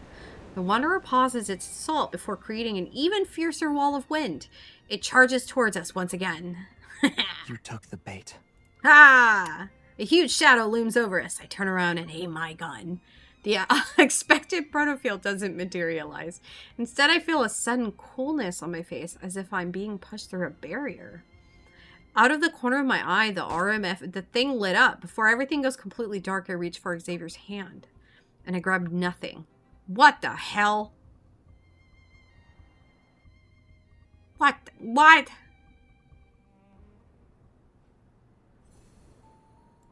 Shenanigans. I call shenanigans. Oh, here we go. Nebulae tranquilly hang in the sky as if they're eyes of the universe. Faint rays of light spill over the shadows of trees that sway like waves. It feels like a protofield. Countless waves of both strong and subtle forces swirl through my heart. I stand in this unfamiliar forest enveloped in thick fog. I know, over 4 hours. I know. I just wanted to get both of these done, honestly. Because it's like in a weird odd number if I don't. And then future streams are going to drive me nuts, if that makes any kind of sense. Where's Xavier? I call out to him several times, but the wind's rustling of branches and leaves answer me. I read that really weird. He was probably dragged into the field too, and I have to quickly find him. I look up and a meteor streaks across the sky. It leaves behind a trail of fire as it flies past the tops of tall trees. A meteor? Several will follow suit before I can say more. All of them are heading toward one side of the forest. I can't help but follow them. In an instant, the night sky is ablaze with countless rays of light. What the hell is happening? Meteors pour down like rain. They disperse the fog and darkness which plague the forest as they fall in the same direction. Are they guiding me? I walk faster, gradually quickening my pace until I break into a sprint. Like me, the meteors fall even more intensely and rapidly. It's as if they're urging me to run with all my might. Is that you? Oh, yes. This voice. Xavier! Where are you? Where are you, bro? Even though I can clearly hear Xavier's voice, I don't know where it's coming from. Is it in front of me, or is it echoing in the depths of my heart? Brilliant arcs of light flash before me as the wind's whistle resounds in my ears. Oh my gosh. The tongue twister's afoot in this freaking chapter, dude. My heart surges, overwhelmed by the surrounding chaotic energy. I have a bad feeling. Please stay safe, Xavier. I hope nothing bad happens to you. Girl, I hope nothing bad happens to us. Clearly something is going on. As I traverse the dense forest, something comes into view. Meteors streak down, falling into the expanse where the lake meets the sky. The energy fluctuation gets even stronger now. It pulls at my heart to the point where I struggle to breathe. Overwhelmed, I stumble and sink to my knees. I'm not interested in playing hide and seek. Oh my god. Hey. Come out. Oh. My mind has malfunctioned. Don't mind me. Xavier? I know he's talking to a wanderer, but like... I mean, well, like, you know? I frantically look around and spot Xavier near the lake shore. Another figure quickly appears in front of him. Old friends at the end of Oh, the he was day, looking right? for sword. But you decided to greet me with a sword. That's cruel. That's just an illusion. Soren adjusts his glasses. His previously friendly, bashful expression vanishes. You haven't changed, even after all these years. You're still afraid of Starfall Forest. I'm sorry, I'm losing my mind. Soren's from Philos. Soren's from Philos. As if you're any different. To you, the ends always justify the means. What are you trying to say? You have no right to criticize me! Soren's laughter, twisted with rage, contorts his features into an unsettling and unrecognizable expression. I used my life's work on you. I did everything I could to help you pass through the deep space tunnel. Oh my god. And what did I get in return? I was abandoned, trampled on, and turned into an outcast in this time and space. Oh Those were the rewards for your choices. His figure vanishes with words. He reappears in front of Soren in the blink of an eye, the tip of his sword poised to kill. Oh my god. Countless sharp light blades rain down on Soren. Only his panicked voice can be heard with the dazzling spectacle of light. You. Killing an apparition is a waste of time. Then why did you dodge? A beam of light descends and the apparition is sliced in half. It's not just an illusion. Somehow it and his actual body are connected. Struggling, I rush to help Xavier, but I fall again. The energy in the surrounding area has changed. Wait, Xavier's flurry of attacks continues, and there's no room for counterattacks. Nothing is out of the ordinary in terms of his appearance. Yet, his usually serene sparks of light scatter and fly chaotically around him, as if they've lost control, agitated or consumed by something. Oh my god. Time to put an end to this charade. Wait! You can kill me. But what about her? A meteor falls into the center of the lake. It awakens a sparkling light that twirls into a vague illusion. The silhouette wears a hunter's uniform. It's hard to make out, yet it's unmistakably familiar. It's me? My head hurts, but why? Yet it's at this moment I realize something. Soren created this illusion to distract Xavier. He's using the lapse in judgment to attack Xavier's mind with his evol. Freaking... In any other situation, Xavier would have no difficulty dealing with this type of evil. But with how chaotic the protofield is, along with his power... Pookie, resonate with me. Let us solve these problems. Xavier falters, but then he slowly regains his footing. When he raises his head, his unfocused eyes resemble a frozen lake. They're cold and empty. It can't be her. She's not a sacrifice. I will put an end to everything.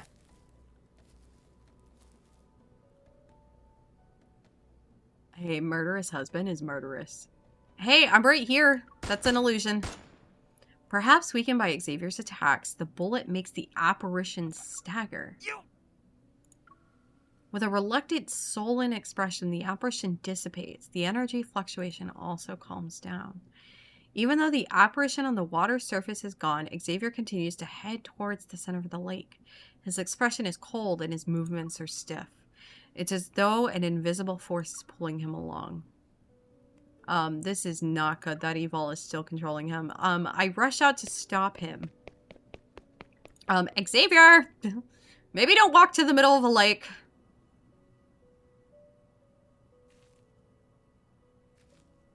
A planet that uses to survive. Here we go with the sad depression again. Damn it. Doesn't deserve to be saved.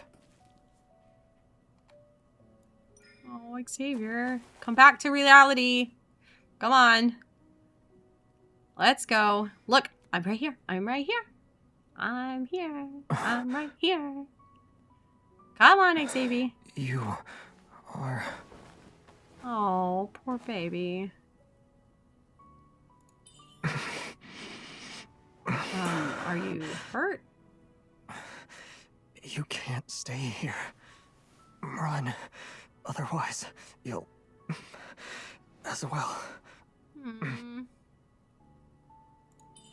His power is fading as the space trying to consume him. Resonate!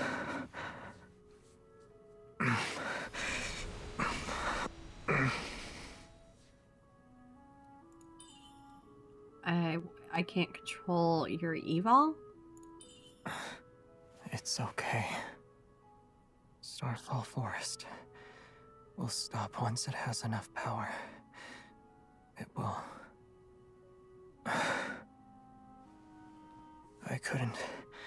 I didn't protect you before.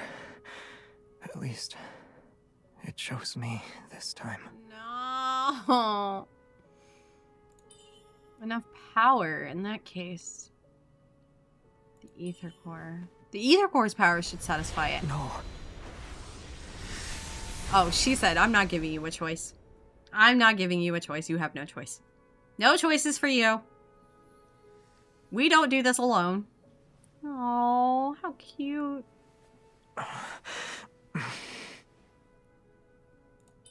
Xavier? You really are. Yeah. Reckless. Yeah, I am. I'm a menace to all you boys. It's so damn pretty. It's because the whole theme of the story is death and rebirth. It's cycles. And in this present timeline, I assume you're trying to break this cycle, right?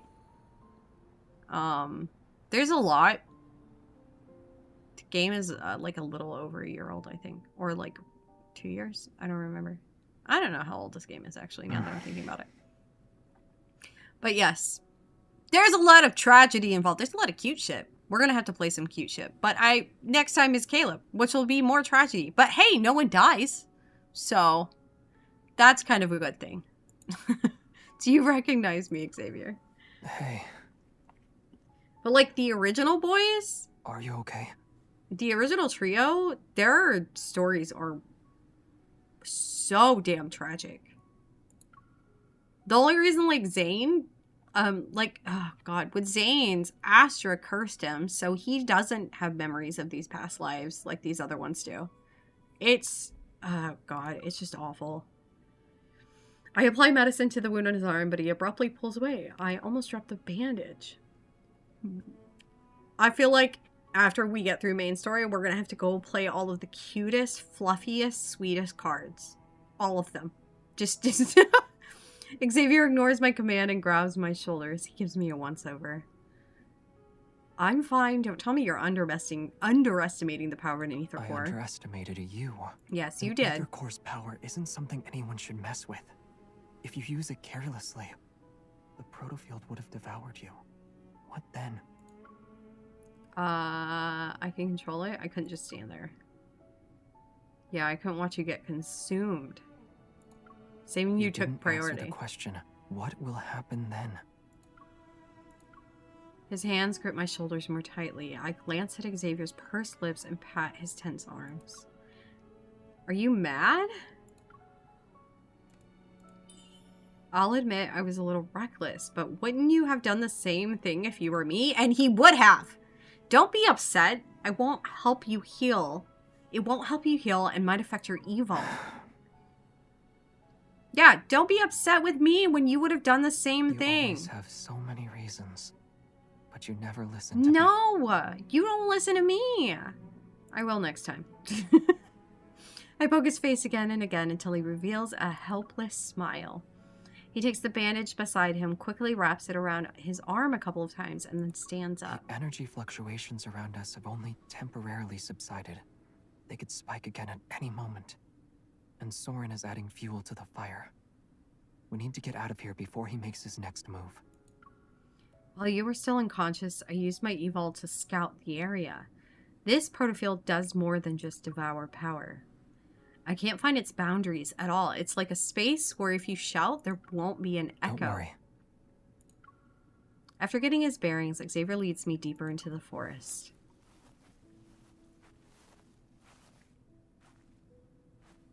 The protofield's environment was based on my memories, so there might be something that can help us leave. Never heard of a wanderer that can invade and read memories before.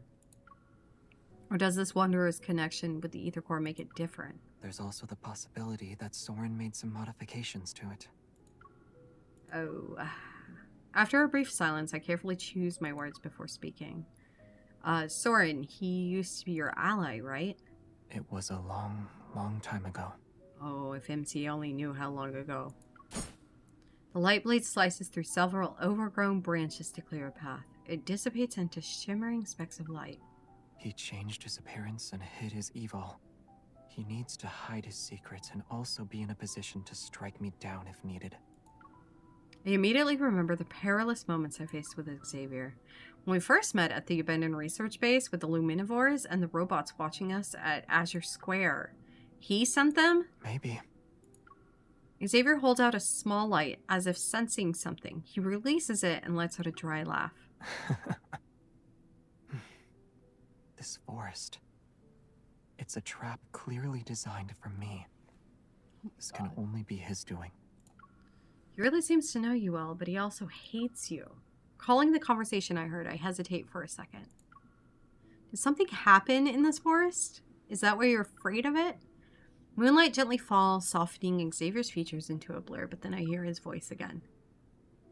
Rather than what's already happened, I'm more afraid of what might come in the future. But right now, you terrify me the most. Good. Hell yeah. What? You used the power of the ether core this time. I'm worried about what you'll do next. I'm gonna use it again. What do you mean? What? Oh, what I've done can't be compared to your actions. Why don't you tell me what you did in the past? What was the face? We're here. Okay. What was that face he just... Did you see that? What a pouty boy. Hold on, I gotta grab my water. Oh, Jesus. It's on my end table, so it's not... Oh my gosh. Yeah, why don't you start sharing your secrets? Jeez. I forget that, like... This part of the main story came out so long ago. Like, yeah, we have more information now between the myths and all the cards and all the stuff, but we didn't know. We had suspicions, but we didn't know. Oh. Following his gaze, I see a massive spaceship hidden behind the towering trees. Spaceship! Unlike the wreckage I saw in the no-hunt zone number 42, this one is more intact with far more sophisticated engineering.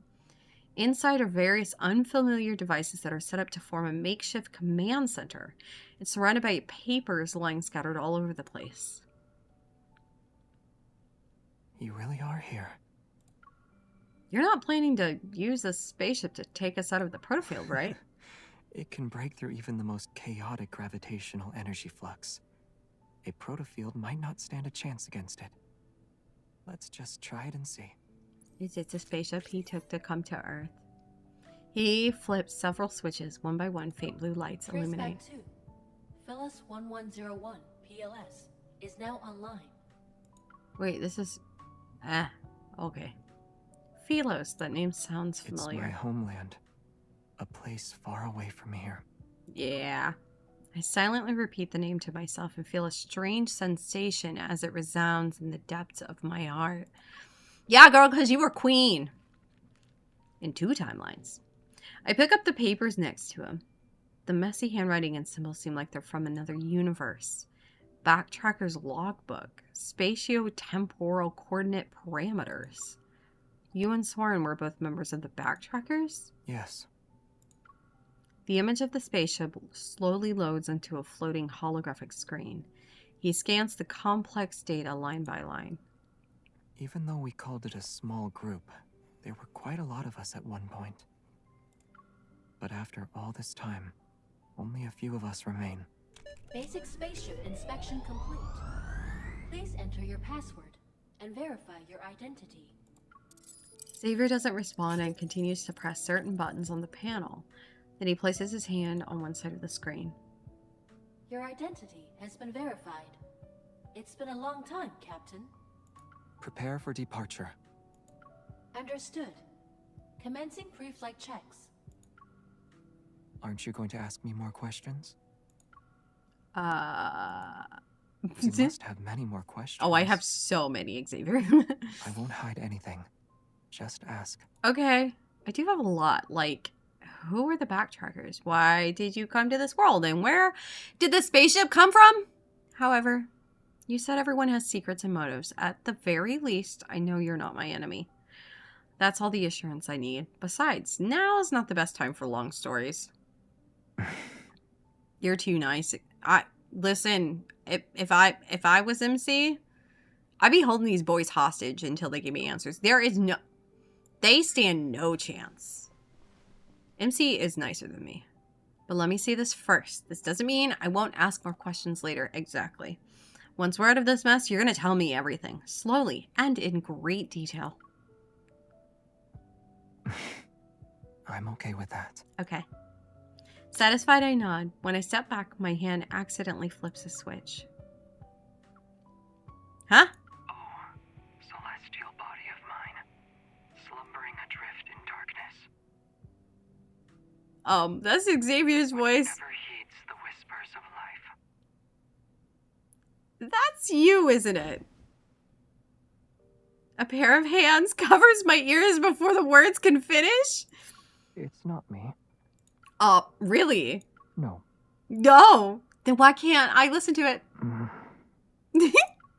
Seeing his ears turn red, I can't help but chuckle. I pat the arm resting across my face. All right, it's someone else. Or maybe the spaceship misses its captain so much that it's imitating your voice for fun.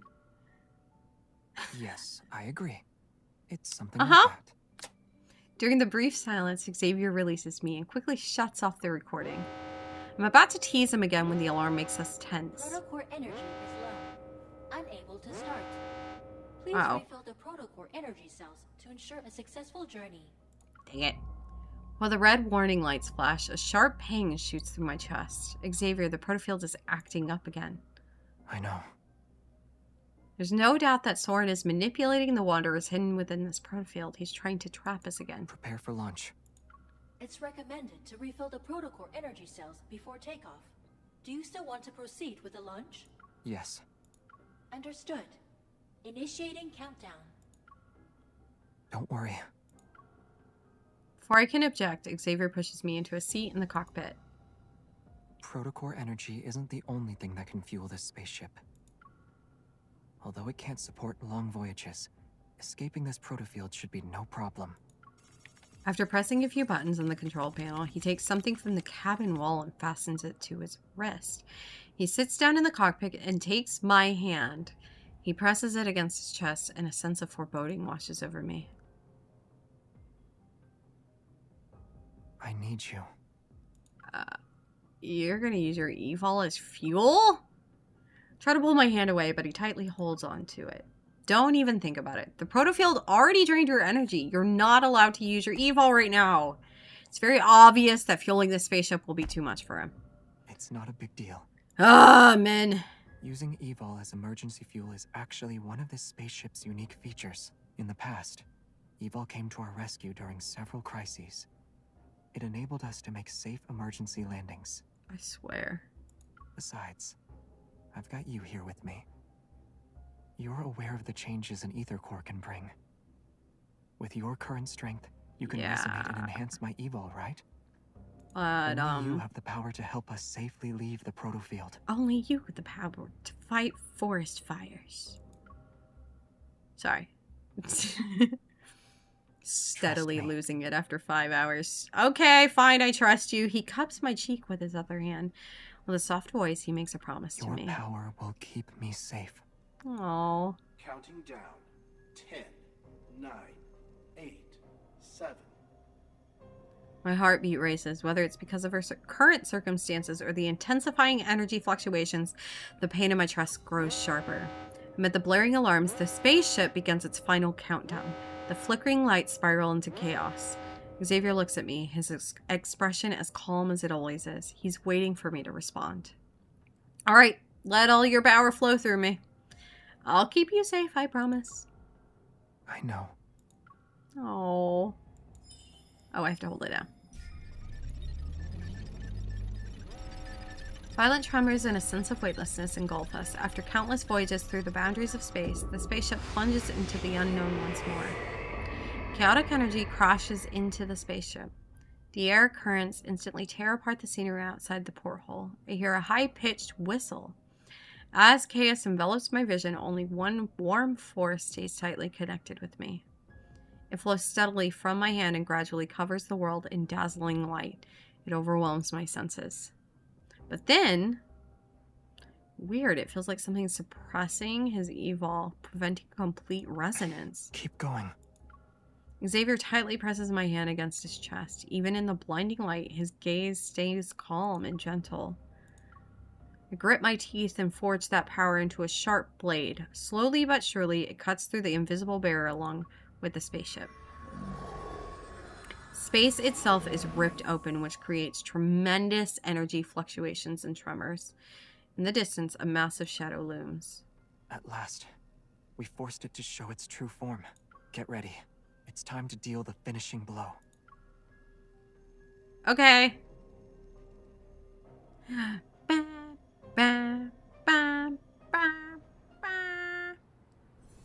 Oh, I already did this fight. Hell yeah. All right, last one. 'Tis the last chapter! A deafening roar fills my mind and strips away my senses. We killed the Wanderer. Suddenly, it's as if a rift splits the space. It ushers us into a burst of gentle light and fresh air. After several long seconds, the discomfort fades. I slowly open my eyes.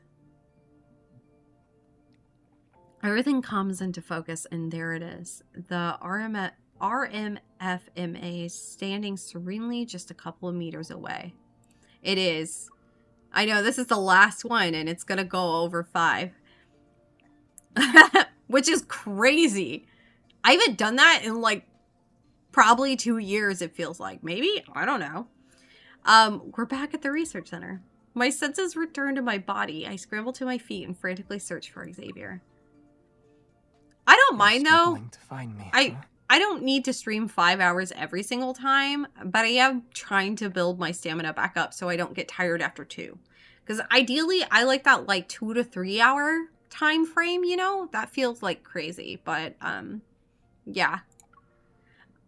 A familiar voice calls out from behind. I turn and see Xavier leaning against a nearby wall. A bright red lips... what?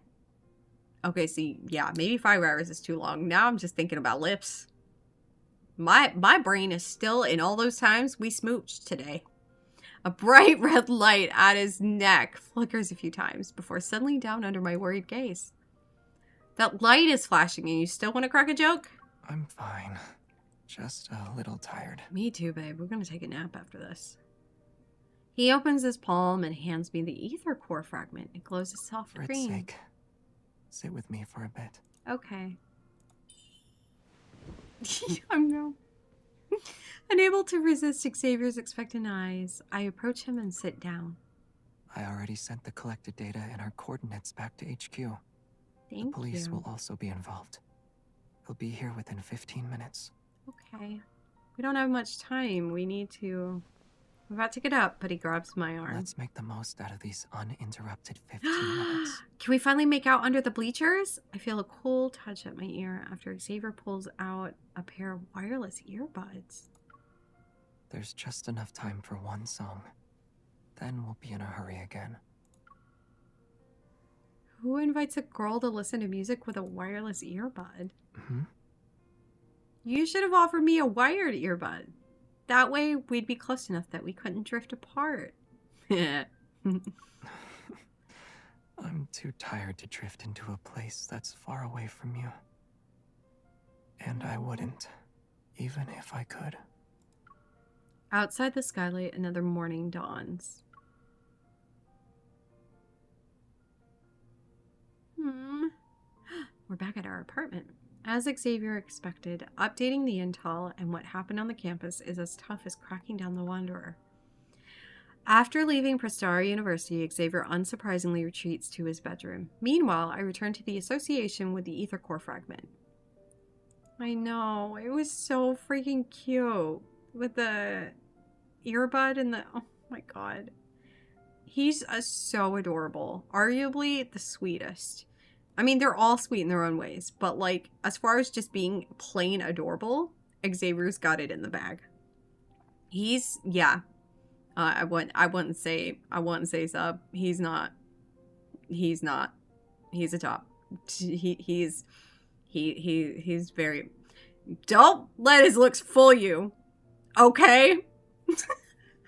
I beg of thee to look up his freaky card. Do it. I can't remember what it's called, but it's from the Night of Secrecy thing. And because I thought that too, and I was very wrong. I was very, very wrong. Ooh, man. I was too wrong about that one. After a brief mission report, Captain Jenna warns us, Jenna mentioned, about our recklessness, but also commends us for successfully completing the mission. Yeah. Yeah. Hold on. Xavier, what's his Night of Secrecy card called? Oh my god. Nightly Rendezvous, not Night of Secrecy. Is it Nightly Rendezvous? Misty Silhouette, I think is what it's called. Yeah, sorry, not Nightly Secrecy. Misty Silhouette is what the card is called. Or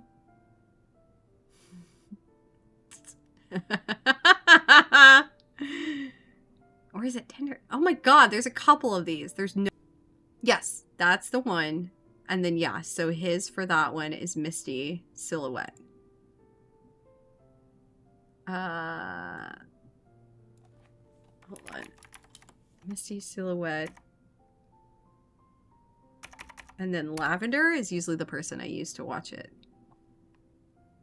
But I don't know if they have it on there. Is it this one? Where's the kindled part?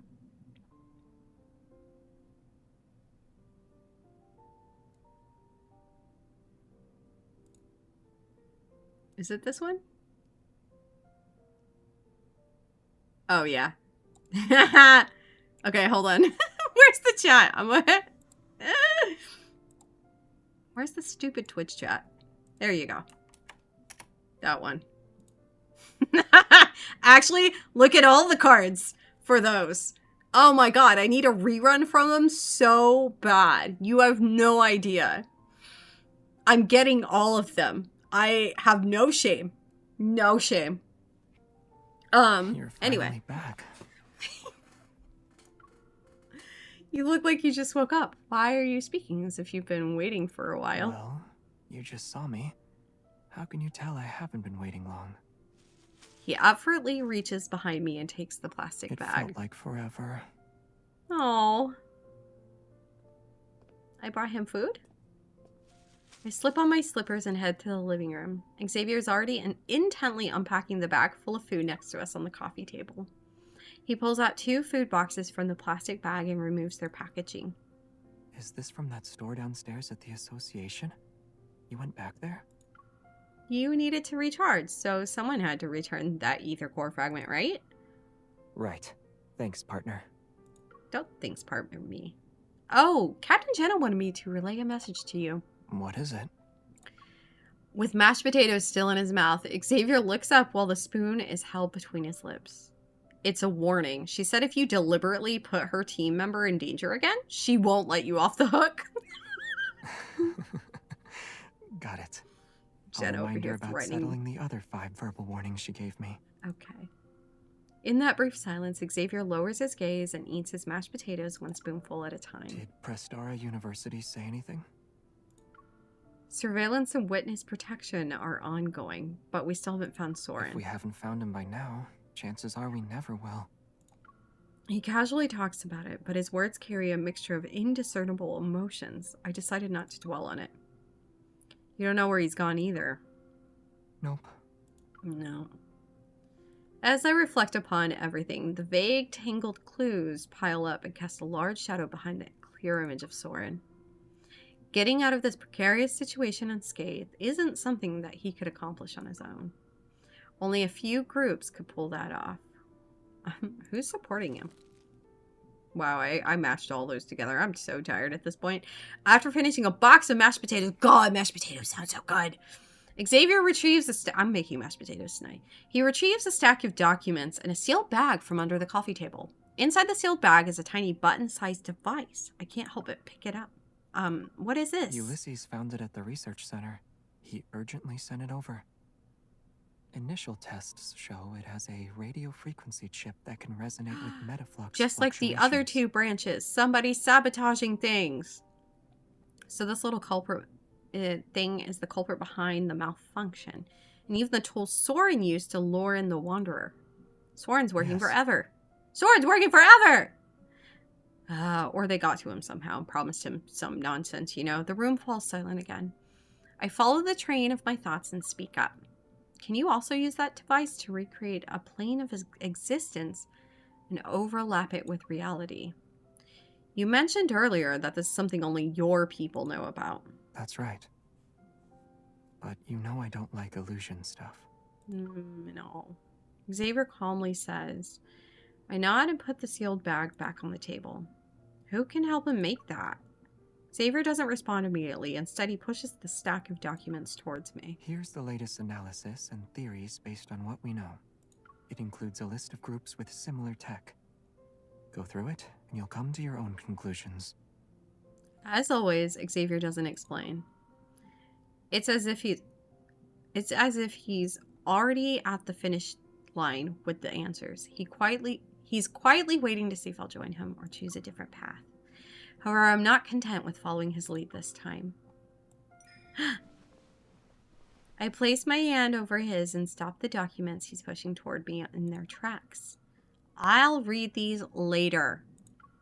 Xavier, I'd rather trust what you have to say right now. After a brief pause, Xavier purses his lips and finally meets my intense gaze. It's Ever. Ever. Yeah, some of the backtrackers are also involved. They know everything you know, and they've had their eyes on you for some time, right? Yes. That makes them our common enemy, then. Outside, the leaves rustle as the wind slips in through the gap in the window. The curtains flutter. My shadow merges with Xavier's, and it feels like the impenetrable door in his heart has opened slightly. This time, we're finally standing on the same side. Ah, so freaking cute. Oh my god. Oh shit. I forget that there's like 2 more in these, but we'll just do those next time because I am tired. I am beat. Like, cause yeah. Where's Caleb? Pookie. Mechanical structure and stuff. No, come forth, my love. I need you. If you call me, I'll come to where you are.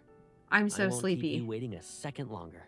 I know you won't. Here, do the airplane thing. I need to see it. Intercepted. I missed you can't so fly much. Without the Colonel's permission.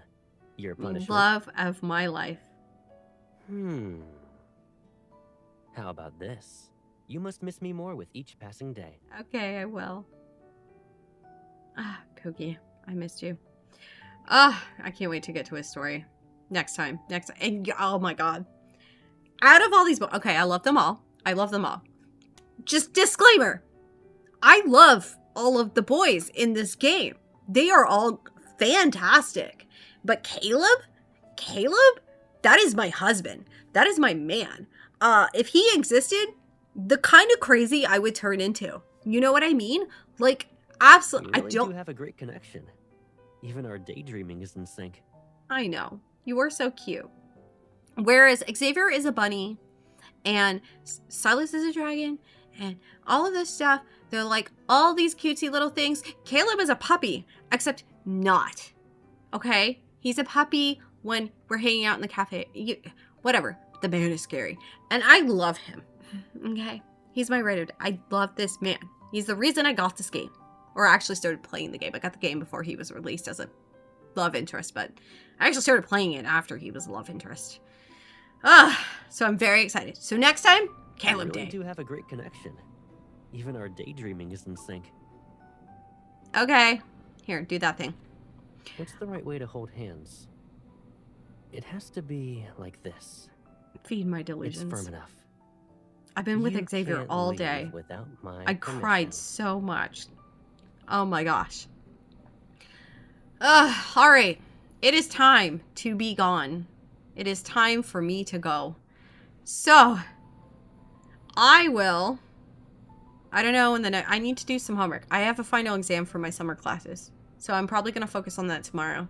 So I'm going to try to hit up Friday. Friday is Caleb Day, possibly. If not, Saturday or Sunday, probably, most likely. But I don't know. I'll schedule the thing on YouTube. I'll also be streaming on Twitch, but I always put the schedule on YouTube. So as soon as I know, I will schedule it. So, contest again. all right. Thank you for hanging out. I am going to go hide. I am very tired. Let's see. Hold on. Before I do a thing. Where's the thing? Where's the home? Where's the category? There is one other person streaming Love in Deepspace right now.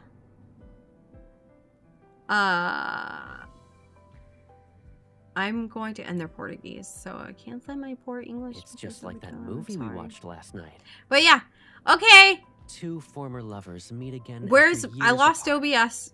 gazing into each other's eyes, just like us. Please stop speaking to me, Caleb. didn't I have to turn this recognize game each off right now. Oh my god. Oh my god. Okay, I'm ending this. I'm ending it before